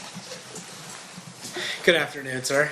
Good afternoon, sir. Do you mind if I call you Reggie? Yeah, of course. Okay. Sir, where did you grow up? I grew up in the city of Compton, California. I was born and raised there until about the age of 19. And who is your father? Who's your father? My father is Reginald Wright Sr. And where did your father work? He worked for the city of Compton Police Department. And at some point, had he risen up the ranks of the Compton Police Department to become a lieutenant, is it, of gangs? Eventually captain, but during most of his career was a lieutenant. Where did you ultimately become a police officer yourself? Yes, sir. When was that? I was a civilian jailer from 1985 until 1989, and then I became a police officer from 1989 until I retired in 1996. And why did you retire? I received a medical retirement for I have vascular necrosis in my right ankle, but that's not why I'm like this. This is a result of COVID. After you left the Compton PD or took your medical retirement, where did you next work? Well, to be honest, my last year or two of being a police officer, I was employed as death row security, head of security, and also had a private security company. Now, was that something that was called like moonlighting, that officers would moonlight when they were off duty? Yes, sir. Can you explain to us what moonlighting means when you're off duty? Well, moonlighting is pretty much just working off duty on your off duty hours, working for different companies. I worked for several companies. It wasn't just death row. I worked for trucking companies, doing security. Worked at nightclub, the Raiders Club, that was inside of the Compton Hotel. Worked several video shoots. Just extra money on the side for off duty. Compton PD wasn't paying good? Guess I was a little young and greedy. Yeah. And then at some point you said one of the jobs that you had was moonlighting for death row, is that right? Yes, sir. And can you tell us what death row is? Death Row Records is a record company that was based out of Beverly Hills, California. And, yeah. And who ran Death Row Records at that time? A gentleman that I actually grew up with at elementary school, junior high, and high school by the name of Marion Suge Knight. And when you say Suge, is that what he would go by? I call him Suge.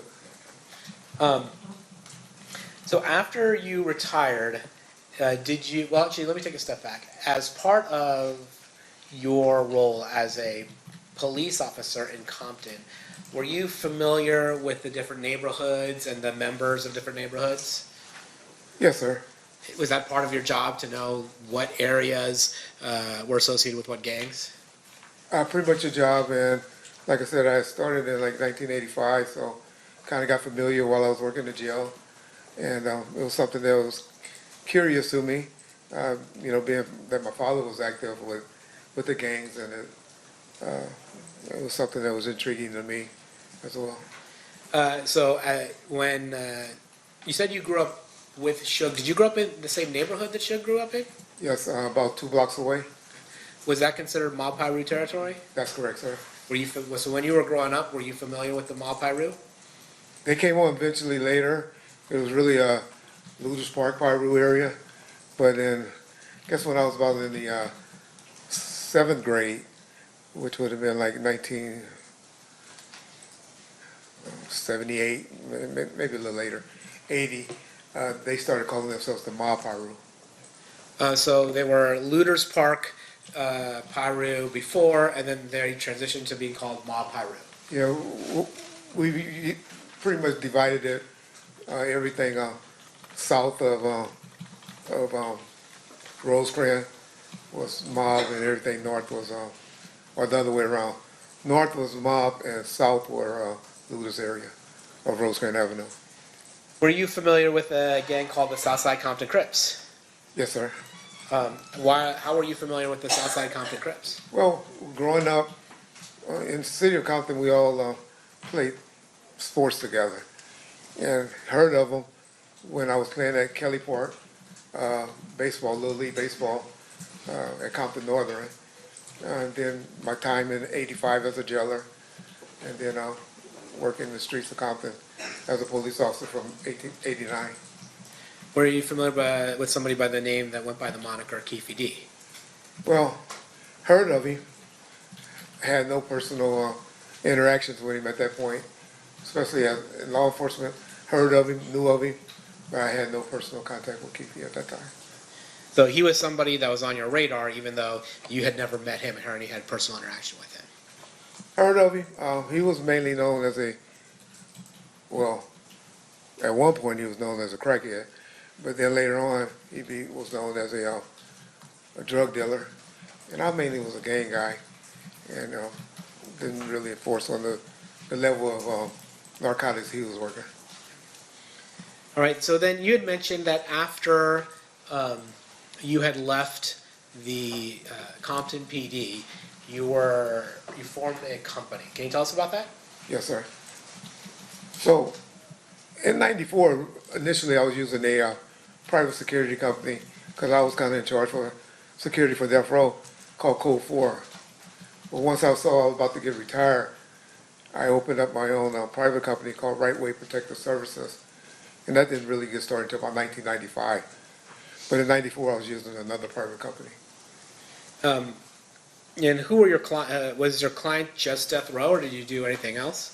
I had a couple of clients, like Honda of Pasadena, which was a automotive dealership, a dealership in Compton that they were repoing people's cars and they needed a car. But my biggest, 95% of my clientele was Death Row Records. Now, tell me about that. What were you doing when you're saying you're security, or you're a security company that's working for Death Row Records or getting contracted by Death Row Records? What does that mean, actually? It grew over a time period. In '94, it was just mainly just special events. And then I have a couple of off-duty or retired police officers hanging with the artists in '94. '95, '96, it got a little bigger. I had security at the office. at the recording studios, driving Mr. Knight around, two with Mr. Shakur, two with Snoop Dogg, Mr. Brodus, and other artists when they went to promotional events like that. So I could pretty much have about 10 officers working a day. And when you say 10 officers, were the people that you would contract with or work for you in this world, were they largely off-duty police officers? Off-duty or reserves or retired. And why is that? Because they were able to carry guns concealed, where it's not exposed.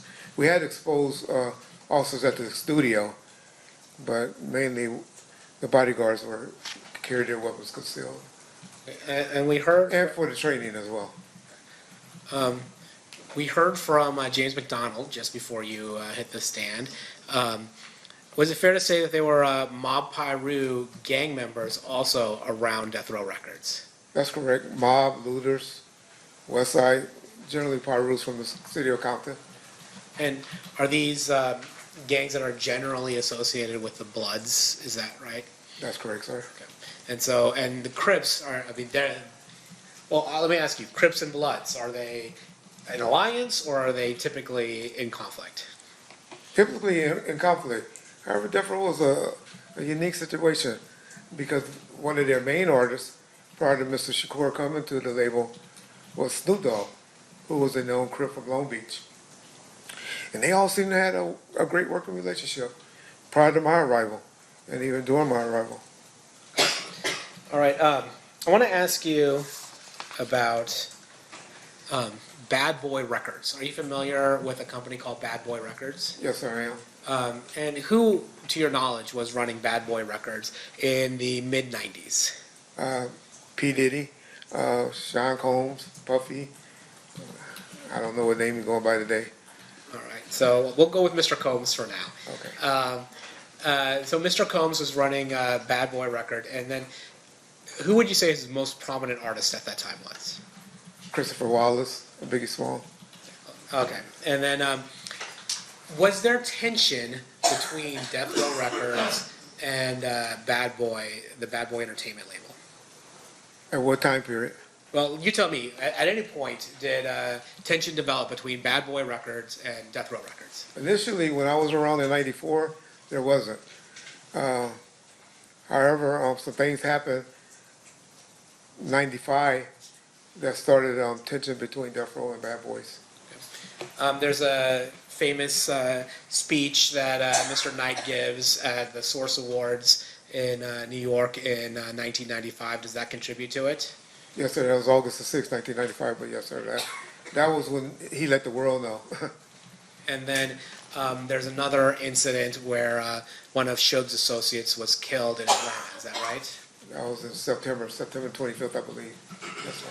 And then, is it fair to say that your perception of as security for Death Row Records was that somebody associated with Bad Boy Entertainment may have had something to do with the murder of one of Suge's friends in Atlanta?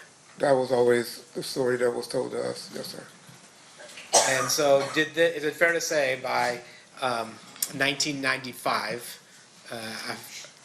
the end of 1995, that there was significant tension between Bad Boy and Death Row? Yes, sir. And to the extent that it even involved violence with regards to Suge Knight's friend being killed. Correct. That was the first time something escalated to that point. Yes, sir. As security for Death Row, how did you handle this? Well, we was always on some type of tension when it came to Bad Boys or going to the East Coast, which Suge and I continuously went to the East Coast because he had a lot of business. His distributor, the main distributor, was located out there. The big trade, like the magazines and stuff, was out there. So I can honestly say he and I, and maybe a few of his homeboys, went out there at least once a week, once a month, I'm sorry, during that time. When Mr. Shakur came home, we went down a little bit, but we were still going out there, but we didn't go go as much. And when you say when Mr. Shakur came home, at some point did Death Row sign Mr. Shakur to its record label? It's debated how that happened, but. I'm not asking about the how, I'm just saying, did it happen? Yes, sir. I believe he came home October the 12th of 1995. Now, as security for Death Row, were you aware that Mr. Shakur was actually out on a bond, an appeals bond from prison from New York? Yes, sir. And I believe the allegation has something to do with sexual misconduct. Is that right? Yeah.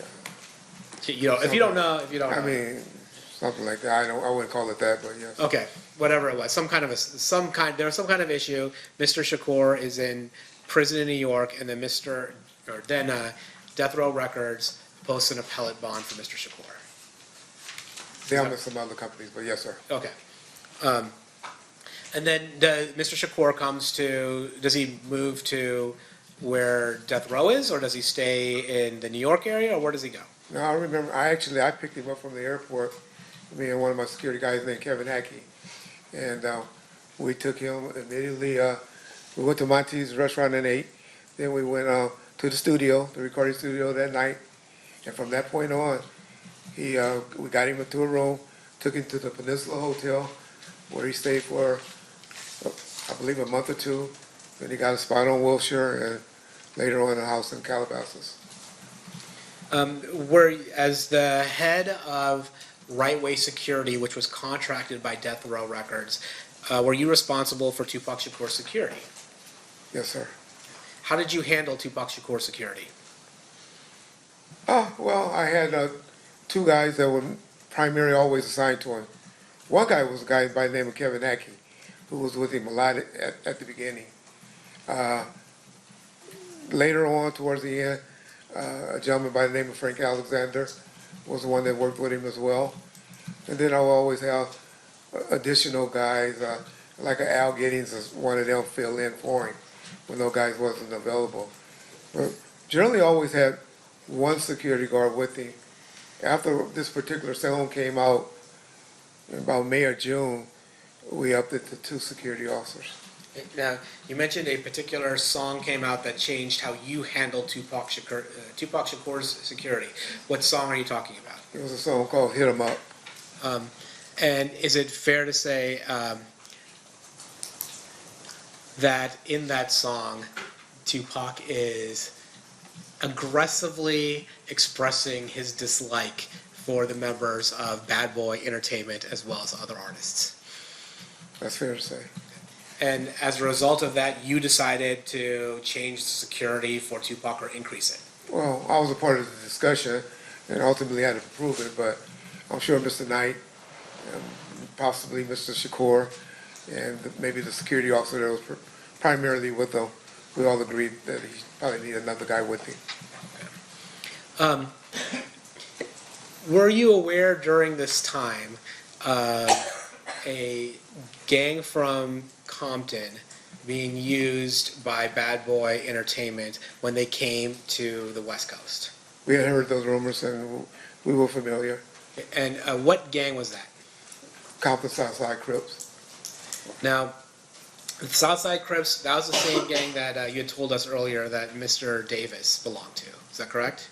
Yes, sir. And by Mr. Davis, I mean Keefe D.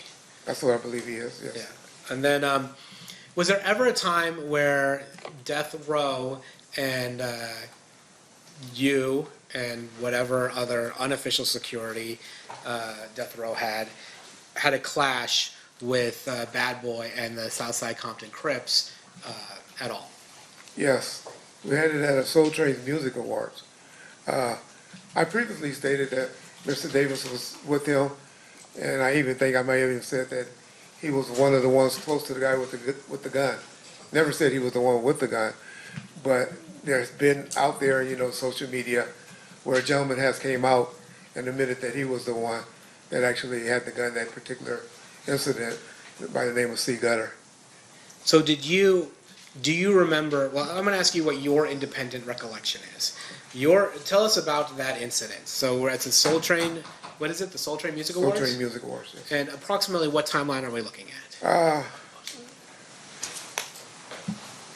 April, May of 95. Of 95? I'm sorry, 96. Okay, of 96. I'm sorry. And you had mentioned before the song Hit 'Em Up. Was this before or after the song Hit 'Em Up? That If you was know. before Hit 'em Up. Okay, that was before Hit 'Em Up. Yes, sir. Okay, tell us what happened at the Soul Train Music Awards. We pulled in. Originally, we had an entourage of about 50 people with us, but they only allowed two cars of us to get back in the back parking lot, because that's where they had all the setup and the motorhomes and stuff like that. So we drove in the back. Mr. Knight, Mr. Shakur, and a few of the outlaws was inside of a Hummer, and myself as Frank, which was Tupac's security that night, Mr. Shakur's security that night. We drove in behind them. As we was getting out of the vehicle, or getting ready to park, Mr. Shakur saw Christopher Wallace and Puffy and a group of people, a few guys that I recognized from the South Side, in that entourage. As they were, Mr. Shakur immediately became enraged and started yelling, and confrontation between Mr. Small, Biggie, and Mr. Shakur took place, to the point where one of their guys brandished a weapon. And then that's when I pulled my firearm and towards him and begged with him, pleaded with him not to raise the gun. There was some security from the Nation of Islam there. They got in the middle of it, broke us up. The gentlemen took off and ran towards the street in the parking lot. I'm sorry, who ran towards the street? The gentleman with the gun and couple of the people that was with him took off and ran. Now, you said that South Side was providing that type of backup. They were with them in entourage, yes, sir. Do you recall whether Duane Davis was one of those people? Believe he was. I know he was with them, but like I said, I don't believe he was the one with the gun. All right, let's fast forward to September 7th, 1996, or that weekend. When do you come to Las Vegas for that weekend? I came out that Friday. I believe that was the 6th. The Friday was the 6th. I think the 7th is the day. Yes. Oh, okay. So I came out that Friday. So we had a nightclub that was in the process of being open. And out here, I guess, there's some type of cars that everyone that work around people that's having alcohol, I think they were called town cars or something like that at the time. I had to get all my security guards to have those particular cars for that night, because the attorney that was assisting us in getting the club open said, hey, y'all got to be really on y'all P's. We got to have everything on point, because if everything goes smoothly tonight, there's a good chance we're going to be able to get the permits transferred from the previous owners to Mr. Knight's name.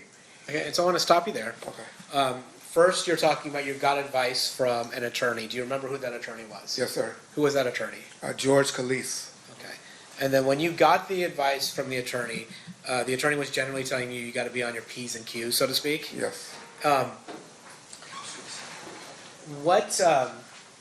When you're talking about being on your P's and Q's so that the club can be transferred to Suge Knight, was Club 662 at that time in Mr. Knight's name? No, it was perceived that it was. People believed it, even because of the name change. Excuse me. But it hasn't officially been, the paperwork hasn't officially, it never was completed. It was never done. Now, you talk about the name change. Explain to us a little bit about the name change. Well, we had a sign and all of that called Club 662. Explain to us what 662 means. 662 on the keyboard of your phone, it will spell out the word MOB, which means Members of the Bloods. Well, nobody has keyboards on their phones anymore. I forgot about that. And so the club itself, the name of the club itself rang out that it was a blood-affiliated club. That's correct. Now, what advice did Mr. Kalisis give you regarding being on your P's and Q's for that night in order for Suge Knight to be able to obtain approval for running that club? So he advised, and the main thing that came out of that meeting was he advised all of my security guards, even though that they were authorized to carry guns, being off-duty police officers and stuff, that we shouldn't have guns on our possession inside of the club on that night. So your understanding was, or at least the advice that you got was, inside Club 662, if you're working it for right-way security, Correct. you're not carrying a gun. Yes, sir. Did you communicate that to the people working for you? So we had a meeting in Mr. Khalif's office. He said it. Mr. Khalif said it. My guys probably wouldn't have did anything if I didn't echo it. Today I can't say I echoed it and agreed to it, but I'm sure I did. What you're saying is you don't have an independent recollection, but you think you probably did echo Mr. Khalif's advice. Yes, sir. And when was this meeting? That Friday after they had all came from the town cars meeting, because I took them all to Fridays, and we went and ate at Fridays after that meeting, so it was that Friday. Okay. And then, so the process was with your folks, people working with you, was that they had to get their TAM cards or whatever temporary work cards required to do the work that you needed them to do in 662, then have a meeting with the attorney. The attorney tells them, hey, we're trying to get this club transferred to Suge's name, let's keep it clean and don't carry a firearm. That's correct. Did you do anything else that night, Friday at all relevant to the events that occurred on September 7th, 1996? The club actually opened on Fridays and Saturdays, but for some reason, we didn't get a big attendance on Friday nights. But Saturday night, it was a different night. So you knew that that night, September 7th, 1996, was the night that Mike Tyson was fighting Bruce Sullivan. Is that correct? Yes, sir. And was that part of the reason why you guys were going to have the club open because of that fight? Those were the only times the club, under Mr. Knight, the Club 662 banner, we only did that about 3 times. And that would have been the 4th time. And so we only opened those 4 times, the Friday and the Saturday. And then we did it one more time where Mr. Shakur and Snoop Dogg did a St. Ives commercial, which was just a promotional private video shoot for a commercial. Now, who was in charge of the security for Club 662 that night? Well, ultimately I am, but I had a on-site supervisor by the name of Al Giddens. He was actually who I consider in charge of the club, but ultimately as the owner I was. And then we heard from James McDonald. He's suggested that he had a role in security as well, maybe different than your role in security. Were you aware of James McDonald being there at the club? Yeah, James was a headache for my security. They hated him. But he and I, we've been knowing each other for 52 years, So, I mean, that was like my brother. So, James used to do it as a hustle. What James would do is go outside, get guys that looked like they had a bunch of money, and bring them to the front of the line. And that drove my security crazy, but James was just out there working the door.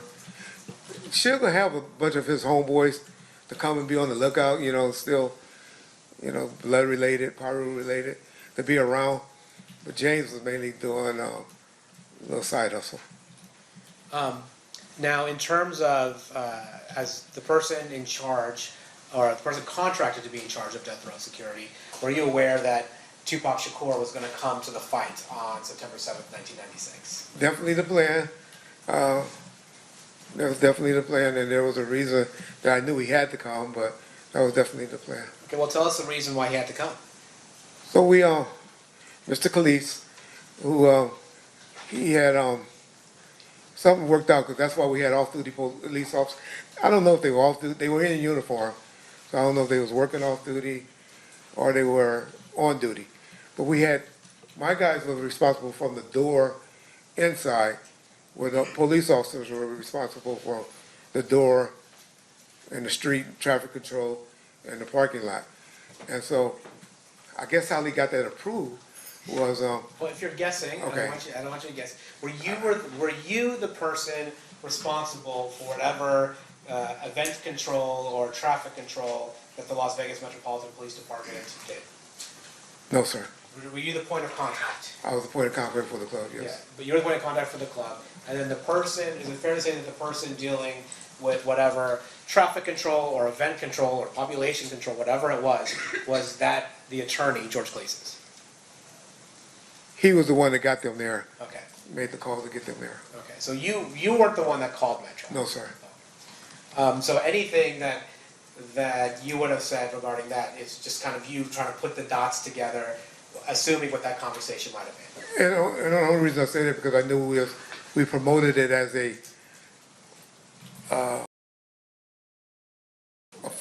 benefit for a retired boxer, for a police, he was a retired police officer that was promoting or had something to do with boxing for youth or something like that. So that kind of is adding to the P's and Q's that would make Mr. Knight look better when they transfer when they're trying to transfer this club. Hey, we're also holding a benefit. That and also Mr. Shakur was trying to work off some community service hours that he needed. I don't know how they made it happen in LA County. And so Mr. Shakur was scheduled to perform that night at Club 662, is that right? Yes, sir. And so you're telling us that it was your understanding that Mr. Shakur performing at Club 662 at this benefit would help him accumulate hours for community service? Yes, sir. So when was Tupac Shakur supposed to come to Las Vegas? Well, they always came up on that Saturday. I know that they arrived about 4 p.m. on that Saturday, but if they were scheduled to come out earlier or not, I'm not sure. And then at some point, who's the security for Tupac that Saturday? Mr. Alexander, but he was out there with me, getting the town cars and everything. Mr. Shakur actually rode up with, I guess, his fiance and a few members of the Outlaws.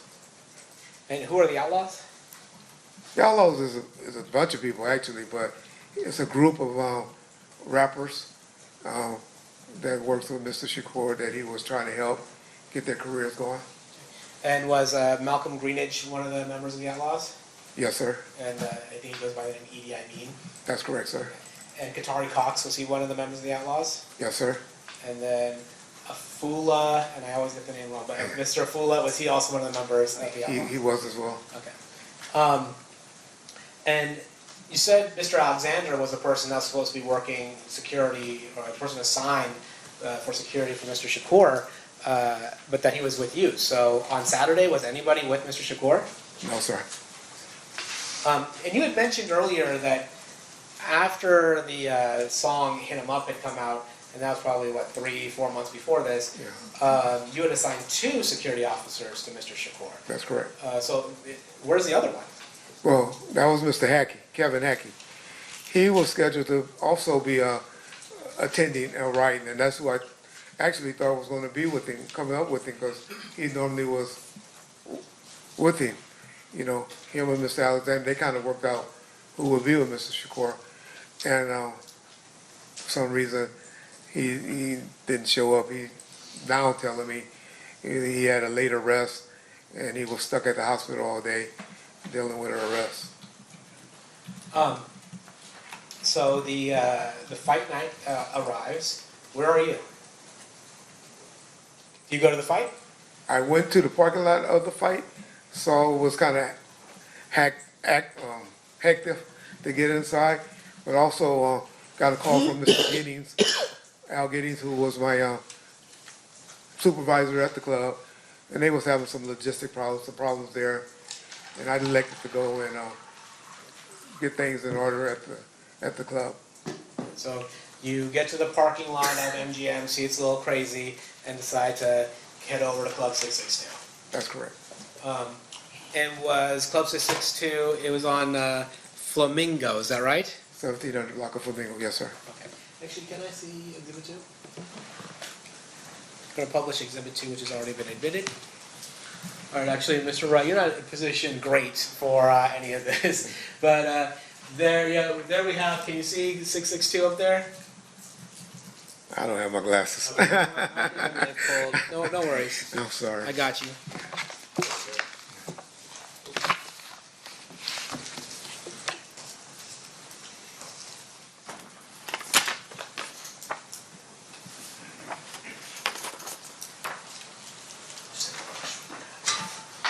Commissioner Brooks, Your Honor? Your Honor, Commissioner Brooks? Oh, yeah. Let me move about the courtroom freely. Thank you. You see clubs, there's a red 662 club on this map. You see it? Yes, sir. Is that accurately representing where Club 662 was? Yes, sir. So you leave the Las Vegas Strip and head over to Club 662? That's correct, sir. Did you handle the logistical issues at Club 662? I guess. I'm sure we got worked out, yes, sir. And then, was Club 662, did you stay at Club 662 or did you head back to the Strip that night? No, I stayed there the whole time until I was contacted by some other individuals. Okay, so we'll start, before we get there, how was 662 super busy that night or was it kind of less crowded? The clubs generally didn't start getting crowded till about 11 p.m. I think we were there like 8:30. So it eventually got there, but I wouldn't call it super crowded at that point. And then you said you were there and then you, something changed. Well, we all know that on September 7th, 1996, Tupac Shakur was shot and Mr. Knight was at least grazed in the head by a bullet. Did you find out about that? Yes, sir. How did you find out about that? Two gentlemen, Buntry, true name was Alton McDonald, and a gentleman by the name of Neckbone. Well, his true name is Roger Williams, and his moniker is Neckbone. They came inside the club and came straight to me. It was like, Reggie, Suge and Pac just got shot down the street. I thought they were messing with me because they like, where Reggie at, because I wasn't there with him. But then Mr. Khaleesi, who was standing near me, I guess he talked to some of the officers that was working out front, and he kind of verified to me that something happened. And then by that time, I see about 4 or 5 other units that were working at the club. They started taking out heading that way. Now you mentioned two people, Buntry, Alton McDonald. Does Buntry have any relation to James McDonald, the person that testified before you? That's his little brother. Yes, sir. And then you had mentioned Neckbone, Roger Williams. Were these people employed by Right Way Security? No, sir. Were they part of Mob Pyro? Yes, sir. Is it fair to say, as we talked about earlier, that Suge would have members of Mob Pyro around? Correct. And while they weren't official security, would you say they provided a different form of security? That would be a fair, yes, that's correct. So upon hearing the fact that, well, at that time when Suge Knight and Tupac Shakur were headed to Club 662, were you aware of their movements? Were you aware that they were headed over to the club at that point? Not at that point. I hadn't heard anything. Frank hadn't communicated anything with me, and I just knew they would eventually will get there. But no, I didn't know any movement where they were at or when they were coming towards our way. Oh, you had said Frank hadn't told you anything. At this point, had Frank met up with Tupac? Oh, I'm sorry. Frank was with Mr. Shakur since about 4 p.m. on that day, 4 to 5 p.m. on Saturday. He was with him all that day. So he didn't drive out with Mr. Shakur, but he eventually met up with Mr. Shakur. That's correct. Him and another gentleman who initially was with him by the name of Michael Moore. And was Mr. Moore also a member of security? He worked for Right Way as well. Okay. And so Then you have Mr. Shakur, Mr. Knight headed to Club 662. To your knowledge, were there other people headed over? I guess we already heard about Neckbone and Buntree. Were there other people headed over to Club 662 with Mr. Knight and Mr. Shakur? On driving over, was it more than one car, or were there a number of cars driving over to Club 662? And I can only speak on what I know now. Yeah. Okay, well, no, back then, did you know? I just know who normally with them. So after Buntree and Neckbone tell you that Mr. Shakur and Mr. Knight had been shot, and you seem to get some confirmation from the attorney, what do you do? Me and Mr. Calise and Michael Moore, who was with Mr. Shakur earlier, who got, his primary job was to work at the club. He and I jumped in the car with Mr. Calise and headed towards the scene where we were told Mr. Shakur and Mr. Knight was. However, en route, Mr. Calise was on the phone and we were notified that they were headed to UMC. So did you go to UMC then? That's correct. Now, taking a step back, did you see the car that Buntree and Neckbone arrived to Club 662 in? Eventually, yes, sir. And did you notice anything notable about that car? Yes, Mr. Buntree, he had a Toyota Supra that was black, and he had one bullet hole to the driver's side fender. Now, let's go back to, you're on your way back to, or you're on your way over to UMC. What happens at UMC? Get there. Of course, Mr. Knight and Mr. Shakur was in the emergency room. I didn't get to see Mr. Knight until about 3 hours later. I saw him, but there was a lot of people gathering. Yes, people heard what happened from the club. They started gathering there, and people were just starting to gather, and in the parking lot outside of the hospital. Was Mr. Knight held at UMC for a long time, or like for weeks, or what happened with Mr. Knight? No, Mr. Knight was released. I left prior. I don't know why I left. I left prior to him getting released, about 4 or 5 that morning. But I know I was back at his house. I went and got his home secured, and I know I was back at his house about 6 a.m. to 7 a.m. that morning. I was with him all that day. After all this, or sometime during this, do you make contact with your father? Yes, sir. How do you do that? By phone. I called him a couple of times throughout that night. Told him what had just happened to Shug and Mr. Shakur. It's kind of stressful for me. Called him a few times that night. How are you calling him? By cell phone. Oh, you had a cell phone at the time? Yes, sir. Okay.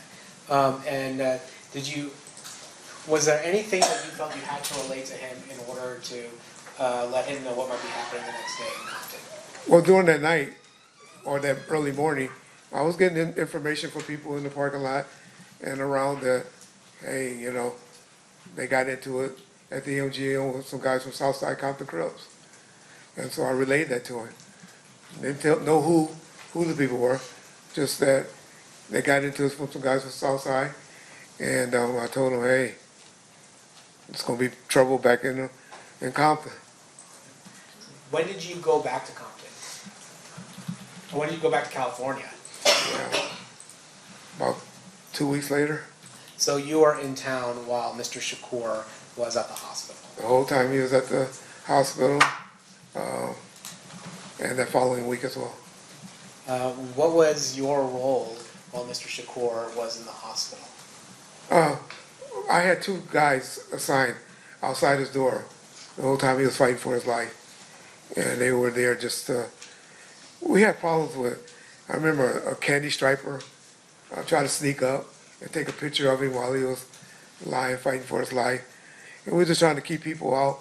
Of course, Ms. Shakur, his mother, was in charge, but just mainly trying to keep people out that she didn't want in or got her permission to come in to see Mr. Shakur while he was fighting for his life.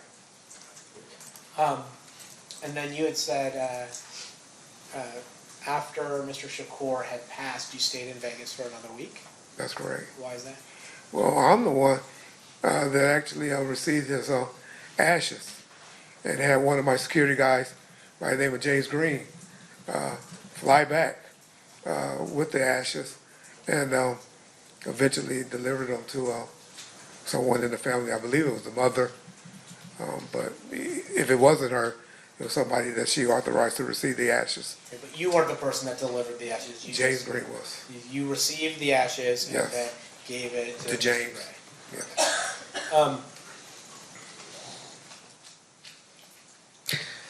You know, I want to ask you this just straight. Did you have anything to do with the murder of Tupac Shakur? Absolutely not.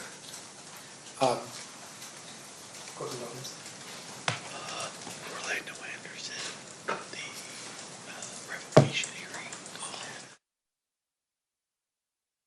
As a result of the beating of Orlando Anderson at the MGM Grand, were there any legal proceedings that involved Mr. Knight? Yes, sir. Is it fair to say that Mr. Knight was on probation at the time of the beating at the MGM Grand? He was. Actually, can we show 115? Actually, I don't even know that Mr. Wright can see. We can take the computer up to him. I just have to open it. It's gonna go off the screen though if I take it off here. You want to do it on your computer so he can see it up close, and I'll play it for the jury. I assume you want. Yes, that's fine. You want the paper one, right?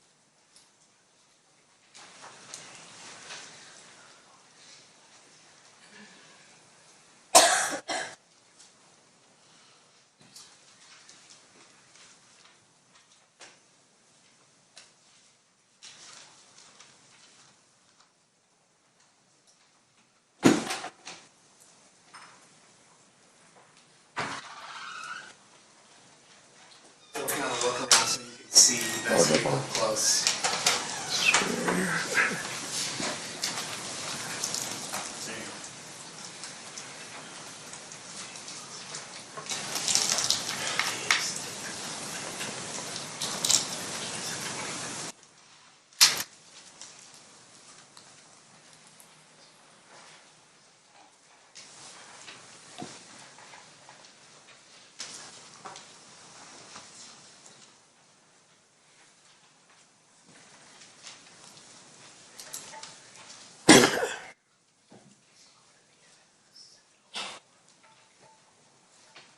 Try and coordinate this, Judge. I'm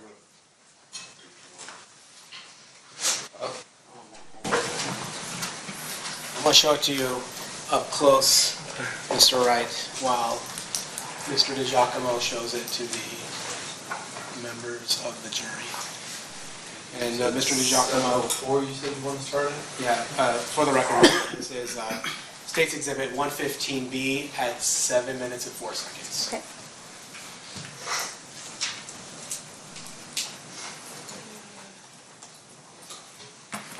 So here, just look here. Actually, before we start playing,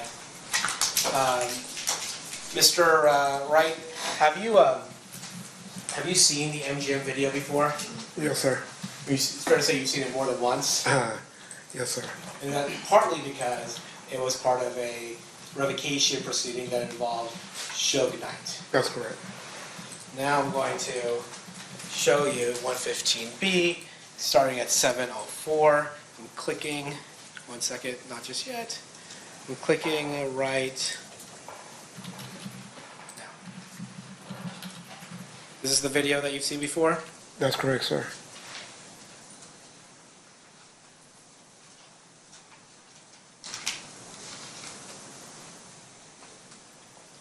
I'm gonna pause. Starting at 7:20. 7:20.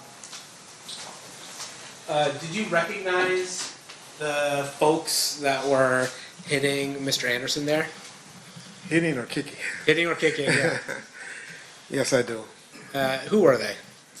The gentleman in the white with the black hat on was We'll try and coordinate this again.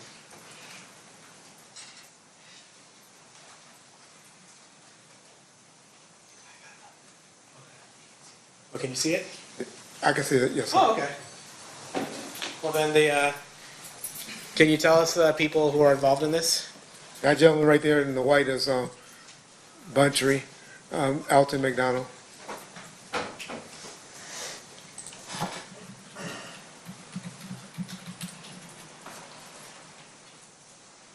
There appears to be somebody in a gold shirt. Who was that?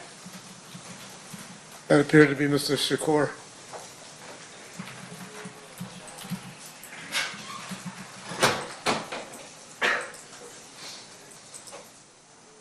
There's a person in gray on gray, looks like outfit. Do you know who that is? The one that I saw that's right in front of Mr. McDonald right now is Roger Williams. Okay. I thought it was blue. I saw Okay, it blue. maybe I'm talking about the wrong thing. You're talking about this. Yeah. I'm gonna approach her. Show again.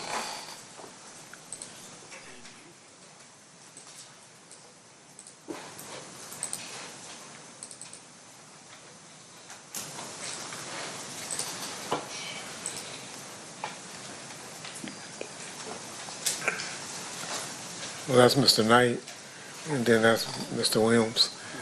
Yeah. And then, so you see Mr. Williams, Mr. Knight, Mr. Shakur. Those are the people that are evident to you in this portion of the video. Is that That's right? correct, sir. And then we have another video of everybody leaving.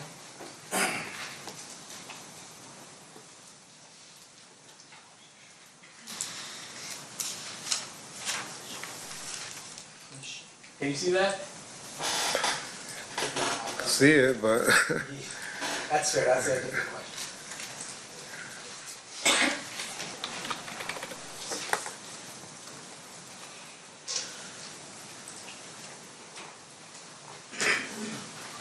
Okay, I'm going to show Mr. Wright 115C.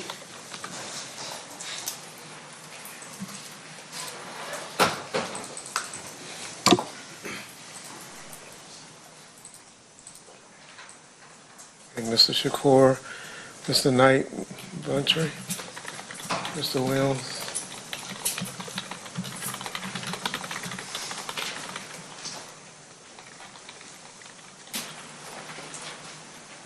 I don't see Frank yet.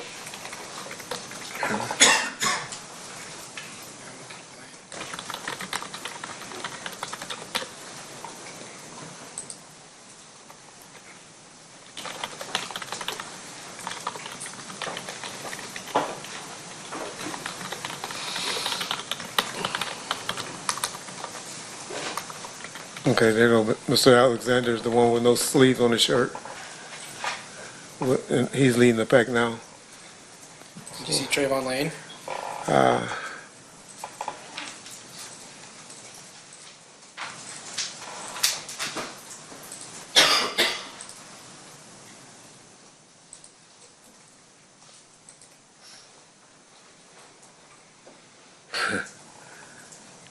don't see Mr. Lane yet. No, he had a hat on. I've seen him before. I don't see him right now, though. Let me look again.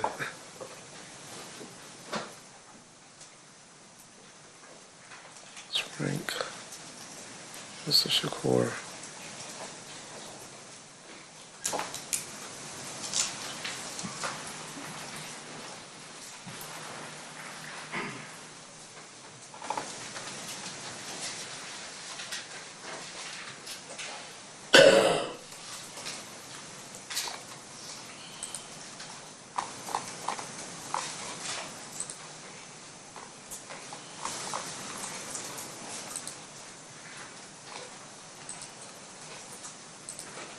sorry, I don't see Mr. Lane.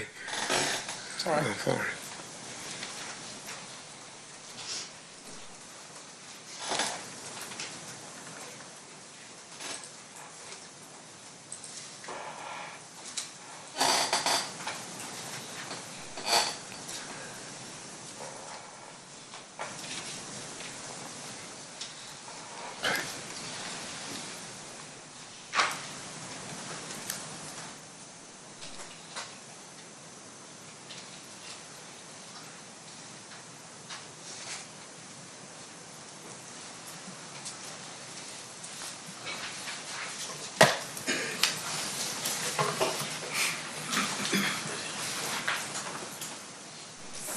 I'm sorry.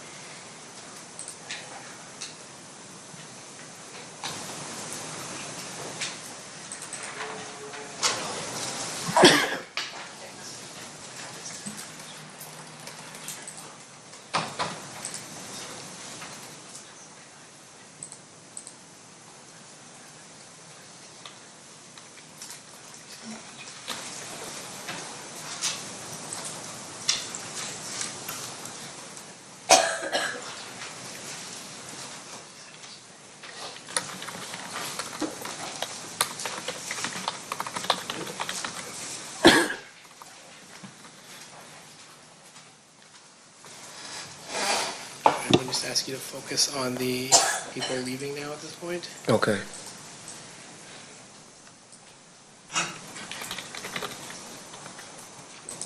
Right there, upper right. Yeah. So you see him leaving. Yeah, he has the hat on. Upper right corner is Mr. Lane. So you see him leaving the scene, but you don't actually see him during the. The altercation. You don't see him actually hitting I didn't see him, no. Mr. Anderson. I didn't see him do that. But he's with the group that's fleeing the beating of Mr. Anderson. That's correct. I'm going to show you what's been marked as State Proposed Exhibit 16.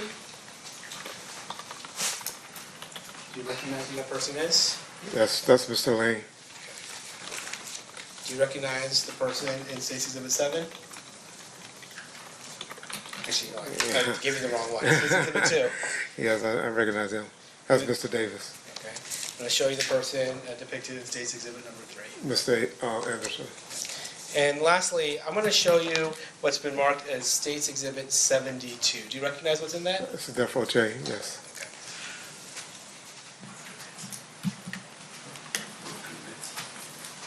Your Honor, I'm going to move these exhibits into evidence. No objection, Your Honor. So admitted. Can you show number 6? This is Mark 6, but I think it's 60. 060. There you go. Is that the person you identified as Trayvon Lane? Yes, sir.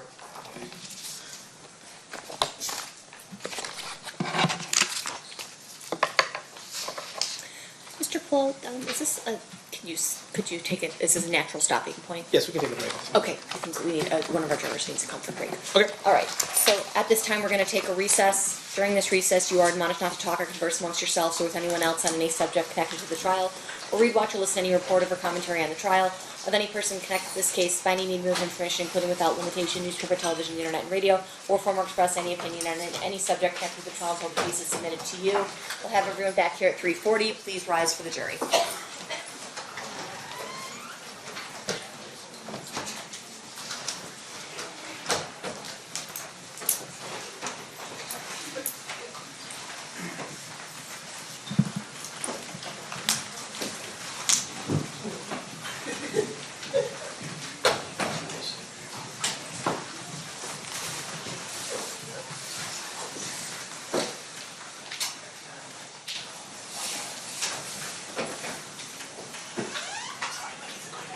For the record, the jury has exited the room.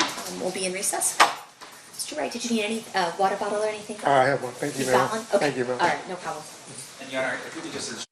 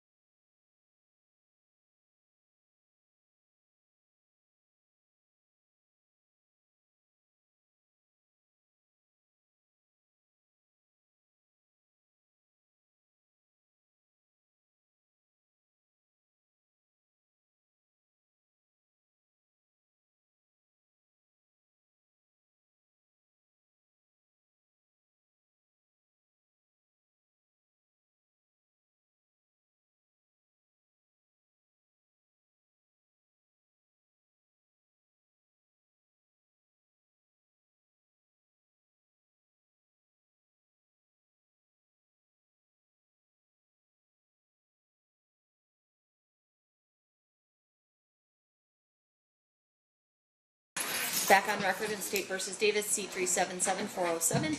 Anything we need to address outside the presence? Mr. Santh, anything we need to talk about before we bring in the jury? No, you're not. Awesome. All right, let's bring him in. Stand for the jury.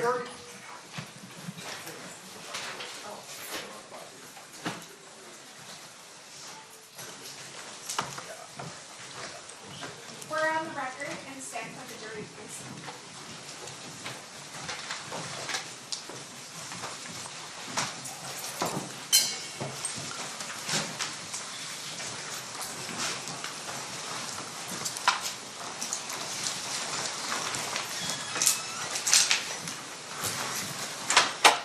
The parties stipulate to the presence of the jury. Yes, Your Honor. Yes, Your Honor. You may be seated. You may proceed. Thank you, Your Honor. Mr. Wright, would it be easier to look at the monitor on the witness stand, or are you able to see that better? Pictures this size, I can see both ways. Okay, all right. So you're now looking at State's Exhibit number 60. Who is that? That's Trayvon Lane. Right. And can Mr. DiGiacomo, do you mind putting up 62? Showing you State's Exhibit number 62. Who is that? That's Mr. Davis. You mind putting up 63? Showing you State's Exhibit 63. Who is that? That's Mr. Anderson. And then we had talked briefly about it, so I want to just show it. Showing you State's Exhibit 72. What is that? That's a duffel chain medallion. And we'll touch on that in a minute. But we were talking about the beating of Orlando Anderson at the MGM. Mr. Knight was on probation at the time you had mentioned, is that correct? That is correct, yes. And then after you guys got back from Las Vegas back to the Southern California area, did Mr. Knight have a legal problem as a result of his alleged participation in that beating? That's correct, sir. And can you explain that to us? They brought him in. Initially, they brought him in, they said, for a dirty test for, that he did with his probation officer. But while he was still in custody, they then added the charge of he violated his probation for assaulting Mr. Anderson. So he's on probation, he's on video, at least what appears to be participating in the beating of Mr. Anderson. And so he is charged with violating his probation. That's correct, sir. Do you participate in any of the preparation for Mr. Knight's hearing on his probation violation? With his attorney, Mr. Kenner, I attended several meetings, yes. And then, are you aware of a meeting with Mr. Anderson? That's correct. Can you tell us about that? So we met him at his attorney office, Mr. Edie Fall. It was in Seal Beach, I believe, where his office was. And we met with him. The attorneys had an agreement where I guess they were going to make a settlement or something for and Mr. Anderson to come and testify on Mr. Knight's behalf, where I believe the settlement was for about $60,000 because some of the death row people had assaulted him, and some would say for him coming up and testifying on the behalf of Mr. Knight. Okay, so just to be clear, prior to Mr. Knight's revocation hearing, there was a meeting with Orlando Anderson, the person who was beaten in that video. Is that right? That's correct. And then there was an agreement that $60,000 would change hands between Suge Knight or Death Row or some aspect of that side to Mr. Anderson. Is that correct? That's correct, but that was made between the attorneys, Mr. Kenner, who was also present, and Mr. Fall. Okay. I'm not saying that you're the person that did that. I'm just saying you were that. I was at the meeting, myself and Norris Anderson, who was the general manager of the company at the time. Okay. And then at that probation hearing, is it fair to say that Mr. Anderson said that Mr. Knight was just trying to stop the fight and not participate in the fight at all? That was his testimony, yes. Okay. And that was after he received the $60,000? That part I don't know. That was I after don't the know if he- agreement for the It $60,000. was an agreement in place, so. Okay, and then, is it fair to say that, the judge disregarded Mr. Anderson's testimony and revoked Mr. Knight's parole? Objection is leading. Sustained. Well, did the judge believe Mr. Anderson's testimony? So Mr. Knight was subsequently violated for his probation and received 9 years sentence. And as a result, when Mr. Knight was imprisoned for those 9 years, who was running death row? After about 4 or 5 minutes of his incarceration, I became the general manager of the company. We show the death row. What do you call that? Pendant. Pendant. We show the death row pendant. Can you tell us about the distribution of death row pendants to various people that were associated with death row? Mainly the artists received them, and then people, close associates of Mr. Knight, they were given out to different people for Christmas presents of 1995. Yes. Were you aware of whether or not Trayvon Lane had received a death row pendant? He was one, yes, sir. And is it typically wore on a chain around one's neck? That's correct, sir. You'll pass on this. Okay, Mr. Stamp, cross-examination. Thank you. Mr. Wright, have you and I ever met? No, sir.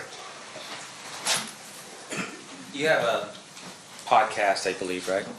YouTube channel that I talk on. I'm sure you're probably anticipating the next question. In your YouTube channel, you have spoken a little bit about me, for instance, right? That's correct. And you have spoke about me as well. Yeah, so in terms of your podcast or YouTube channel, and once again, I don't think it was anything derogatory. It's more like he's never tried a criminal case, or I think Hollywood-ass attorney. I think you had said something like that, right? Well, you did about 10 interviews in the last 2 months, so I may have said something like that. Now, in terms of your podcast stuff, it's very, this pretty good point. At some point, you had actually instructed Keith that, hey, he can actually make money doing the YouTube stuff. Remember that? It didn't go quite like that, but I did pass his number to a few YouTube channels after he and I had this discussion about doing something on my channel, but I refused to pay him because I'm not giving someone I believe is Tupac Killer money. Sure. You had a interview with a Mr. Mogg. Do you remember that? Detective Mogg, yes, sir. Was he a detective at the time? He was. Okay, so he's a detective at the time, and he sat down with you, and you had a conversation with him, and you basically told him that you had advised KPD about the, I don't know, how much you can get paid doing YouTube stuff. You remember that? I don't remember that, no. Now, you don't remember that, or you don't believe that? I remember Kevin Coffey, but to say you could make $5,000 or $10,000, I didn't have any conversation like that with Detective Mogg. Okay, so you don't know or you don't remember. I just want to make sure we're different here. I remember meeting with Detective Mogg. I know I am the one that started passing Mr. Davis' number around to do more interviews to get him to talk, yes. Okay, so when you volunteered to Detective Mogg, KPD's number, you said, I set him up with a couple of interviews. Correct. And because I promised you, if y'all ever listen, I promised him I would, we talk bad about each other, but I'll hook you up. I'm kind of know all these YouTubers out here, and so I kind of hook people up with them. Quote, you want to make some money, N-word, unquote. And then question was asked by Detective Mogg, so what do you get paid for your interviews? And you respond, oh, I get about $2,500, $3,000 a show. You remember that? That's accurate, so I might have said that. Now you also said $5,000. I got my F. He was crying about his taxes. You were referring to Keefe in that, right? He was crying about his taxes, Keefe? I'm not sure. I got him about to go blast him next week. He's getting $3,500. So they pay you because they get views. They get paid, man. YouTube, every million views you get about 6,000 to 10,000. And then, That's the channel, okay. not the person. And then once again, I'm talking about the YouTuber. And so if you do a bunch of them and you get 100,000, and they break them up into like 5 or 10-minute segments, and you can get a 15-second segments from me, and you get 200,000 people to view it, you can make $8,000 to $10,000 off of me. And you just gave me 2,500, 3,000.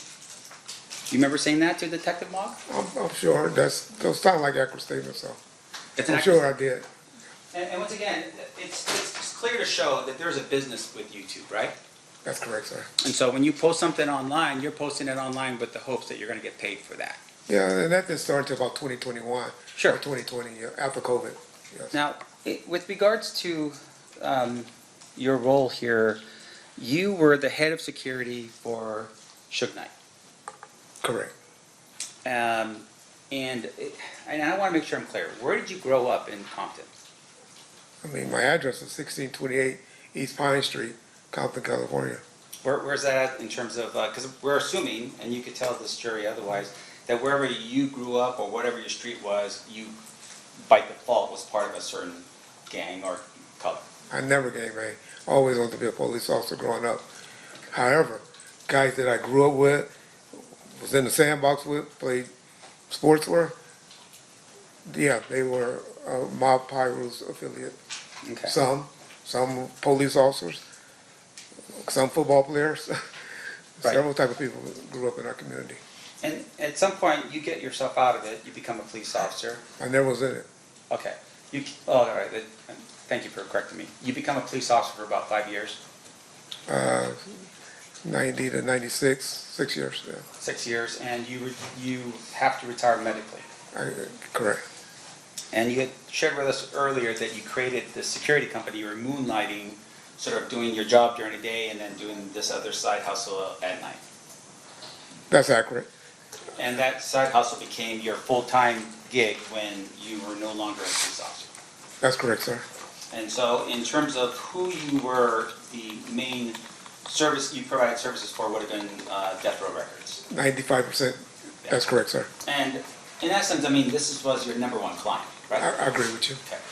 Okay. And you spent a lot of time with Suge. Eventually I grew, but yes. 94, not as much. 95, 96, yes, sir. Okay. And you're providing services for Suge in terms of security, right? For Suge or his company? For the Death Row label. That's correct, sir. And you actually had created a company specifically for the security aspect of it, right? That's fair. And that's the Right Way Protective Services. Protective Services, okay. Now, as you're going about doing that, you had shared with us a little bit about some of the things you had done. And you shared with us that, hey, there was something that happened at one of the award ceremony. You talked about that, right? At the Soul Train, that's correct. And you said that at that Soul Train incident that my client was present when some other guy flashed the gun or something like that. That's correct. It wasn't your client, no, sir. And once again, your security, your former police officer, did you ever report that incident to police? They ran, actually, police detained the subjects outside the gate or towards the gate. What happened to them, I don't know, because I was more interested in getting my clients inside the war show. And your father, just to correct my memory, is a lieutenant at the time with Compton? Or was he captain? At that time, a lieutenant, sir. Yes, sir. And his role and what he was responsible for was the gangs in Compton? That's correct, sir. So it would have been information he would have maybe picked up or you would have told him? That's what people get confused about law enforcement. Compton is a city about 8 to 10 miles away from, well, that's by USC is where this incident happened. That's about 20 miles away from Compton. And so Compton PD and LAPD don't share information with each other like people think in law enforcement. Right, but you're talking about someone who's from Compton. You're saying that that guy right over there who's from Compton was present at that particular event. Wasn't a big thing. It was just a guy that brandished a weapon. Right, so in your mind, it's not about this idea that this is a gang sort of thing, it's just some idiot with a gun flashing a gun, right? I agree with you. Okay. And But so, they were also protecting Bad Boys Records. okay, well, we can talk about that in a Okay. second. In terms of your role, though, in your company, you, at some point, you obviously are now working with Suge, and there's this idea with Death Row Records that there may be sort of, tension in the air. Was there anything going on during that time period prior to, September of 1996 that was happening that was telling you, hey, I need to make sure that Death Row Records is protected? You always had an element because of incidents when you go out to nightclubs, the party scene. There's always an issue, Yeah. unfortunately. And because you're dealing with someone like Suge Knight, and at that particular point, any of his other people that was working for him, like say the entertainers, right? You're talking Snoop, you're talking Tupac, that you would have adequate security to protect them, like say from fans and that kind of stuff. I called it, my cell was to be good witnesses. Mr. Knight had just went through a situation with one of his artists, Snoop Dogg, that was on trial for murder. And they ended up beating the case. But they had got a large judgment, mainly because of the qualifications or the lack of qualifications of the security officer that was acting as security officer that shot him and killed the person. And so when you have a big company like Mr. Knight had, I thought it was best, and he thought it was best, or maybe his attorneys, I don't know, his label, that let's get some professional people around you. And so for the most part, your practice was to hire people that were either off-duty police officers or retired police officers. That's correct, sir. And you did that because they were properly trained and you could trust them in terms of their judgment. That and my cell was to be a good witness. Gotcha. Yes, sir. But with regards to their roles obviously at the end of the day were to protect the people that were your clients. That would have been Death Row Records and whoever you assigned them to do. As best you can. Yeah. So in terms of what happens here in Las Vegas, right? Your testimony is you arrive here to Las Vegas and you're here on Friday. Correct. And you're here to get ready for what's happening on Saturday. Friday night, the Coke Club did open. Like I said, it wasn't majorly attended, but definitely for Saturday night, yes, sir. Yeah. And in fact, Tupac and Suge didn't arrive until Saturday anyways. They didn't come up until Saturday, that's correct, sir. And they drove up. They drove up, yes, sir. So they drove up, you're there, you're working, and you're at 662, right? I'm at 662, yes, sir. Okay. So I'm going to show you here an image, and I'm going to ask the clerk to mark as proposed defense exhibit next in order. See, I think? Yes. See? Yep, May I approach, Your Honor? you may. You recognize this? That's Club 662, yes, sir. Okay. And with regards to, I'm sorry, and with regards to that photograph, would that been an accurate depiction of 662 around the time period that we talked about here? I agree with you, sir. Yes, sir. Now, Your Honor, at this point, I move for the admission of proposed defense exhibit C. Any objections, state? Nope. So admitted. May I publish, Your Honor? You may. I'll show this to the jury here real quick. So this is a picture of 662. Now, you had shared with us a little bit about what was happening on Saturday night. Attorney basically says, hey, if we really want to get this club, I guess, passed in terms of its licensing, maybe we do something that helps the community, or at least does an outreach. Is that what we're doing? I think that was mainly to get the police officers there. Okay. And with regards to that particular night and so forth, you said it's something to do with boxing. This is a Barry's boxing benefit. Is that what that was? Correct, yes, sir. Okay.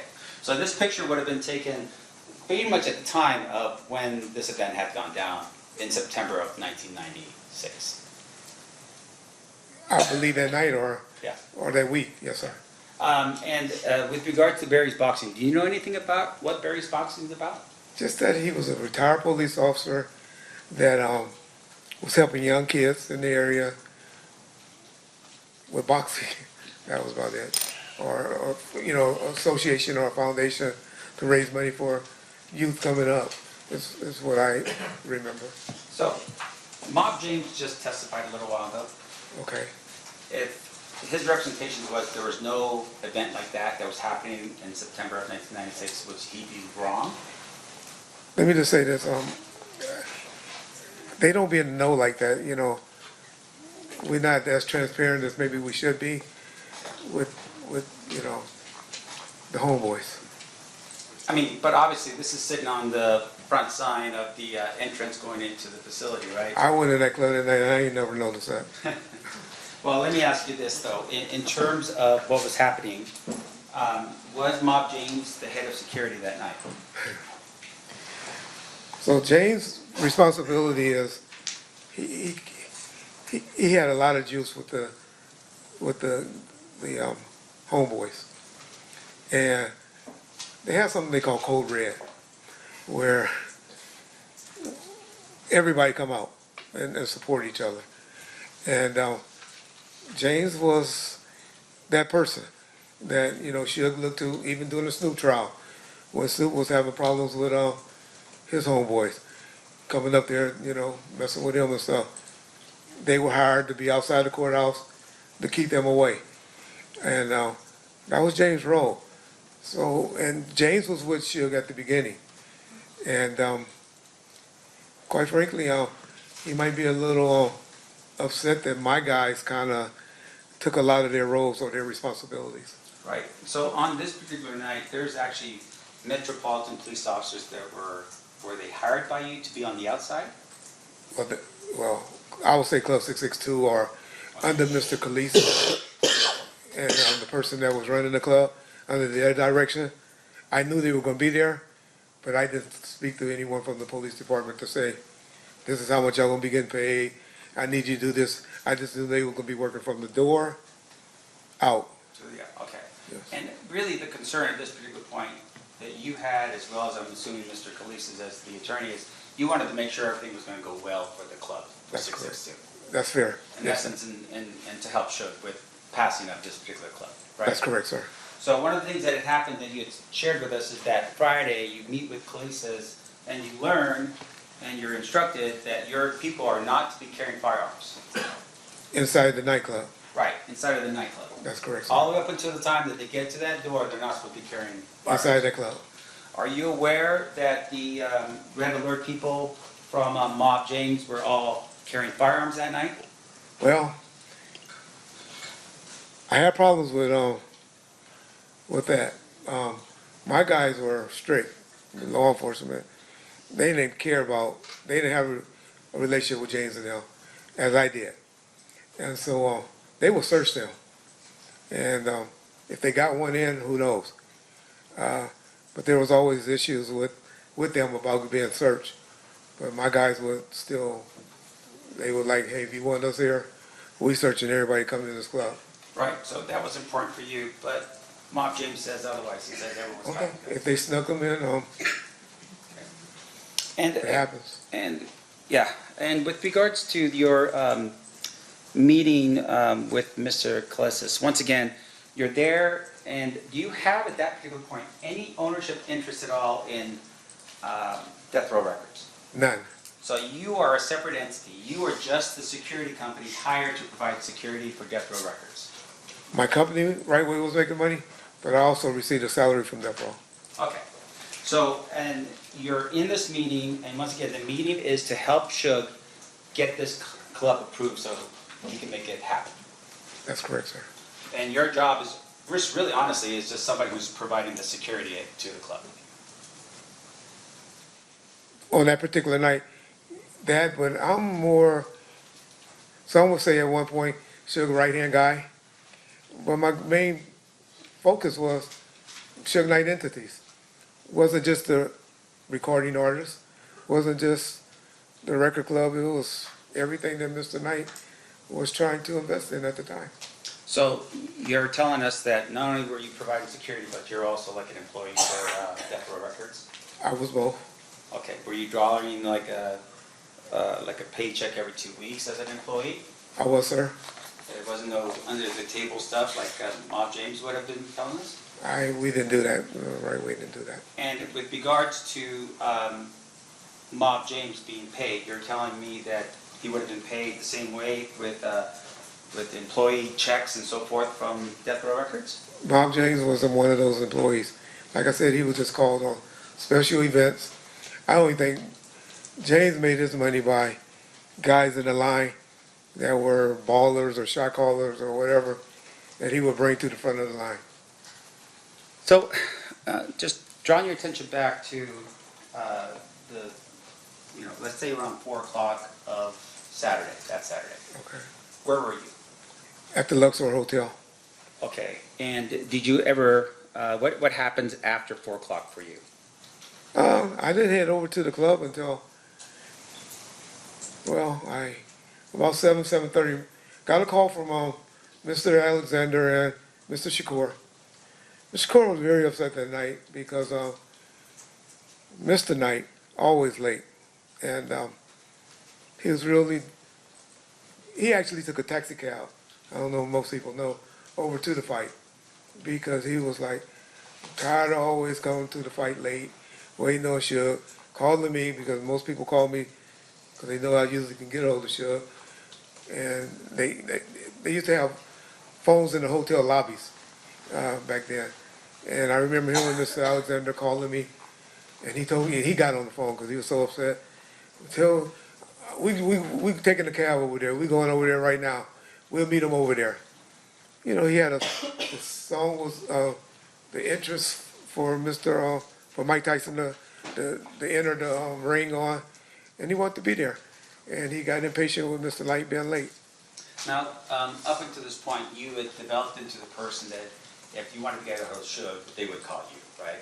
In the streets, meaning when we out and about. He had an office staff, assistants, Mr. Anderson and Mr. Tesfaye, Roy, that were in the office, but generally, if I call Suge, he'll pick up.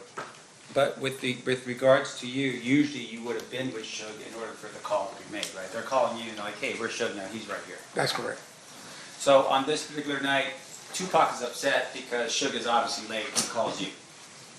His bodyguard Frank called, but he got on the phone. Yeah. You know anything about Mr. Shakur, he's a hands-on guy. Yeah. And he eventually just said, hey, you can't get a hold to him, we gone. And they took a taxi over to the fight. And so you have Frank Alexander, you have Tupac, and no other bodyguards protecting Tupac that night. Yeah, Kevin Heckey was supposed to attend, but he didn't. He wasn't there, and I didn't know that he hadn't shown up yet. But you are aware at that particular point, Tupac was the most famous rapper almost in the entire world, if not the entire world, and you only assign one person and another person calls him sick? He didn't call in sick, he just didn't show up. But, yeah, I mean, it wasn't unusual for Mr. Shakur to roll around with one guy and his outlaw guys. But once again, you're telling us it's only Frank Alexander that's coming from your outfit, right? That is correct. And you also share with us that there's other people inside of 662 who are patting down the Mob James crew, but you can't send any more people over to be there for Tupac? If I knew there was going to be an issue that eventually happened, of course I would have. I would have asked them to stay in the hotel. If I knew what was going to happen.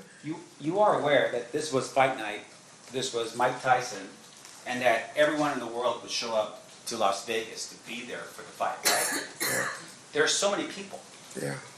And in your opinion, only if you believe that Tupac was somehow going to get into a fight or something along those lines, would you have provided more than just the one person? I'm just asking for your clarification. I would have had an army around him if I knew something like that was going to happen, or suspect something like that was going to happen. But the gentlemen that were with them, and the ones that you seen kicking on Mr. Anderson, those were security as well. That was whose security? Death Row's staff. But once again, let me make sure I'm clear. You, at this particular point, only have one security guard with all these other people from, I don't know, from Death Row Records who are not security guards. They're all gangsters, mob high root people. That I trust more than I trust my security. Yes. So more than you would trust cops and off-duty cops and retired cops, you trust those mob pyro guys? I do personally. Okay. Now, in addition to that, after they go in for the fight, right? I'm assuming that Frank Alexander probably didn't have a ticket. You know, that was always an issue with Mr. Knight. Yeah. He promised everybody that they can go to the fight. And when we get to the door, it's always an issue. Right. But one thing about him, he will get his, at least Mr. Shakur, one security in, if not both, and myself. He will make sure we got in. Okay, so they all get in for the fight, and then for some reason, Bruce Seldon takes a phantom punch, falls to the ground in the first round within a minute and 45 seconds, right? You call it Phantom, if you say so. I'm just looking at the tape, right? All we got is the surveillance. So he falls to the ground, the fight is over, they leave the fight, right? Hyped up. You see him? Yeah, and Tupac was very hyped up. Hyped up. So, did you get a call from Frank Alexander saying, hey, the fight ended early, we're on our way? Not one. And that's normal. Okay, and I want to make sure we're clear about the type of communication you had. So, cell phones, I'm not sure were available to everybody. You had one. Pretty much everybody had cell phones, but they were expensive. You called me after 7 o'clock, right? Yeah. Back then. Yeah. But He doesn't get it, but everyone else does.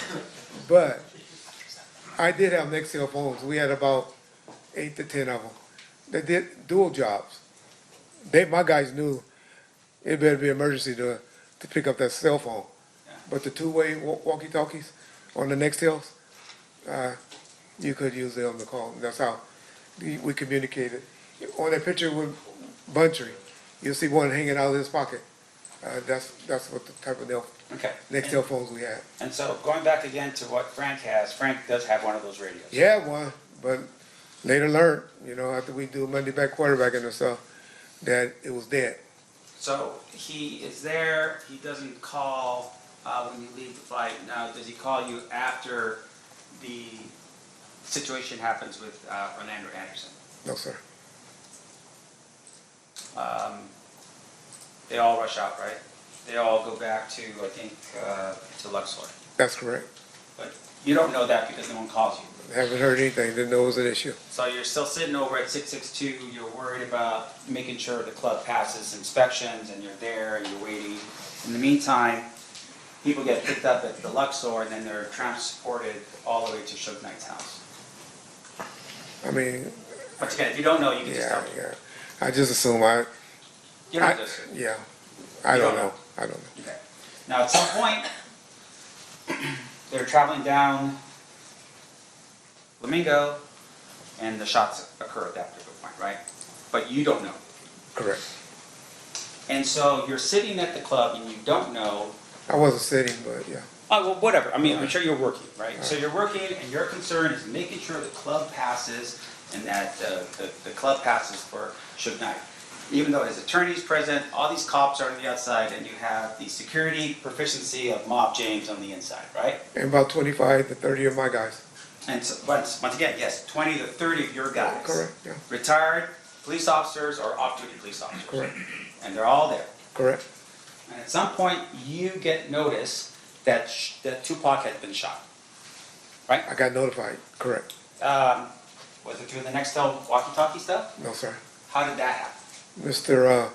Williams and Mr. McDonald ran up to me and told me. Okay, none of your people, but two of the people that were associated with the death row people? With the entourage. Okay. And they're the ones who told you that, hey, something went down with Tupac. Correct. And so at that particular point, what did you do? Like I said, I didn't believe him at first initially, but we talking seconds now. Mr. Khalees somehow, verified that, yeah, something's going on. And then me observing a few of the police cars that were assigned at the working the parking lot or the taking off license sirens going towards that way made me believe that something's going on. Now, did Suge Knight ever appear at the club and continue partying that night? I don't know, but I have heard James say that before, but What about just from your Monday night sitting down with your people and going over what should have been done better? Was there any conversation or any way that you learned that Suge Knight actually showed up to party the night of the shooting? the party was over. The party was over. They probably were still there at the club, but it wasn't like no partying going on, especially after people heard what happened. I can see that. Now, we talked a little bit about the death row chain. Do you recall telling Detective Mogg when he visited with you that you sold your death row chain because of hard times? I had a platinum one. That's correct. Now, later on, when you're testifying in the grand jury, you remember doing that? I still have my gold one, if that's what you're asking. So, when the question is asked in the beginning about your death row chains, you never tell Detective Mogg, for instance, that it's a platinum one, right? I don't know. Well, let me just tell me.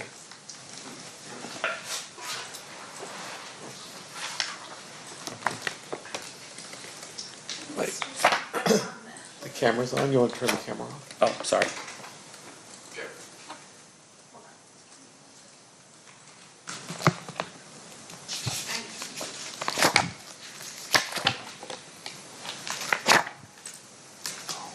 So this would be page 21, counsel, of the surreptitious report or recording.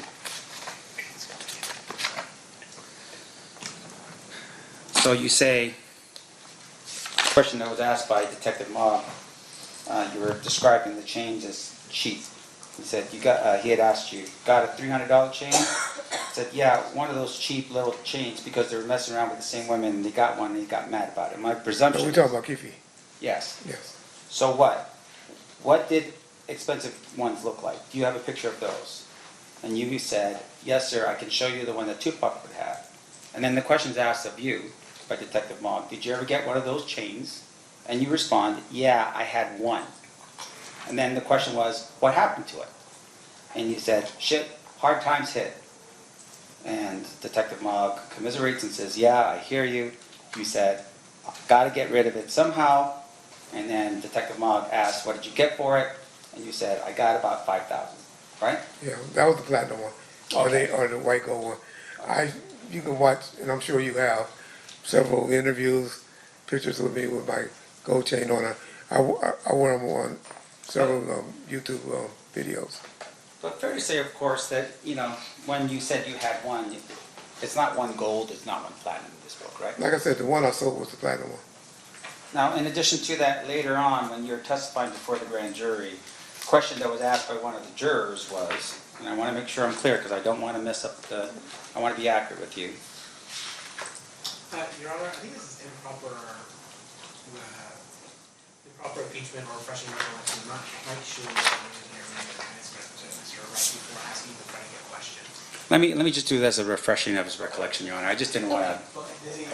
So it's sustained, so I don't know that he said he doesn't remember. Okay. So let me ask you this. You were asked by a juror.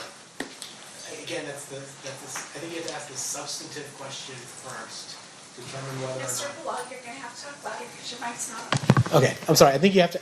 You approach. I can stand. I apologize, Your Honor. Everyone approach.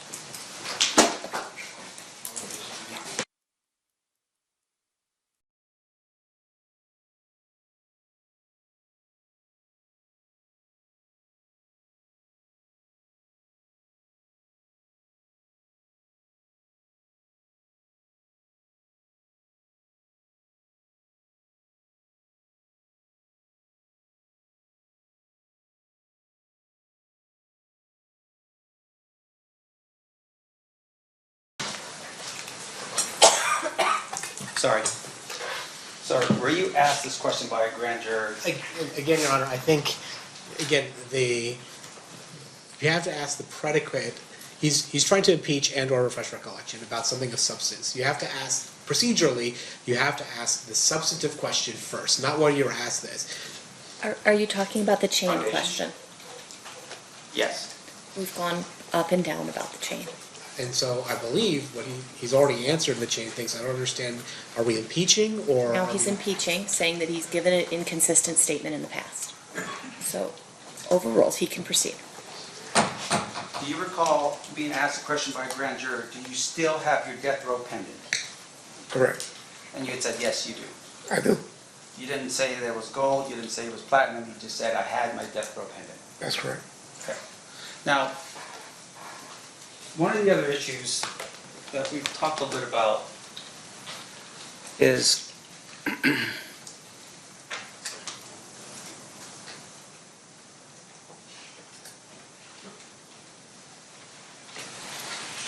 and once again, I apologize. Maybe the state can refresh my recollection because maybe I was thinking about something else. You have been convicted of a crime. I am. And with regards to that crime, it was a felony. It was sales of marijuana. No, back up here real quick. It was sales of marijuana and it was also embezzlement. Is that what it was? No, it Money was, laundering? Money laundering. Ah. With money going in. And with regard to those two things, that happened in California. No, actually, well, the reason why I got in trouble because it went across state lines to Memphis. It's actually Memphis, Tennessee. And because it was across the state lines, it was a federal case. Correct. And that happened way after you were a police officer. Yeah, that's 2019, well, 2017, I believe. Okay. And at some point, you become the general manager of Death Row Records. That's in 1997, sir. 1997. Yes, that's correct, sir. So Suge Knight is in Las Vegas, and you were with them every single day, and in September of 1996, he just happened to get in this fray, and next thing you know, he's going to prison, right? I'm sorry? Let me ask you this. Why did Suge go to prison? He violated his probation. Right. So you knew, of course, that he was on probation, right? Before he came to The Las whole Vegas? time I was with him. You did? From 1994, yes. Yeah. And so you knew that the number one person from Death Row Records, the primary principal for you, potentially could go to prison if he got into a fight, for instance, right? Correct. And on this particular night, you weren't around for him when he was in this quote-unquote fight, right? I was around with Mr. Knight about 70 to 80% of his life. So I guess a lot of 20%, I wasn't with him. Okay. Public, and when I say that, I mean public. Because a lot of times he laid up, sleep with somebody, and I wasn't with him. So in the most important time of Suge Knight's life, of having your protection, you weren't there for him. Unfortunately not, that's correct. And then you became the general manager of Death Row Records. By his calling, not anyone else. All right, no further questions. All right, State, any further questions? Just want to clarify that last point. In terms of who determined who was going to run Death Row Records while Mr. Knight was in prison? Sorry. I'm sorry, who determined, who made you in charge of Death Row Records while Mr. Knight was in prison? He did, and I visited him 4 days a week during that time while he was incarcerated. Nothing further. Anything further on that, Mr. Stamps? Just one clarification. So Okay. Suge Knight made you general manager when he was in custody? That's correct. No further questions. Anything else? Ladies and gentlemen of the jury, any questions for this witness? Of course, all right.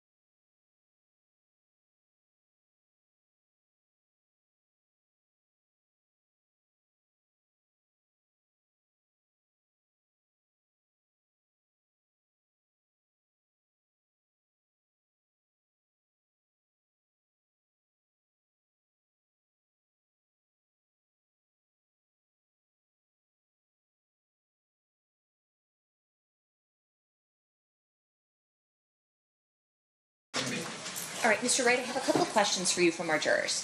First, if they knew the cell phones were for in case of emergency, why wouldn't they call once the shooting took place? Why did you find out later in person?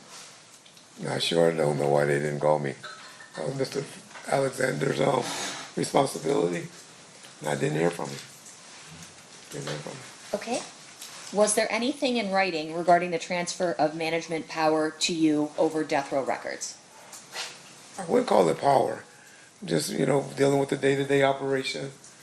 The one that signed people, artists for him. I did everything for him. I dealt with his women. I dealt with his parents. I dealt with pretty much everything while he was incarcerated. And generally, because I was going back and forth, seeing him, the 4 days, I spent hours on the phone with him. And I was just his point of contact person. So was there anything in writing regarding that? Not to my knowledge, other than, Okay, were there any witnesses to it? well, there's a young lady sitting in here right now that I signed, while he was incarcerated to the record label. There was a writing? I'm sorry. You signed some, what did you You sign? don't sign her as an artist. Okay. State any questions based on those answers? Nothing state. Defense? I do. Okay. All right, so I want to make sure I'm clear. You become the general manager of Death Row Records, and what was your job responsibilities? I did everything, to be honest. I brought Miss Shakur up to the prison to meet with them. I was helped talk to several, putting the albums together. When I met with Jimmy Iovine, who was our distributor at the time, negotiated deals with them. Everything I did was approved by Mr. Knight, but I was his point of contact. Did you ever have a power of attorney signed by Mr. Knight to sign on his behalf? No, what I would do is have everything generated, and I would send it. His attorney would come visit him on Tuesdays. If it was something real important, he would sign it on Tuesdays. And if I needed before then, he was married to a young lady by the name of Michelle, or at least she thought they were married. And she was signed. She had the power of attorney to sign, but she didn't deal with anyone. And then we also had a rubber stamp that two of his female friends had to sign checks or to sign some contracts if they would take them. So if there was anything wrong with the bank account, for instance, did you have to get someone else to handle that, not you? I dealt with the bookkeeper, generated the checks, but his two female friends were the ones that stamped them. And with regards to his two female friends here, were they employees of Death Row Records? One was an artist, Michelle, and then the other one, Miss Hawkins. She was just a girlfriend. Now, you are aware that at the time that Mr. Knight was involved in this thing that happened in Las Vegas and finally gets revoked on probation, that his record label was valued somewhere around, what, $500 million? I heard 3, but Okay. it was up there. All right, so it's a pretty significant asset, right? Correct. Now, out of all of this, you are the general manager, you have access to all of it. I guess I was the one he trusted at the time. No further questions, Your Honor. Okay. All right, thank you, Mr. Wright. You are excused and you're free to go. Thank you, ma'am. You're welcome. All right, ladies and gentlemen of the jury, that's it for the presentation of witnesses today. We'll be in recess. We're going to come back at 1 p.m. tomorrow because I have a calendar in the morning. So I'm going to read the admonishment and then you're excused for the day. During the recess, you are admonished not to talk or converse amongst yourselves or with anyone else on any subject connected to the trial, or read, watch, or listen to any report of a commentary on the trial of any person connected with this case by any medium of information, including without limitation, newspaper, television, internet, and radio, or form or express any opinion on any subject connected with the trial until the case is submitted to you. We'll see you guys back here at 1 p.m. tomorrow. Thank you. Rise to adjourn.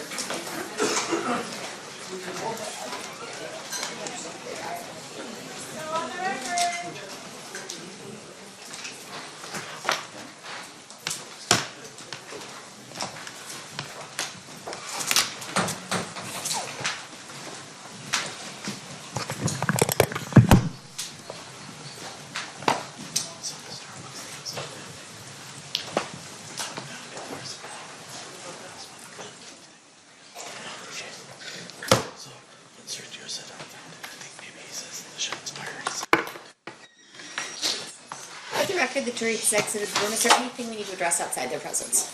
Nothing from the stage, Your Honor. Not from the state. No, Your Honor, I'll be asking the state for their witnesses for tomorrow, but I wouldn't imagine. Okay, sounds good. We'll be in recess then. Thank you. See everyone back at 1 o'clock.